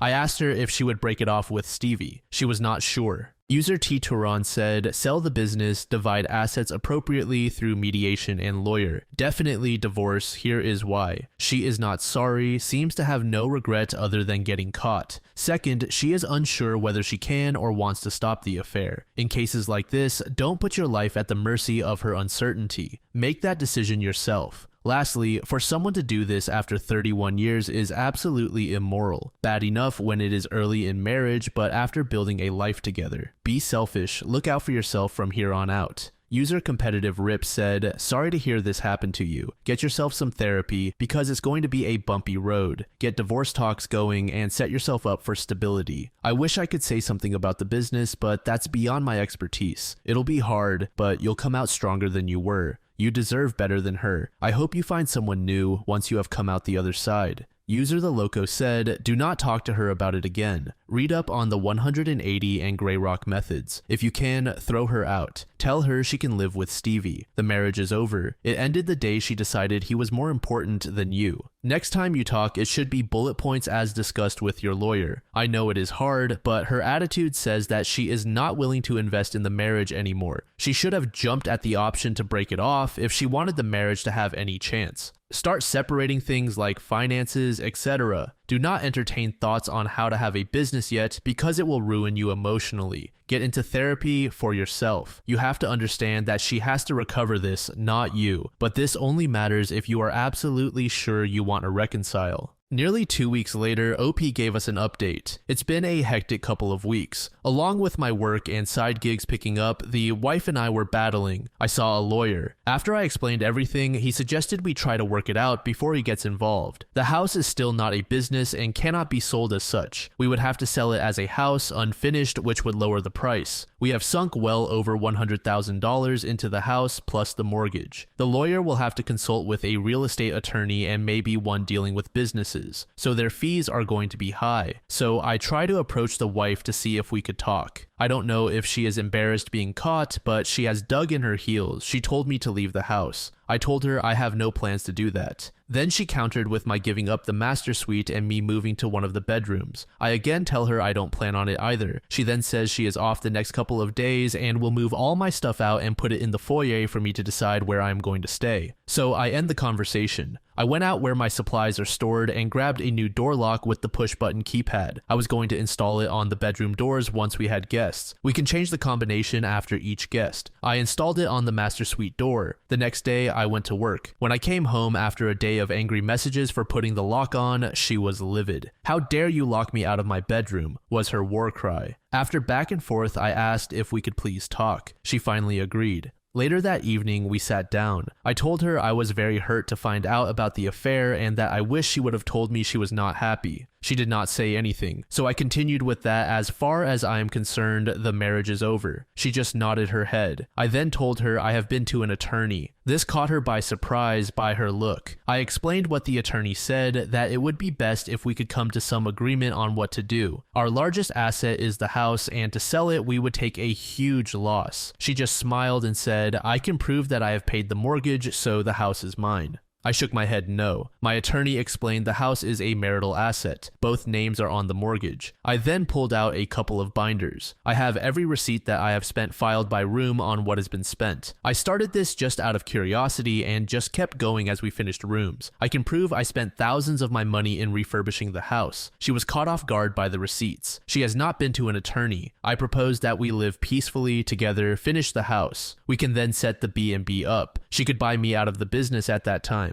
She dug her heels in again. "No, I need to leave. If not, she has plans to move Steven in." This hurt like a bitch. I got up and got a glass of water to collect my thoughts. When I came back to the table, I told her if I see him in the house or on the property, I would start disassembling everything that has been done. Every nail and every screw I put in, I would take out. Every light and plumbing fixture would be taken down. I said I would not destroy them because I owned them. I would replace them with any old piece of salvage material I could find. I said, think about it. Consult with whoever is giving you dime store advice. Let me know. Yesterday, she came to me. We had not talked in several days. She asked if we could talk again. She had talked with our kids. I had called each and told them what's going on. Our daughter suggested to her that we stay in the house to completion, start the business as I suggested. Then maybe I could move out but still own 50%. Mom could run the business, bringing in an employee or two to help run the place, do yard work, give mom a day off. I told her I would think about it, but my stance on Steven will not change. So I have another appointment with the attorney. The big issue is we probably will not be in business until 2023. The outside needs much work along with landscaping. Plus, we need to come up with a room for one of us to live in. The room I'm in is part of the rooms to rent. User Insane said, "You are going at this the wrong way. Stevie most likely thinks he has hit the jackpot with her getting the house. They are going to set you up and then get you mad enough to make threats and then get a restraining order. Next step will be to wear you down till you give them the house for nothing. Turn the tables on Loverboy. Tell your wife to ask Stevie to buy out your half and they can run the business. Tell your wife you just want to get on with your life. Put the pressure on Stevie to take the responsibility of your wife on his shoulders and let him be burdened with her love fantasy with him. Turn your wife onto Stevie where he puts up his money. Nothing kills a love affair more than putting your money where your mouth is." User Admirable Ad said, "This is where you cut your losses. This woman is vile. She has been using you to build her dream, serving Stevie's needs. needs. Sell the house as it is and get out. She was planning your demise. What a wasted marriage. Report her to HR as well as Loverboy. How are two out-of-work people going to run a B&B without tech knowledge and an income? You have been over for her for so long. You tried. All she has is this utterly cool attitude that the house is hers and you must be out. Now it's time. Draw up divorce papers. Sell her and Stevie's dream and take what you get out of this loveless, abused, and used marriage and walk. 50-something is still young. Do not waste a moment. File. Do not leave the marital home. If she moves Stevie in, prevent him from entering. I would also sue him for breaking up your marital bond.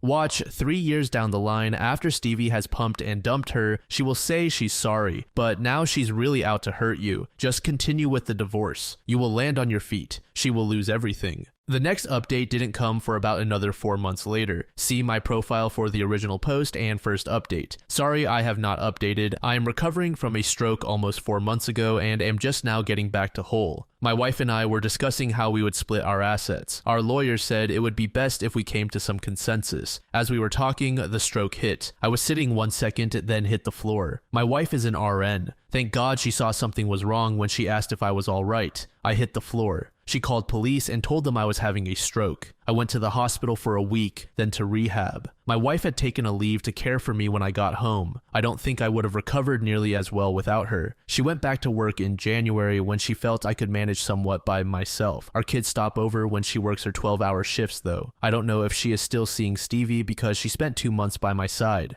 However, she has taken a couple of 3-day holidays away, so I think that may still be going on. Right now, divorce talk has been pushed to the side. Thank you for those asking for updates and the many messages asking where I was. I am on the mend. I have some issues walking, so going back to work is out of the question. I may have to come up with something else. Then another 3 months later, we got OP's final update. I hope it's the last one. Sorry I haven't updated, I know many have asked. First, I want to say how much I appreciated all the support, especially from those on PM. There were multiple chats that showed real concern for me and let me use them as a sounding board. On to the update. I have filed for divorce. I was starting to waver. I think because of my health issue, I stopped seeing the whole issue. The STBX was very kind and nurturing to me in recovery. Once I was back on my feet, taking care of myself, I started realizing things. STBX took weekends away once or twice a month. The kids would visit to help out. I now realize she was going to Stevie's place or going away with him. The kids got clued in right away. My daughter has been all over STBX. Their relationship is now nil. That is a shame. My son disapproves but has not cut ties. We discussed divorce, dividing assets. It will be amicable. Neither of us can buy the other out. We listed the place with a business broker, I guess that's what to call him. He found a company to give us a great offer. So we will divorce and move when it is finalized in a month or two. The sale will go through then. My health is not all the way back and probably never will be. I have a great boss who is working with me as I grow into this new role as a project manager for him. Thanks for all the support. User More Music Man said, your STBX will have a hard time moving forward. Her boyfriend will constantly be looking over his shoulder, waiting for her to start cheating on him. It's an inevitability with cheaters. While you recover, her nice little world with him will be falling down around her. Don't be surprised if in a year she wants you back. Be strong and tell her to f right off. User Horror Ad said, firstly, I hope you make a full recovery in time. It's unfortunate your relationship is ending the way it is. Reconciliation is impossible if your wife is still seeing Stevie. You did nothing wrong. This is all on her. Just do what's best for you. Unfortunately, I don't have any advice for you, but you do have my best wishes. I wish you peace, happiness, health, and a great future. User Professional Pilot said, her humanitarian efforts as an RN during COVID and to help you recover notwithstanding, she has somehow become a shit person. To burn down a 31-year marriage in her 50s for some BS artist named Stevie is soap opera level pathetic. I hope it all comes down around her ears. Seriously, she is the prototypical example of an adulterous traitor to her marriage and family, and now deserves neither. Glad your daughter has realized who her female bio parent really is. Your ex-cheater has sown the wind and will now reap the whirlwind. Well deserved, I might add. As for you, sir, hold your head high and execute your plan to be free of this cheating traitor with all due haste. There are many women her age or younger that are looking for a true man like yourself. I wish you nothing but the best, OP, and a full recovery from your stroke. Was it a TIA by any chance? This story was posted by a user named Annoying Friend in the Off My Chest subreddit. The post is titled, "I purposefully order meat items so I don't have to share with my vegetarian friend. I have a friend who is a vegetarian and very entitled. She believes that her money is hers and my money is ours. I love sharing food with friends. I eat almost exclusively family style, but I hate sharing food with this friend because she does not share food with me. To avoid confrontation, I have started exclusively ordering meat items whenever we eat together. Recently, we went out to eat and I ordered chili cheese fries and I added steak. My friend interjected and asked if we could get the steak on the side so we could share. The waiter was like, sure, and I kind of just stared blankly, silently fuming. But then when the fries came, I immediately dumped all the steak on the fries and started mixing. She was like, wait, and I said, oh, sorry, and continued eating. She said she would have ordered more food if we weren't sharing, and I said, well, then order it, but she didn't because she was trying to save money. She ate her sad salad and kind of passive-aggressively said, man, I wish I had some fries with this too. I ignored the tone and just responded cheerily, you should get some, they're good.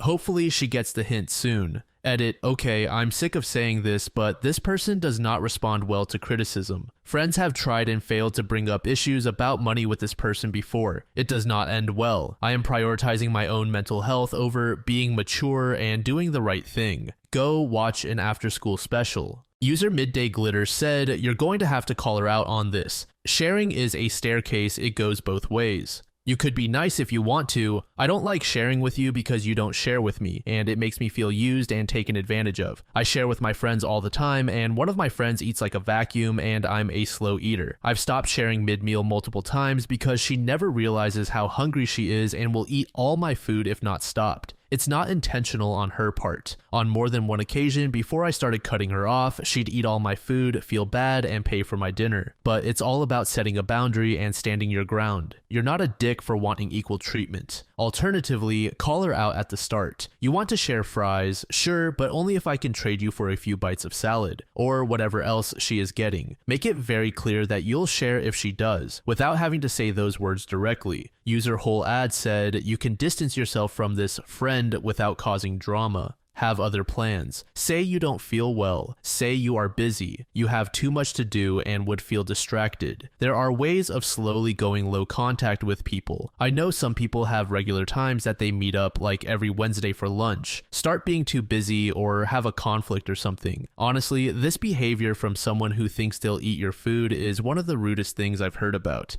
About 2 months later, OP provided an update. My post blew up and lots of people asked for an update. Nothing too interesting happened until last week, so here it goes. TLDR of last post, Mooch, vegetarian friend who likes to steal food but doesn't like to share, keeps stealing my food, so I purposefully order meat items to not share. Update, long story short, I'm no longer friends with Mooch. Another instance happened that was the catalyst for me, but I didn't make a dramatic show of anything. I just slowly stopped going on outings where Mooch was invited. All of my friends seemed to think Mooch isn't that bad, so they weren't really wanting to ice her out for me, which is totally understandable. But unfortunately, it means I stopped hanging out with most of my friends. That is, until last week. My friends had planned a short spring break trip to Mexico. I didn't go because Mooch was invited. I even warned them that Mooch was going to make it miserable, but no one listens to me. And shocker to everyone except for me, the trip was awful. She didn't pay for a single thing. She still owes people her portion of the Airbnb and gas money for the drive. Additionally, she had a sour mood anytime plans didn't go her way. Example, group wants to go to the markets, Mooch wants to go to rent a boat, majority rules they go to market, Mooch has a giant frown and makes sure everyone is aware she is having a bad time.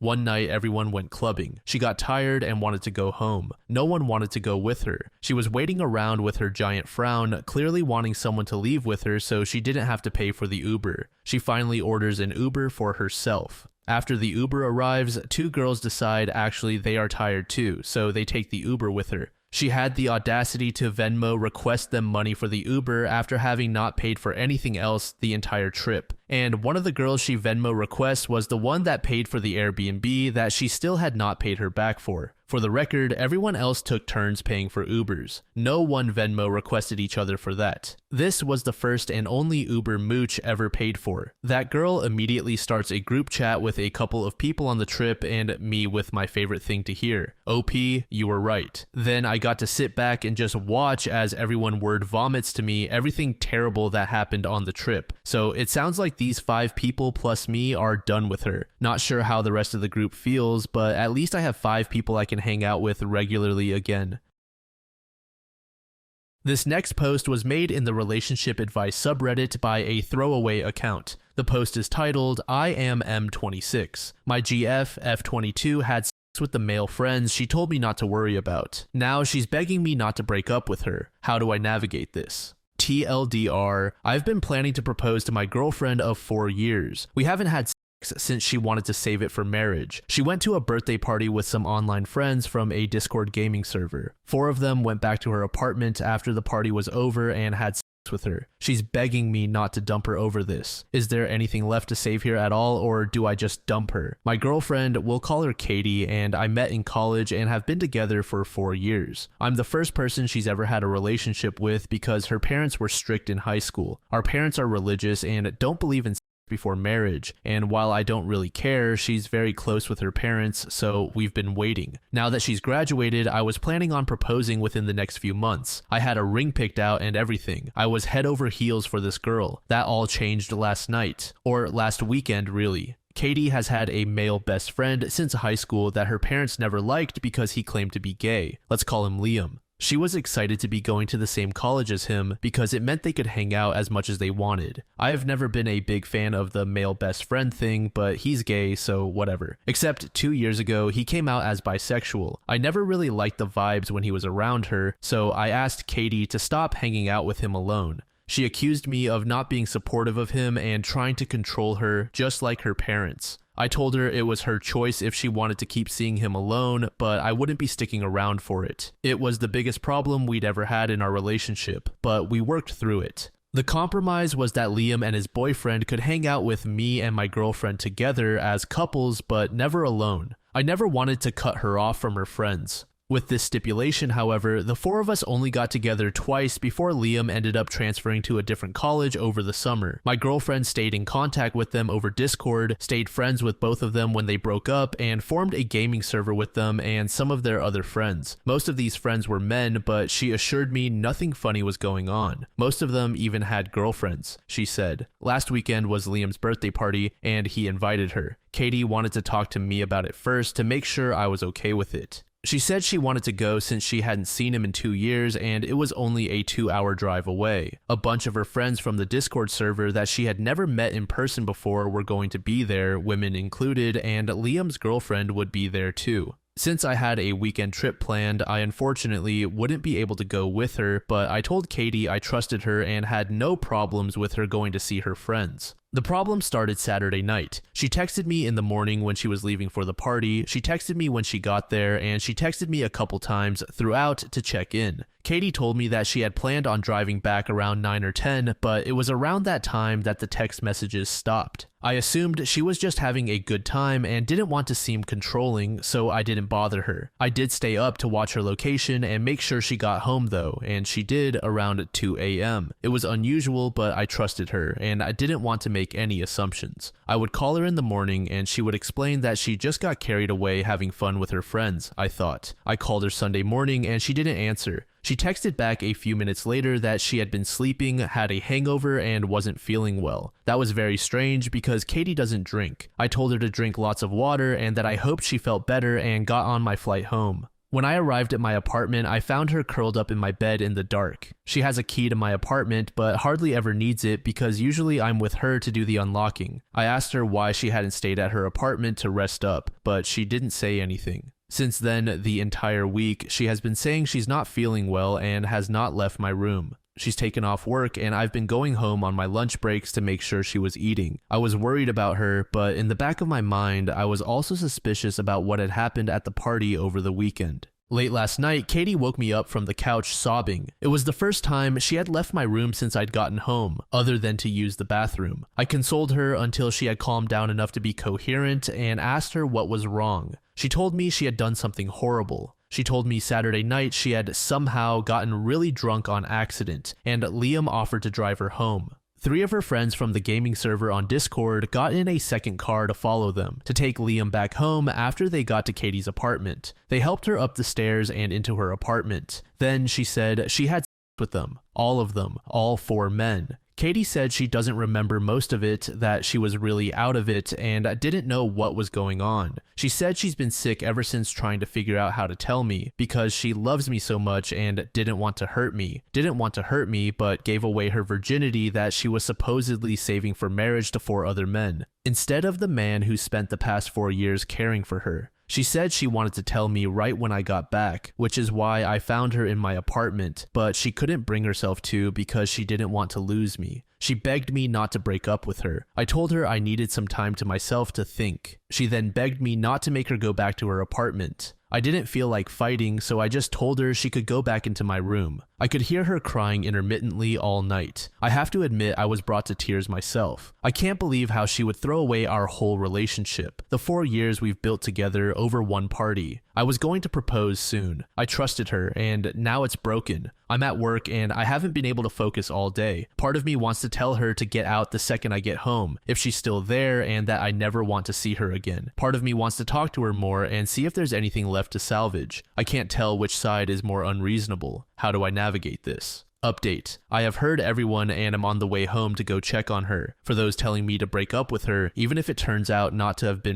I could never forgive myself if it was, and I left her to deal with it on her own. I have made a new recent update for anyone concerned. Thanks to everyone for caring so much about my girlfriend. OP later posted an update saying the following: trigger warnings all over this. Sorry for everyone who didn't get that on my last post. My girlfriend has gone to bed early and I have nothing better to do, so I'm finally getting a chance to write this. First, something you can skip through to the actual update if you don't care. I think my other post was taken down for being fake. One of the biggest reasons people seem to think it was fake was because I wasn't spending time in the comments denying every accusation. I hadn't even opened Reddit since I left work to go check on Katie. It wasn't anywhere near my top priority at the time.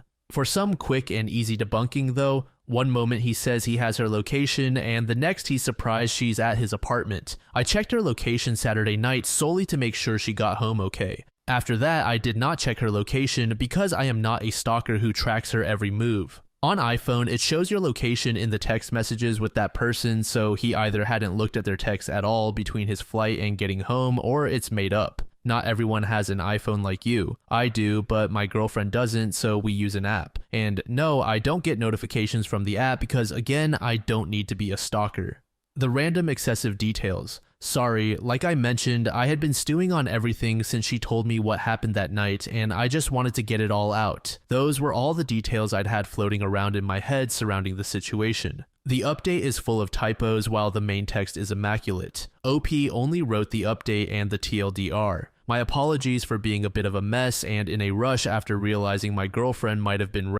That's my bad. I have gone back and fixed them, by the way. I had no idea my post would get hundreds of more comments after I closed Reddit that would skeptically analyze everything I wrote to the letter. There's absolutely no concern that she's gotten pregnant, no worries about infections. Not at the time, no. I didn't even know if I was going to stay with her. Pregnancy and STIs would have been a concern if I did, but at the point of writing, I believe she had cheated on me and was leaning towards breaking up with her. No worries that she was potentially drugged and raped. Again, not at the time of writing. I was still reeling from what she had told me, that she had sex with 4 men. She didn't say anything about getting drugged or being raped, which was something I would have assumed she'd have mentioned. That was before I read all the comments that she may be in denial herself, which hadn't even occurred to me. So this religious girl who wanted to wait for marriage suddenly wanted a train run on her, obviously fake. No, as it turns out, she did not want any part of what happened. For everyone who said someone in my position wouldn't have taken the time to write everything out for a post, well, look at the rest of the subreddit. If people in sticky situations didn't post about them, there wouldn't be any posts on here at all. And to everyone who suggested either it was fake or she must have been a cow for 4 men to carry her up the stairs, you can personally f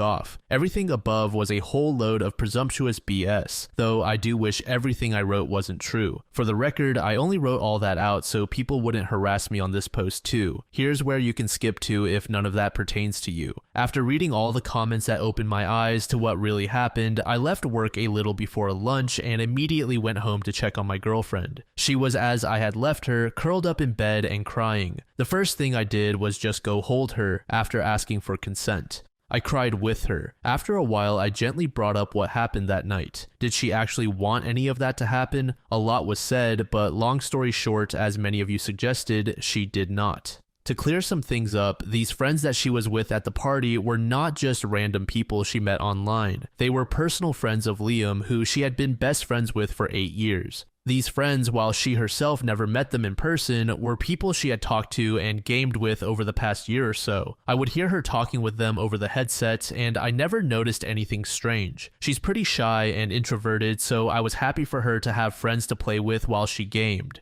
They weren't all men either. From what she said, there were 4 or 5 women in the server as well. Of the people at the party, 3 of the men and 2 of the women attended. Also, there were Liam's girlfriend, a couple of other friends, and a few of their partners. All in all, there were only around 15 guests, and everyone knew each other for the most part. It was never meant to be a huge thing, just a get-together of Liam's closest friends at his house. Alcohol wasn't even supposed to be a big part of it. At the beginning of the party, a lot of them just gamed together, since they hadn't been able to in person for a while. There was no big girl-guy separation, as a lot of people at the party were LGBT. Some people got in little groups to chat together, just general mingling, etc. About midway through the party, one of the guests poured everyone some mystery shots. Katie rejected it at first. Liam, however, urged her to for his birthday. When everyone else heard she'd never taken a shot before, they all egged her on too. It was just one shot. Liam insisted it would wear off well before time for her to head home, and if not, she could just wait however much longer until she felt comfortable driving. She felt like she had to. From that point, things got a little less clear. There was more hanging out, there was more alcohol, people kept handing her drinks and insisting. She didn't want to ruin Liam's party, and she knew if nothing else, he would look out for her. She didn't feel right, but Katie said she thought he would have told her if something was wrong, and he kept telling her everything was okay. She remembers feeling really sick. She remembers seeing others passed out on the couch. She remembers Liam saying he wanted to personally take her home to make sure she was okay. He felt bad he had let her get so f***ed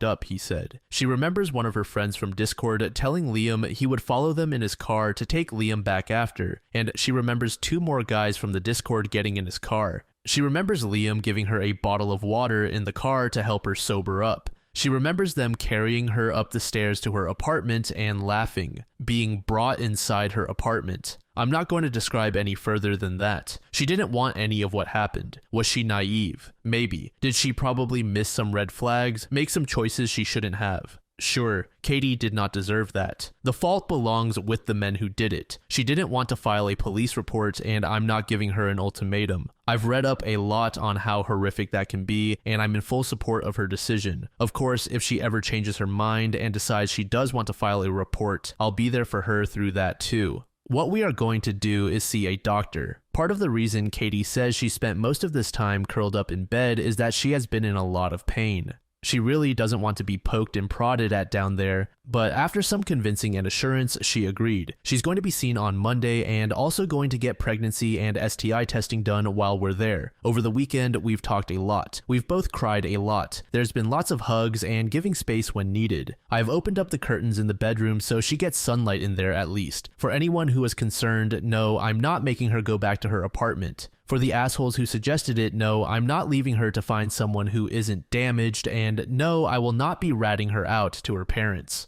I'm taking the entirety of next week off to stay home and take care of her, go to as many doctor's appointments as needed, set up therapy, etc. I don't think I can ever make up for leaving her alone the way I did this past week, but I will be there for her through anything and everything that comes next, whatever that may mean. Again, thank you to everyone from my first post who helped me realize what an egocentric dumbass I was being. I hope this update helps everyone who is concerned. Katie isn't okay right now, but hopefully we can get there. Edit. I re-uploaded the original post on my profile for those who were asking. This story was posted by a user named Conscious Tension in the AITAH subreddit. The post is titled AITAH for telling my parents to not include my stepdaughter in their will. I, 35F, have 2 kids, 17M and F, who are twins, and one stepdaughter, 18, whom I met when she was 11. The other day, I was at my parents' house going over some estate planning as I am the executor. While reviewing, I saw my folks had split their assets to be half for my 2 siblings and me, and the other half for their grandkids, all to be distributed evenly. My stepdaughter was included. When I asked them about this, they said they wanted to be fair. Their estate isn't super large, but the sum would be substantial. I told my parents that while generous of them, I didn't think it would be necessary and would be better to split between their 5 grandkids.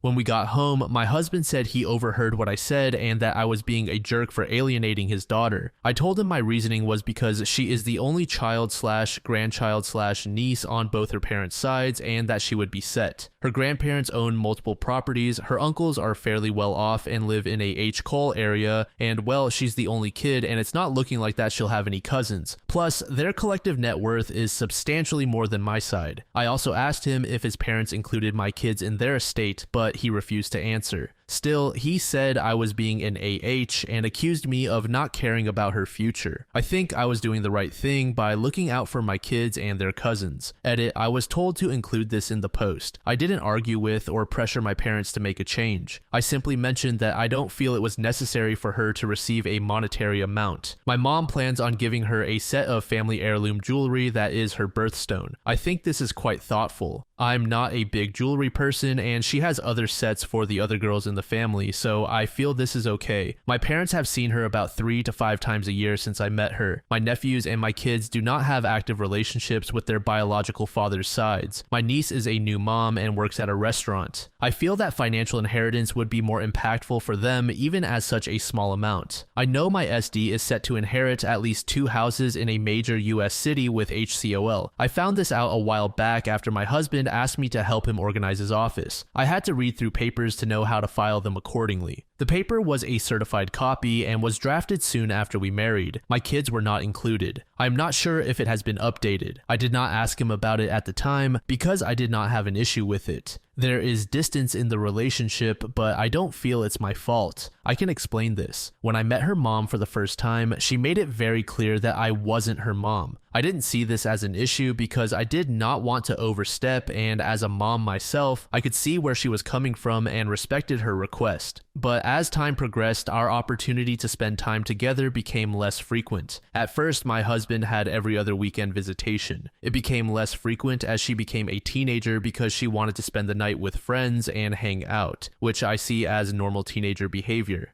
The other piece is that we were never invited to be included in major celebrations for her. We usually celebrated birthdays with her a week after because we weren't invited. My husband was just not us. She's also never spent Thanksgiving or Christmas with us because her mom wanted those days. Again, which I saw as fine because that's her only child. My husband would spend holidays with her at her mom's house, which I encouraged because I knew the importance of father-daughter connections. We also were not invited to her high school graduation. I think she's a beautiful and brilliant young woman, and I care for her tremendously, but it's challenging to develop deep, meaningful relationships with people you have little contact with. For people putting me in the category of the evil stepmother, saying that I see her as other, don't think that I haven't been trying since the beginning. I include her in every way I can in the times that she is with us by doing things like teaching her my family recipes, taking her shopping for clothes so that she doesn't have to bring things back and forth, and attending every school athletic event that I could. I have tried to include her in family vacation planning, but was told by her mother that unless the vacation occurred on a weekend we're scheduled to have with her, then she would not allow us to have the time.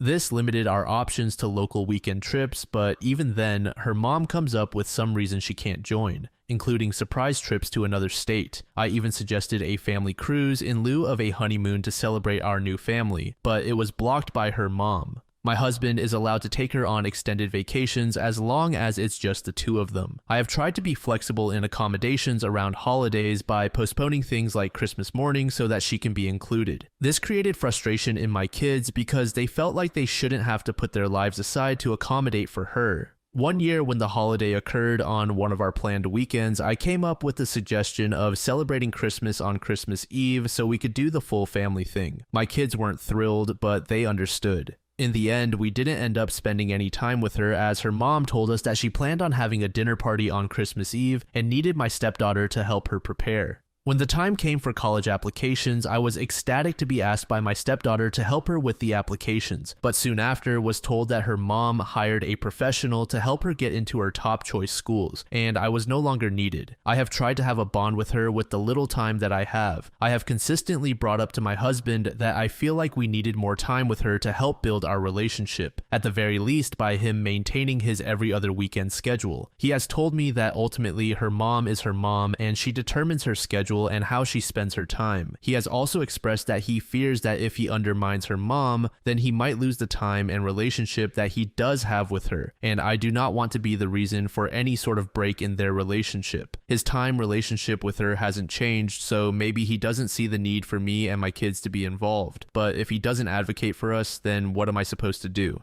Major update, I haven't had the opportunity to have a discussion with my husband about all of this, as I was waiting to speak with my therapist to get advice on the best way to approach the conversation. However, I did receive a phone call this morning from my father-in-law who I see as an absolute angel of a man. Apparently, my husband told his mom about our argument and my mother-in-law went off, and this is how my father-in-law found out about it. Phil asked me what my side of the story was, and I very emotionally told him everything as I listed in the OP.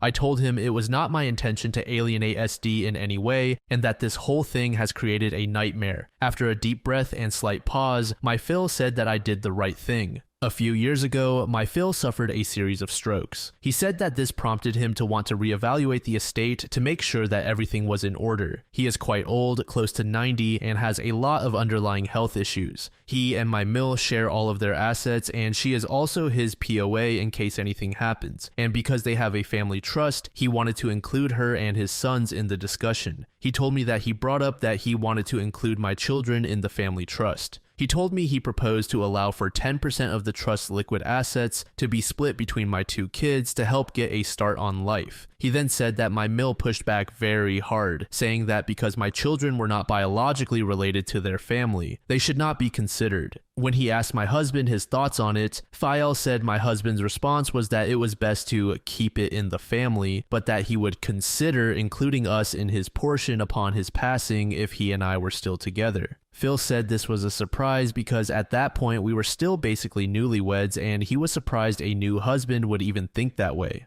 My mill's response to that was unhappy, saying again we weren't blood and that this was a family issue. Because of the stress caused by the situation and because of the recent strokes, Fael did not want to press things further. Fael said afterward he pulled my husband aside to find out more about what he had meant and to be assured that my kids would be included. He was basically told by my husband that he would do what was best for his family, and the conversation was dropped. Now, Fael said that he didn't push further at this point because he was getting tired from the conversation, but in light of what's happening and how my MIL and husband are responding behind closed doors, he felt it was necessary to let me know. He said that SD is set to be more than okay when it comes time and that my husband has asked to tap into funds to pay for her college so she would not need to take out any loans, which he agreed to. He said he asked my husband if he would do the same for my kids and that my husband's response was that he would ask when the time came, as my kids did not yet know what was going to happen regarding college admissions. Phil asked me if my husband and I had this conversation. I told him that my husband and I had discussions about my kids' school and that they would need to take out loans, finish college, and then we would help pay off half of the loans together once they graduated.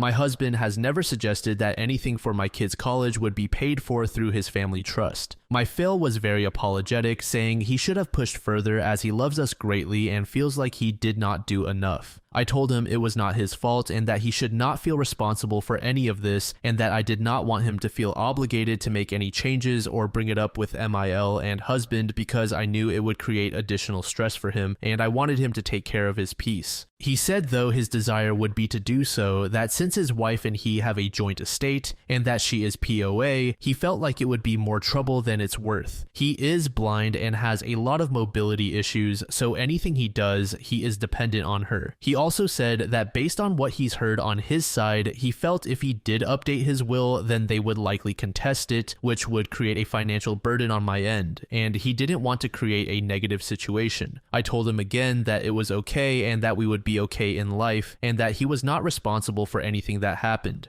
I told him that my intention wasn't to be added to the trust, just to make a point to my husband, to which he said he understood and agreed. He apologized again, we told each other how much we loved one another, and he ended the call saying he considered me a person of integrity, which is a rare gem. Now that I have this information, I feel like this whole situation brought to light a lot of things I hadn't considered regarding my marriage. Also, writing out everything regarding how my husband navigated his relationship with his daughter and ex-wife really put things into perspective that makes me feel like we were never a priority for him. I'm not sure where to go from here. I plan to bring this all up with my therapist and talk it out to figure out what I should do, but I no longer feel like the AH for advocating for my biological family, because my husband and his side have been advocating for theirs. TLDR, told my parents I thought it wasn't necessary to include SD in their will because she's set to inherit a lot from my husband's family. Husband got pissed and said I was alienating his daughter. Later got a call from my file saying I wasn't the jerk. User Landshark said, NTA, you stated your opinion and it doesn't sound like you pressured them. I think your parents are kind and it could be explained to your stepdaughter so her feelings wouldn't be hurt. Your husband needs to answer your question. Is your stepdaughter more important to him than his children with you? Does he not care about their future? If the stepdaughter's relatives' money was split with your children, it sounds like their future would be more secure. But I think it would be unfair to expect her relatives to share with unrelated children, and I would think they would not want to do so. Under this comment, OP said the following: I didn't pressure them, I just told them I didn't think it was necessary. I didn't even go into the details with them and left it at that. Nothing was changed over the course of our meeting. She is also set to receive a family heirloom jewelry set from my mom that happened to be her birthstone, which I thought was nice. And I don't expect them to share their assets with my kids. It has only ever been brought up with my husband because of this argument. I know she's set to receive a large portion, including 2 houses, because I saw some paperwork while cleaning my husband's office. It's a bit out of date, so I don't know if there's been an update, but it was drafted and I saw it shortly after he and I got married. I didn't bring it up to him then because I didn't expect my kids to be included. User SHD said either the grandparents of the stepdaughter split their assets equally with her and your kids, or each set of grandparents have their own grandkids as heirs. He doesn't want fairness. He wants his daughter to be the sole heir on his side, but also inherit from her stepmother's family. That's not how it works. You're not in a difficult situation at all. Sit your husband down and ask him if his daughter's maternal and paternal family are dividing their assets with your kids as well. If the answer is no, or a refusal to answer, then tell him you know she's getting at least 2 houses. Ask him to explain why your family should include his daughter as their heir if his family has not added your kids as heirs. Then just wait for him to explain.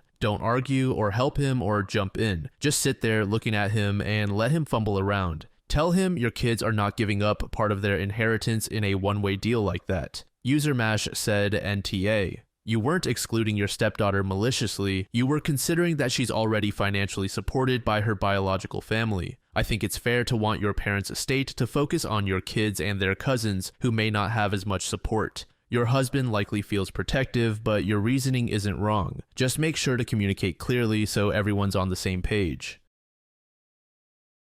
This next post was made in the Am I Overreacting subreddit by a user named Temporary7. The post is titled, My boyfriend said he wishes I was still fat after losing weight, and I'm pissed. I, 21F, have been dating my boyfriend Adam, 28, for almost 3 years now. I feel like some context is needed to accurately describe our situation. When I was 15, my older brother passed away in a car accident, and it threw me into a depression where I became very overweight. He was my best friend and meant the world to me. Losing him led me into the worst years of my life. A few months after I turned 18, I met Adam. He was one of my friend's older brothers and we hit it off. He's smart, charismatic, and I loved his sense of humor. Adam is also heavy, but he was so comfortable in his skin, it really made me admire his confidence. I couldn't stand to even look at myself in a mirror, so this last year I buckled down and lost weight, a very significant amount, and now I'm even below my high school weight. I've never been this fit in my life, and I feel so good about myself. My 21st birthday was this last Saturday, and Adam and my friends had planned a party for me. Unfortunately, Adam had a family emergency, so he wasn't going to be around for my birthday. I was completely okay with this and reassured him that it was fine when I drove him to the airport. My friend Andrea recommended that we should instead go to a strip club, and I thought that was an amazing idea. I'd like to reiterate that it would have been a women's only strip club. The next time I talked to Adam, I told him about the change in plans, and he was very adamant that he didn't want me to go. He said it wasn't that he didn't trust me, it's that he didn't trust my friends. I ended up dropping the subject to not cause him further stress, and we ended up just having the party they originally planned.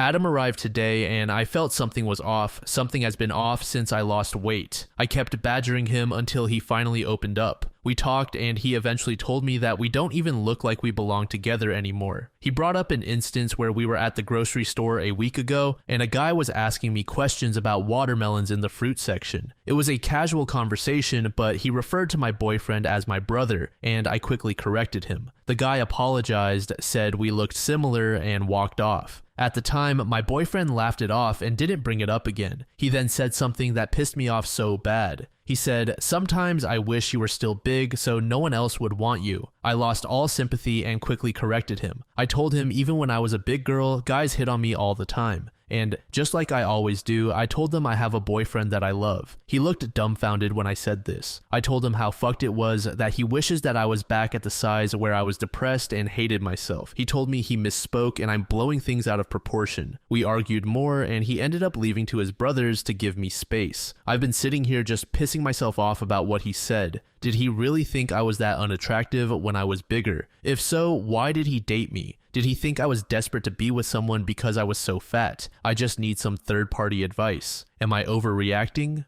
User my name is said, "You are 21 and feeling good about yourself. Maybe it's time to lose about 300 pounds more of dead weight and leave the guy that snatched up an 18-year-old when he was 25 because he thought no one else wanted her." User Christian Ramirez said he was a 25-year-old seeking out an 18-year-old to date. Trust that when you're 25, you'll see how big a gap that is. He was probably dating someone that much younger than him because girls his age didn't want him, and he thought you'd be easier to control. Even if this wasn't an active thought, the second you took control of your body by losing weight, he was unhappy. A good partner hypes you up when you achieve something you wanted. They don't try to cut you down. This dude is not worth the time of day. Under this comment, OP said the following: "Well, all I know is that his previous relationship lasted 5 years, and it was a girl he dated in college. I never really considered that he had the intention to control me, and I really hope that isn't the case. This is the first comment he's really made that cut me down, but now that I think about it, you are right. He hasn't really hyped me up either." A couple days later, OP gave us an update. "I want to start by saying thank you to everyone for giving me their opinions and advice. It really means a lot to me. I debated if I should post again, but I need an outlet to vent. I've been laying here in the dark and I've read basically all the comments and I think an update is warranted. Basically, Adam and I are taking a break and I've been crying my eyes out for the last few hours. He came home today and we both agreed that we need to talk and get everything out in the open. He started off by apologizing for what he said, particularly the 'sometimes I wish you were still big so no one else would want you' part. I asked if he thought I was unattractive when I was bigger and he said no, but he doesn't understand why I'm dieting and exercising the way I am.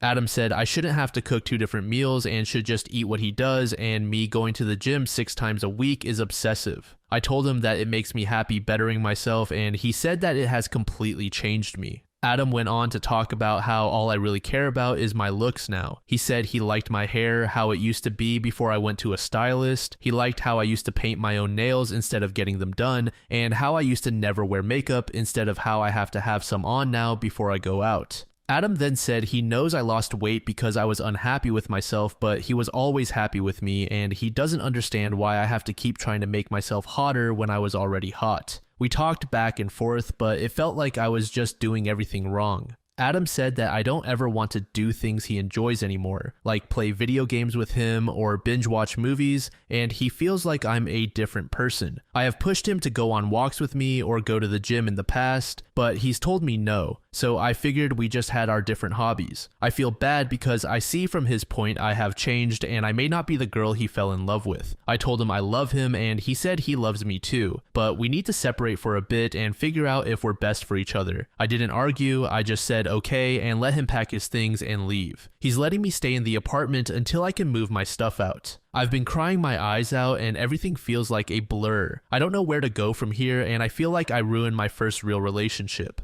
One user commented, "You did nothing wrong. You are discovering who you are and your style, your hobbies." And he may see that as a fundamental difference in values, rightly or wrongly. My husband and I are both quite laid back in regard to our appearance, which helps us be on the same wavelength about how much time, effort, money, and importance we put on grooming, shopping, etc. Then one day I mentioned an interest in joining a gym and he was so distraught. I wanted a way to exercise because I am out of shape. He saw gym membership as the hallmark of a completely different person and could not reconcile the person he knew me to be with his concept of the superficial gym bro. I ended up not joining, but I think he also chilled out after speaking to friends who didn't see gym attendance as restricted to certain personalities or values. I share this to raise the possibility that your BF associates working out every day and spending money on your looks as things that people fundamentally different from him do. If you live in the US, I think school social hierarchies draw lines around rigid stereotypical identities.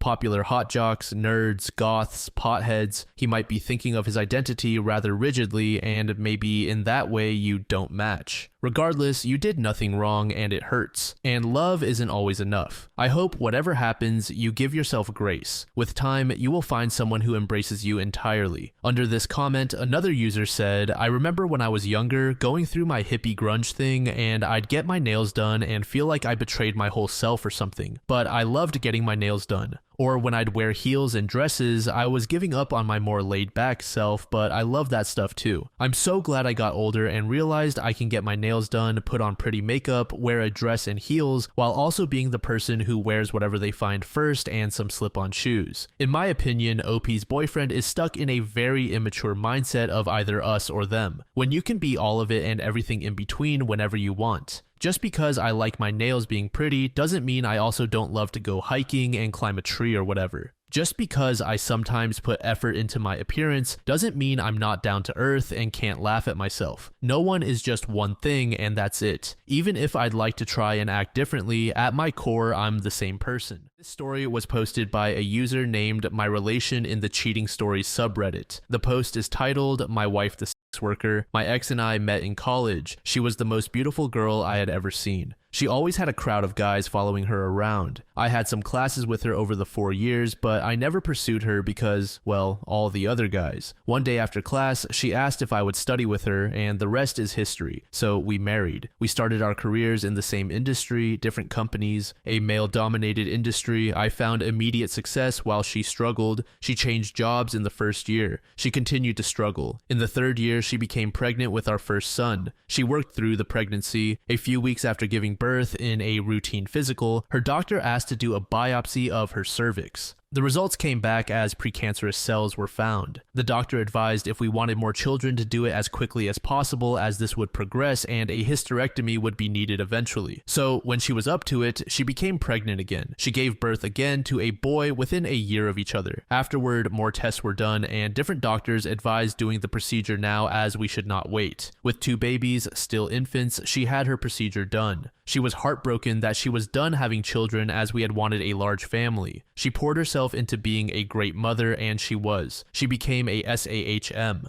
She took care of everything at home. Meanwhile, my career was moving along. I was offered a position with another company with a large salary bump. Life was good. When the boys went off to school, she volunteered at school and was a fixture there. I should mention that we had close friends we went to school with, A and B. We saw each other often. They started their family about the time we did. They have 1 son. The families went on vacations together, dinner, outings. We were best of friends. After the son was born, A, the mother, went back to work and is very successful. B had a good job also until about 2001 when his job was eliminated. He struggled to find work in his field as the economy back then really affected his field. So the decision was he would be a SAHD while looking for work where we lived as they did not want to move. The X and B did things together with kids. When the kids were all in school, they still hung out. You can now guess they had an affair. This story I know is long but not over. After about a year of this hot sex in the AM, B asked X if she and I had ever talked about a threesome.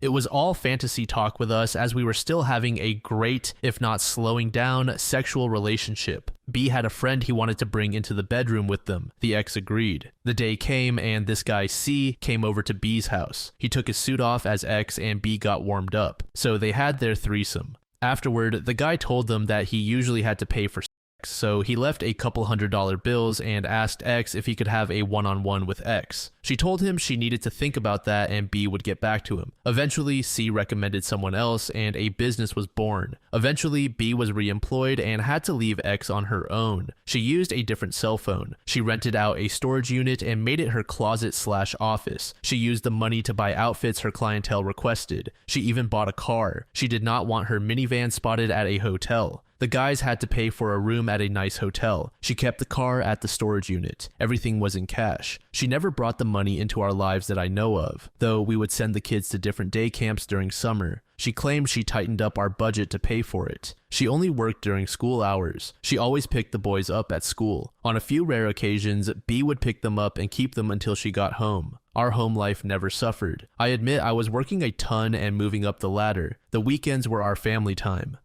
Was generally on the weekends. I thought because of my work life, this worked best. Most nights we would cuddle on the couch watching TV. Almost done, 2016 comes along. We have one son in college, the other a senior in high school. I get a call from BX is in the hospital. He was vague but said she is hurt bad. I rush to the hospital. My wife is hooked to a bunch of machines. They have already cleaned her up and taken her for x-rays. She has a broken jaw, broken nose, fractured orbital bone, possible concussion. She will make it, but will be a long road ahead. A police officer was finishing up and left. I, of course, want to know what happened. She was crying, talking gibberish through her sobs and pain meds. A nurse said I should let her rest. They were moving her to a room soon. She handed me a bag with her clothes. I looked in and asked if these were hers because she never wears heels and the dress was unfamiliar. The nurse said this is what they brought from the hotel room, so they pushed me out of the room. I called my sons to let them know. Later that night, when the fog of the drugs was wearing off, I got some of the story. She drifted off again. I had my youngest son sit in with her and I called B. Why did he call me? How did he know before me what's going on? So B came clean about what my wife was up to, leaving out the affair and his involvement. I was devastated. We eventually get her home after surgery on her jaw. The nose would wait. She convalesced at home. As she got stronger, I got the whole story. I called A and told of the affair and B as a pimp. She threw B out. As she got on her feet, I told her we were done. I asked her to move out. She moved in with B. I got the divorce rolling. I am sitting here 5 years divorced. I still love her. It is as if she had died. The grief is unbearable. My boys know what she did. I have not spoken to her since she left. User Gaz said, I really do feel for you. That is truly a rotten thing to have gone through. You hate the things she has done to you, but still love her. That is a common feeling, I'm afraid, that a lot of us go through. She would have probably left you eventually anyway, if you think about it. I doubt that it was because of anything you could have done or changed. There is no law to say you have to stop loving someone even if they have hurt you, but you need to concentrate on your own life, buddy. You need to build something of your own. User GeoMom said, this story, absolutely heartbreaking. I am so sorry this happened to you. The whole thing is so bizarre. It sounds like a Lifetime movie. I assume one of her Johns beat her up. It's incredible that she did this for 10 or more years without incident, without you finding out, without catching something, and without anyone else figuring it out and telling you. B's wife too, totally in the dark. Unbelievable. This is me assuming your story is true, and this is not the plot of a Lifetime movie I've never seen. What do your sons think of all this? Do they have a relationship with their mother now? I have not seen her in 5 years since the divorce happened. I did not know what to expect. I assumed that she would be disfigured from her beating. She was not, although her face was not as flawless as I remember. The one thing I did see was that her eyes no longer sparkled. This was a feature I never got enough of. Even with a mask on, her eyes did not look the same. Funny what you notice. When she smiled, her face used to just light up. I imagine she just has a resting bitch face now. Anyway, while waiting, we had a nervous catching up talk. She mentioned she liked the landscaping I did and how the plants, now matured, really look nice. This tells me she has been by the house where I have no idea where she lives, and my sons were told never to mention her to me. During and after the divorce, I tried to purge any remembrance of her. I replaced the bushes in the yard as it was something she had planned and planted. I did not mention that the inside of the house was redone also. I even ripped out a wall. I had a construction dumpster in the driveway for many months.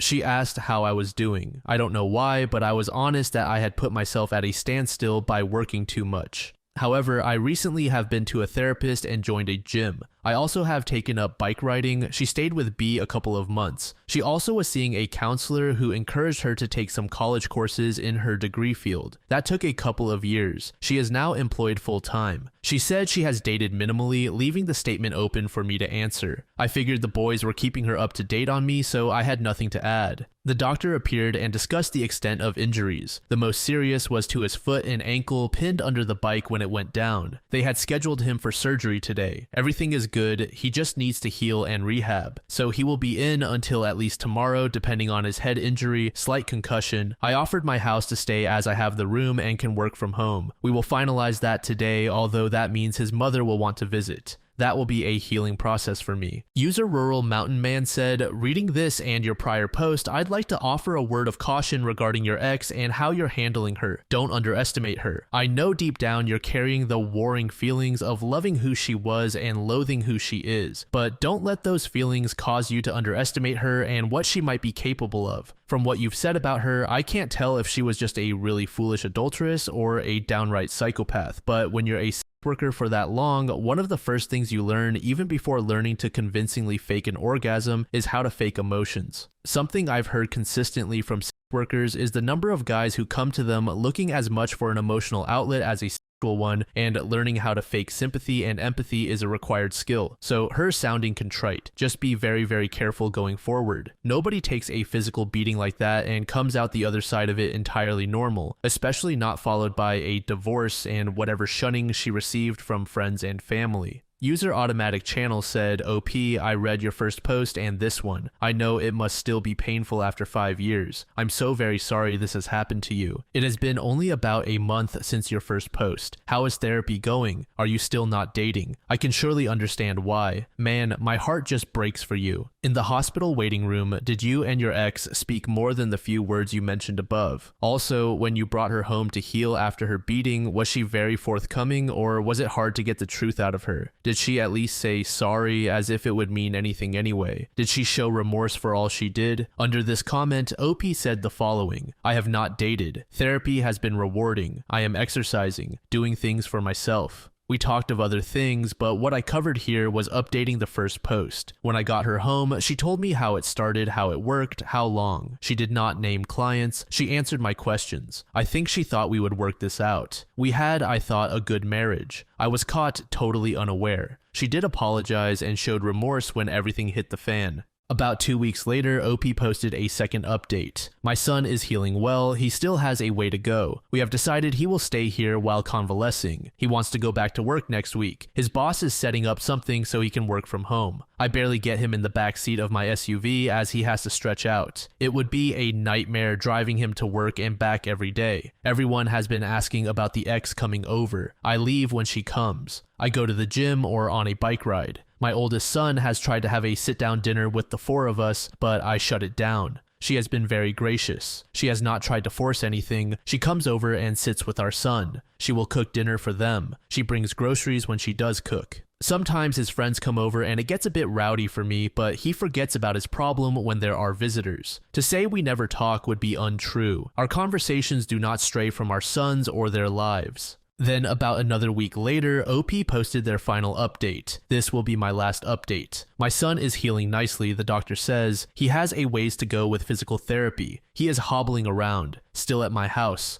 working from home. I have returned to the office to give him some space. Now the ex has started what many of you have said. She is doing little things around the house. My son is not all that tidy, so she is cleaning after him, doing his dishes. She will make a meal for him and always leaves a plate for me. I tell my son that can be his lunch the next day. She asked me the other night if I would be interested in going out to dinner tonight as my son has some friends coming over. I told her no. A little later, she mentioned us getting a meal just to clear the air. Again, I told her no. I finally said, "We ended long ago because of your actions. It took me a long time to get over what was lost. I do not intend to revisit a relationship with you." She said, okay, she understood where we stand. I did say I didn't have a problem with her coming over to visit our son until he gets back to his place. I thanked her for cleaning up, but said it's not necessary. Thank you all for the encouragement and kind words, but I will make it through this. My heart has hardened. User MDG said, "You handled it like a boss. Your ex has really nowhere to go emotionally, and you are the closest body she would like to leech onto. Your ex has something broken deep inside of her, and you didn't know it at the time. Maybe she didn't until she cheated and then totally changed from the person you thought you knew. I think for your recovery, after your son is out, please sell the house and have a fresh start. There's plenty of life left in you, and you deserve happiness. Also, please update on how you are doing. You bring encouragement to people who have suffered and can be an example that you can survive. Peace, friend." Joey said 14 years of that kind of deception is not reconcilable. Yes, she never neglected the children and was always a good mom, but that in no way excuses her behavior towards you. My wife basically did the same thing for the last 16 plus years, but she left us 15 years ago to pursue her profession without us at least. Good luck, and I hope your ex-wife is seeing a therapist. User Smacksaw said, "I think you misunderstood something, and I would run this by your therapist. It looks to me like she's trying to give you closure, give herself closure, or both. It could be altruistic, selfish, or both. For you, you've already closed it off. She's recognizing that. When you have these situations, you can forgive people out of gracious love, reconciliation, or just closure. In her mind, I think she wants to give you an 'I'm sorry, I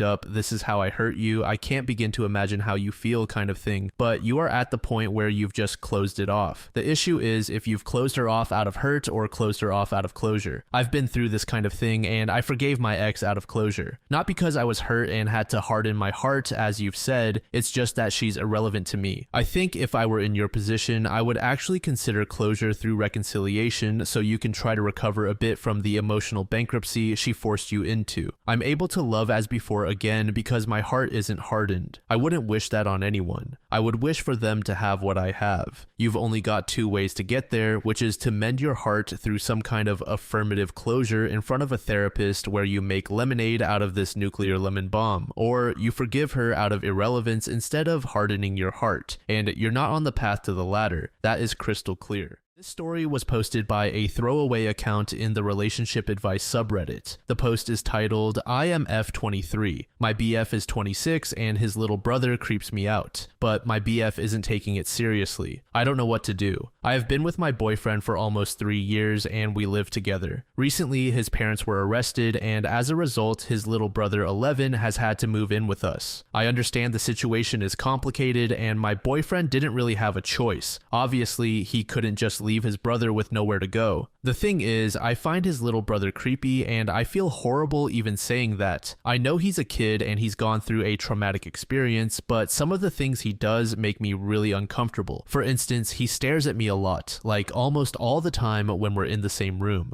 I'll catch him just watching me and it's unsettling. He also has this habit of walking into our bedroom without knocking, especially when my boyfriend is out. I have told him multiple times that he needs to knock, but he either ignores it or just doesn't care. He will shower and use the bathroom with the door wide open, clearly so everyone can see him when walking past, even though I have told him he needs to keep the door closed when he's in there. One time I had just gotten out of the shower and was in my towel when I walked into the bedroom and he was just standing there, staring at me. I asked him what he was doing and he didn't even answer. He just kept staring before finally walking away. I brought this up to my boyfriend, but he brushed it off, saying his brother is probably just adjusting to everything and doesn't mean any harm. I lent him my laptop because he said he needed it for homework, and when I got it back, it was completely filled with he had downloaded and it was in the search history. I told my boyfriend he needed to speak with him, but my boyfriend says it's normal for a boy his age. He just told me to clear the search history and delete what he downloaded, but he is not being normal. He is weirding me out, and I feel bad even saying it. I get that this kid is dealing with a lot. Losing his parents like that is traumatic, but at the same time, I feel like my feelings are being dismissed. My boyfriend says I'm overreacting, but I honestly feel really uncomfortable in my own home now. I even find myself avoiding being alone with his brother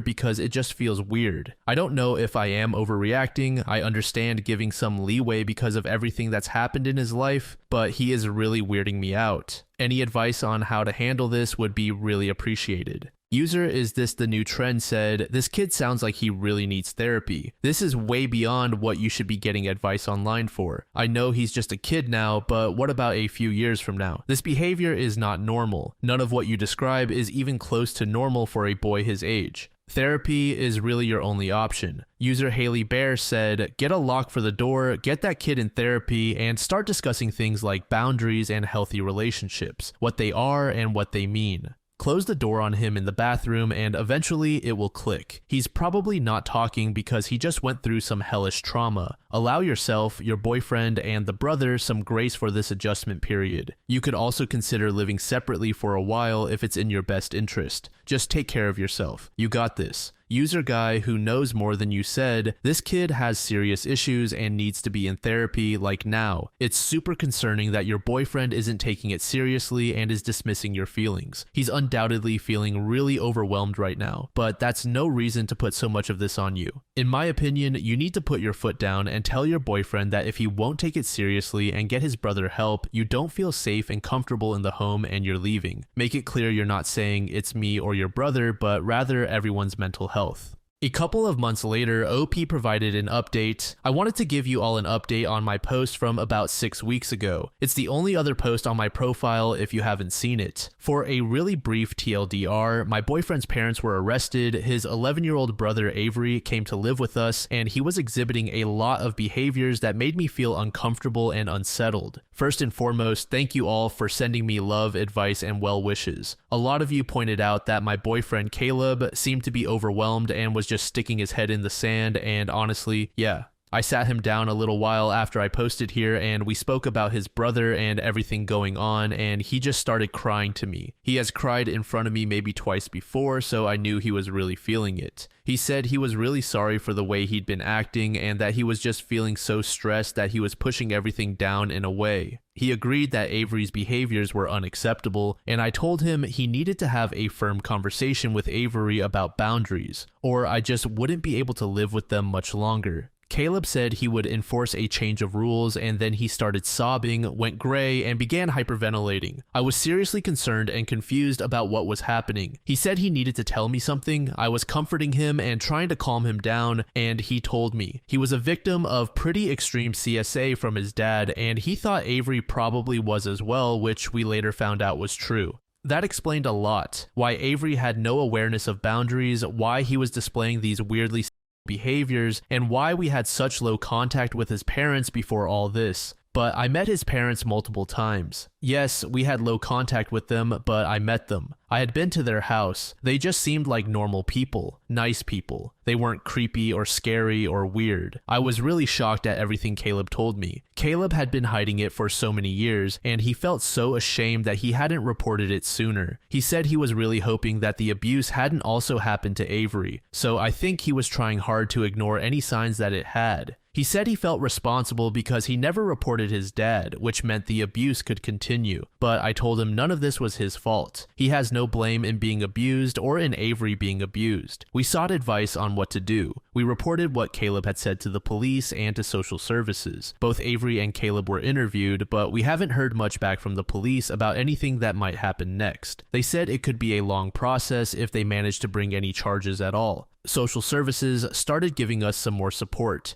Avery has been behaving a lot better since. He's been listening to boundaries more. He's actually changed a lot in the short time since I posted here last. He's come out a bit more as a pretty charming and charismatic boy. Even though, if I'm totally honest, he's still a little weird, but maybe that's to be expected after having the life he had. I got him into scouts and he's made a pack of really close friends who have even come over a few times. He's been getting on well with school, although they said he's only on KS1 level work, but I'm sure he'll catch up in time. And even if not, it's not the end of the world. TLDR, things have gotten a lot better since my boyfriend opened up about the abuse he had been the victim of. User Slinky said therapy, for both of them, but separately. If Caleb has custody of Avery, then social services should at least pay for therapy for Avery. They both need some serious trauma-focused therapy to begin to heal. This is deep trauma. You're a good human for wanting to help them. Take care of your own mental health throughout this as well, of course. Best of luck to all of you. User LDub said, please be very aware that children who are victimized often victimize others and are very vulnerable to being abused again. Please do not set him up in situations where this could occur. You will need to be proactively guarded for him. Sleepovers are probably not a good idea, and you may wish to notify his scout leadership. User Sofa Couch said, there have been replies here that stress therapy, and I obviously agree with that recommendation. However, the most important thing for an abused child to heal is to have healthy, supportive relationships with trusted adults. Children are very resilient. It's important that conversations around mental health, healthy boundaries, and healthy development continue throughout his adolescent and teen years. Open communication, done in a healthy and positive way, will reinforce anything he works on in therapy and encourage him to open up when he's struggling. In all honesty, this will be beneficial to your boyfriend as well. I would also recommend conversations about internet safety, what consent is, and what healthy relationships are. You and your boyfriend should continue to model these things. Also, conversations about consent can be had for many reasons. Can I hug you? You don't have to do things you're uncomfortable with. I'm uncomfortable when people hug me, so I set those boundaries for myself. Our bedroom is our personal space, so I'd like you to knock when you're entering. I'll make sure to do the same for you because you deserve privacy. Consent isn't just something to discuss when talking about sex. Obviously, that's an important conversation to have too. There are also many different websites for parents, caregivers of children who've been sexually abused. They have information on how to help the child cope, but also information on how you and your boyfriend can cope too. You're experiencing the pain of seeing a loved one suffering due to CSA. Your boyfriend is struggling as a survivor of CSA and knowing his brother also suffered CSA. That's heavy stuff. Don't neglect your own self-care by putting your all into them. It will backfire, and if your boyfriend does it, it will backfire even more so. It's important to remember that your boyfriend will likely be triggered quite a bit if the investigation and potential legal process begins. In addition, even having talked about the abuse for the first time can take a massive toll on people. Just continue to be supportive and non-judgmental. Don't offer advice, just validate his emotions. Tell him you love him and thank him for telling you, because it takes a lot of courage to disclose to anyone. It also shows how much he loves and trusts you. I'm sure I'm telling you a lot of information you may already know. However, in the off chance that you don't, I hope some of this may benefit you, your boyfriend, and his brother. I'm sending warmth and love your way. This next post was made in the infidelity subreddit by a user named Confundus Charmed. The post is titled, She Cheated. I'm figuring it out and it hurts. I, 34M, found my wife, 33, in our bed with another man. For the sake of my sanity, I will refer to my wife as Ellie, and my best friend's name is Omar. Ellie and I met in college and hit it off right away. When we started dating, I was not really assertive. You could accurately say that it was her showing interest and desire in me that made me begin to value myself and work past a ton of insecurities I used to deal with. I was just a hardworking, nerdy, smart dude, but had never had any real luck with women. To me, it was almost incredible that someone as smart and beautiful as her would show as much interest in me as I showed in her. We have both always been driven, which led to us separately building small businesses of our own by the time we graduated college. We moved in together after graduation and married a year later. We had what I considered a very strong marriage. We had weathered family tragedies, professional challenges, and small and large disagreements, and always managed to work through everything, which I felt always made us stronger. Ellie has always had a huge social circle that included a fair number of men, but I never thought too much about it as she never did anything that raised red flags, since all social outings seemed to always be with a large mixed group, and I came to trust her closest friends. As our 10-year anniversary was coming up, I decided to bring up the topic of starting a family. Early on in the relationship we had together decided to compromise on the size of our family. I wanted kids, she wanted none or at most one, so we agreed on having one. Now, 10 years into our marriage, secure economically and thinking how healthy I thought our relationship was, I brought the topic up. I can't help but think me doing this may have started this whole chain of events. A little over 3 months ago, she told me she was going out with her friends to have some fun. She basically told me she needed to unwind as she was getting stressed about me asking about having kids again. That night, she came back at 4 a.m. Starting from that day, our bedroom went completely dead. In our relationship, Ellie has always initiated as much as me. In fact, on average, I would say more often than me. For rare periods when we were dealing with traveling, I can't think of us ever going more than 5 days without some form of intimacy. She started going out more, guarding her phone, avoiding me, all things I had never seen from her before. After about 3 to 4 weeks of this, I talked to Omar, my best friend, and he pointed me to Reddit where I started reading. Eventually, I decided I needed to do something about this as it was beginning to put me in a bad mood. I don't just want to trust her, I like trusting my wife. I need to trust her. Well, needless to say, I got my hands on her phone and checked her calls and texts, feeling like a complete monster violating her privacy. It turns out that one of the people new to her social circle is an old high school flame from before we were together. The more I dug, the more I found. I think the fact I'd always trusted her completely made her complacent about hiding the affair better. I found out that during that party a month before he had attended and they spent all night catching up and ended up kissing, not even really hiding it from her whole group of friends, and then conveniently going to the bathroom at the same time. Up to this point, all I had felt has been this giant pit of anxiety in my stomach, a part of me trying to hold on to the image of the woman I thought I had married, a kind of self-delusion. But the anger and sadness started getting overwhelming, made worse by the fact that she seemed oblivious to my sudden indifference. She didn't notice I'd stopped making romantic gestures. I felt like I was breaking inside. Finally, a month ago, I decided to catch them in the act and told Ellie I was going to visit my cousin for the weekend, but instead stayed with Omar, who had been helping me record and copy everything. I waited and sure enough, she brought him to our house, to our bed. I snuck into the house and made my way to our room. The sounds left no doubts. They were so into it they didn't notice me standing there at the door recording them with my phone. I literally felt something in me break. Like something in my soul snapped so hard I could hear it. My veins went ice cold and something like a 10-ton anvil had been dropped on my chest. I couldn't breathe. I went numb. This next part, I can only tell you what Omar says happened because I only remember parts of the next few minutes. According to Omar, who I'd brought as a witness, apparently I walked up to them, pulled the guy off the bed, and Omar pulled me off him. I remember Omar holding me down on the ground.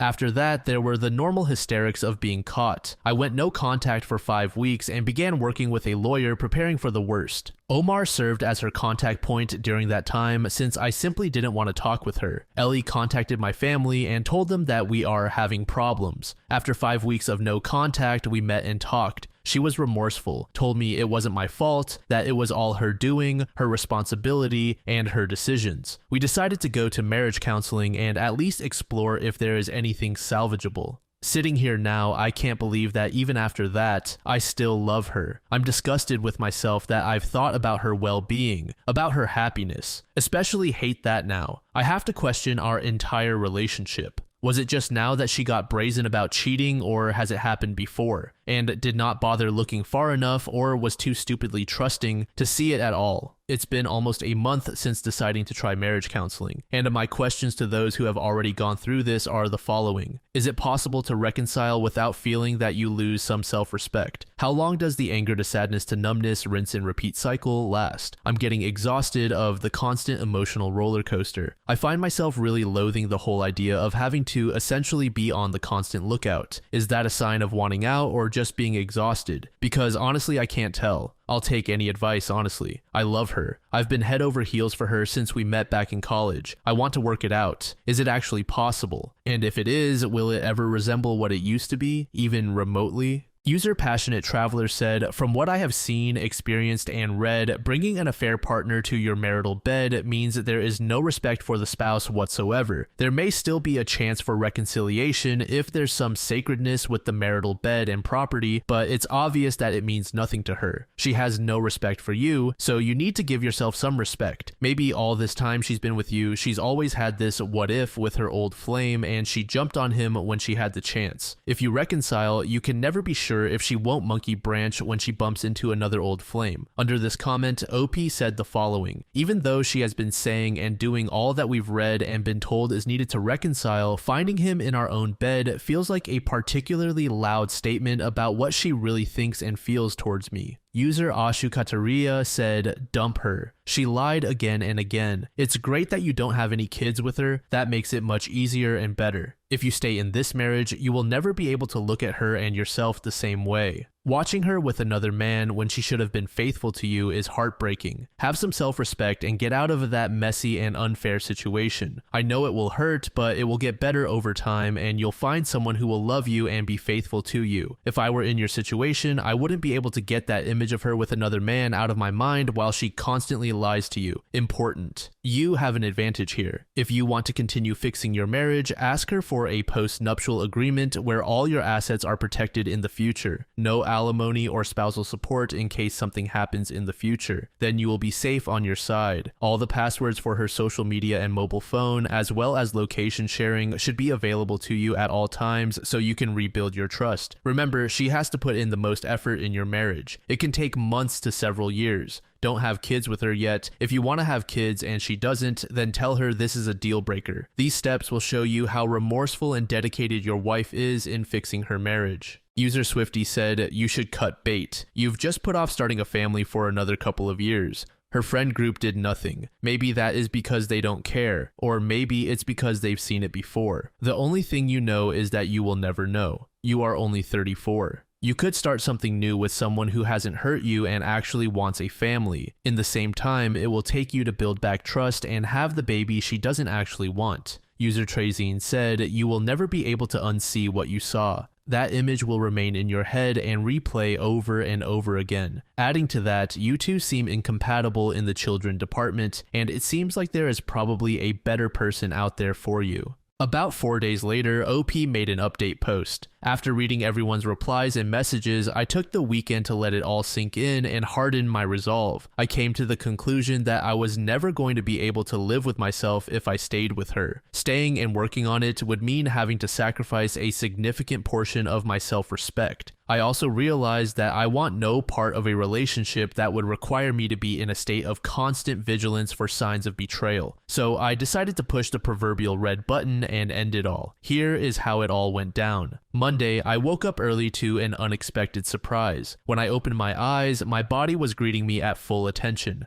Guys, I can't stress how surprising that was to me, considering that since finding out about Ellie's affair, I had not had morning wood. It was like my body was saying, hell yeah, we are gonna get this done today and be done, ready for something new. I actually laughed so hard at seeing it that Omar and his wife came to check in on me, thinking I was having some sort of mental breakdown. I got up, got ready, and called Ellie's dad to tell him we needed to talk. I met up with him about an hour before our marriage counseling session. The whole drive there, I was surprised at how calm I was about it. I could still feel an ocean of emotions somewhere deep down, but on the surface, I was not feeling anything. We met up at a little mom and pop breakfast place near his house and sat down. Ellie's dad is a good man, lighthearted and funny, but more importantly, he is level-headed. I thanked him for how he and his wife had treated me all these years and told him I was sorry to have this talk with him. He listened patiently, but as I started telling him why I was going to be divorcing his daughter, he lowered his head. I could tell he was ashamed and angry, not at me, but at Ellie. He told me he understood, and I asked him not to tell Ellie as I was going to be telling her within the hour. He agreed. We shook hands, then he told me to take care. I hated having to shatter his image of her. I debated with myself if I should have asked him to care for her, but I shouted down that instinct because he is her dad. Of course, he will care for her, but also it is no longer my business to care for her. She is a big girl. Next, I went to our scheduled marriage counseling session. I had been rehearsing all day Sunday what I would say to her and how I would say it. I wanted to essentially emotion-proof my actions and words for the next few hours. I sat there in the parking lot for 10 minutes and just prayed. I hadn't felt like doing so or could since all this started. When we sat down for counseling, Ellie was wearing one of the dresses I loved seeing her in, and for a split second I forgot everything. But then the visceral disgust and anger pushed the attraction completely out. I let the counselor get things going like in our previous sessions, and after about 10 minutes of her and Ellie talking, I interrupted. This is how it went. Me.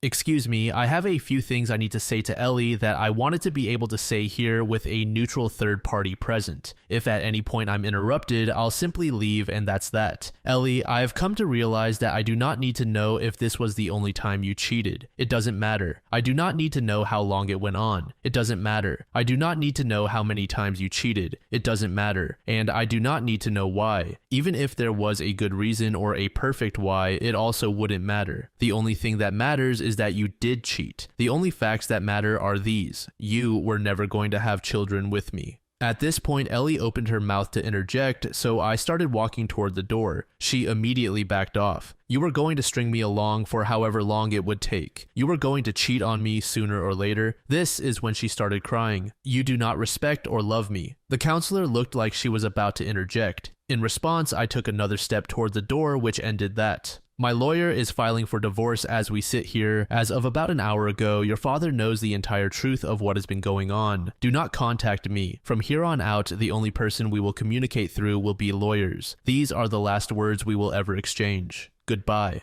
I walked the last few steps to the door and left. As soon as I closed the door, I heard a wail that would haunt people's dreams. She scrambled out of the office, pursuing me and tried to stop me, telling me how sorry she is and how we can start a family, and asking for a second chance, all while crying hysterically throughout. But I pushed past her, got in my car, and left. At this point, that ocean of emotions that had been quietly hiding underneath it all started roiling, barely holding it in. I drove to my parents' house and sent the text message I had planned to Ellie's best friends' husbands. When I got home, my old man was at the store, but Mom could tell I wasn't well. She has always been able to read me like a book. I told her I needed to tell her and Dad something important, and we sat down and waited. At this point, I have to thank User Responsible Mode for messaging me. We chatted, and he totally calmed me down. About 30 minutes later, Dad arrived. I poured it all out. The more I talked, the more I felt that ocean of emotions emptying and all that pain pouring out of me. When I finished talking to my dad, he just held me as I cried into his shirt for a solid 20 minutes. When it all ended, I felt spent and oddly at peace. I have arranged for Omar to receive a Harley he has been eyeing for a while. He has been more than a friend to me, and I am going to try my best to be as good a friend to him as he has been to me. I can't wait to see his face. I think this is the last time I will post, as it should be the end of this story. I just want to thank you all. I would have never thought that I would find sound and sane advice from strangers on the internet. I know that it will be a long road ahead and that I will still need IC to deal with the aftershocks of this debacle and rebuild my ability to trust. I have to hope that little by little all this pain, sadness, and anger will go away, like Roto-Rooter for my soul if I do the work. Now begins the rest of my life, and I can honestly say I am looking forward to it.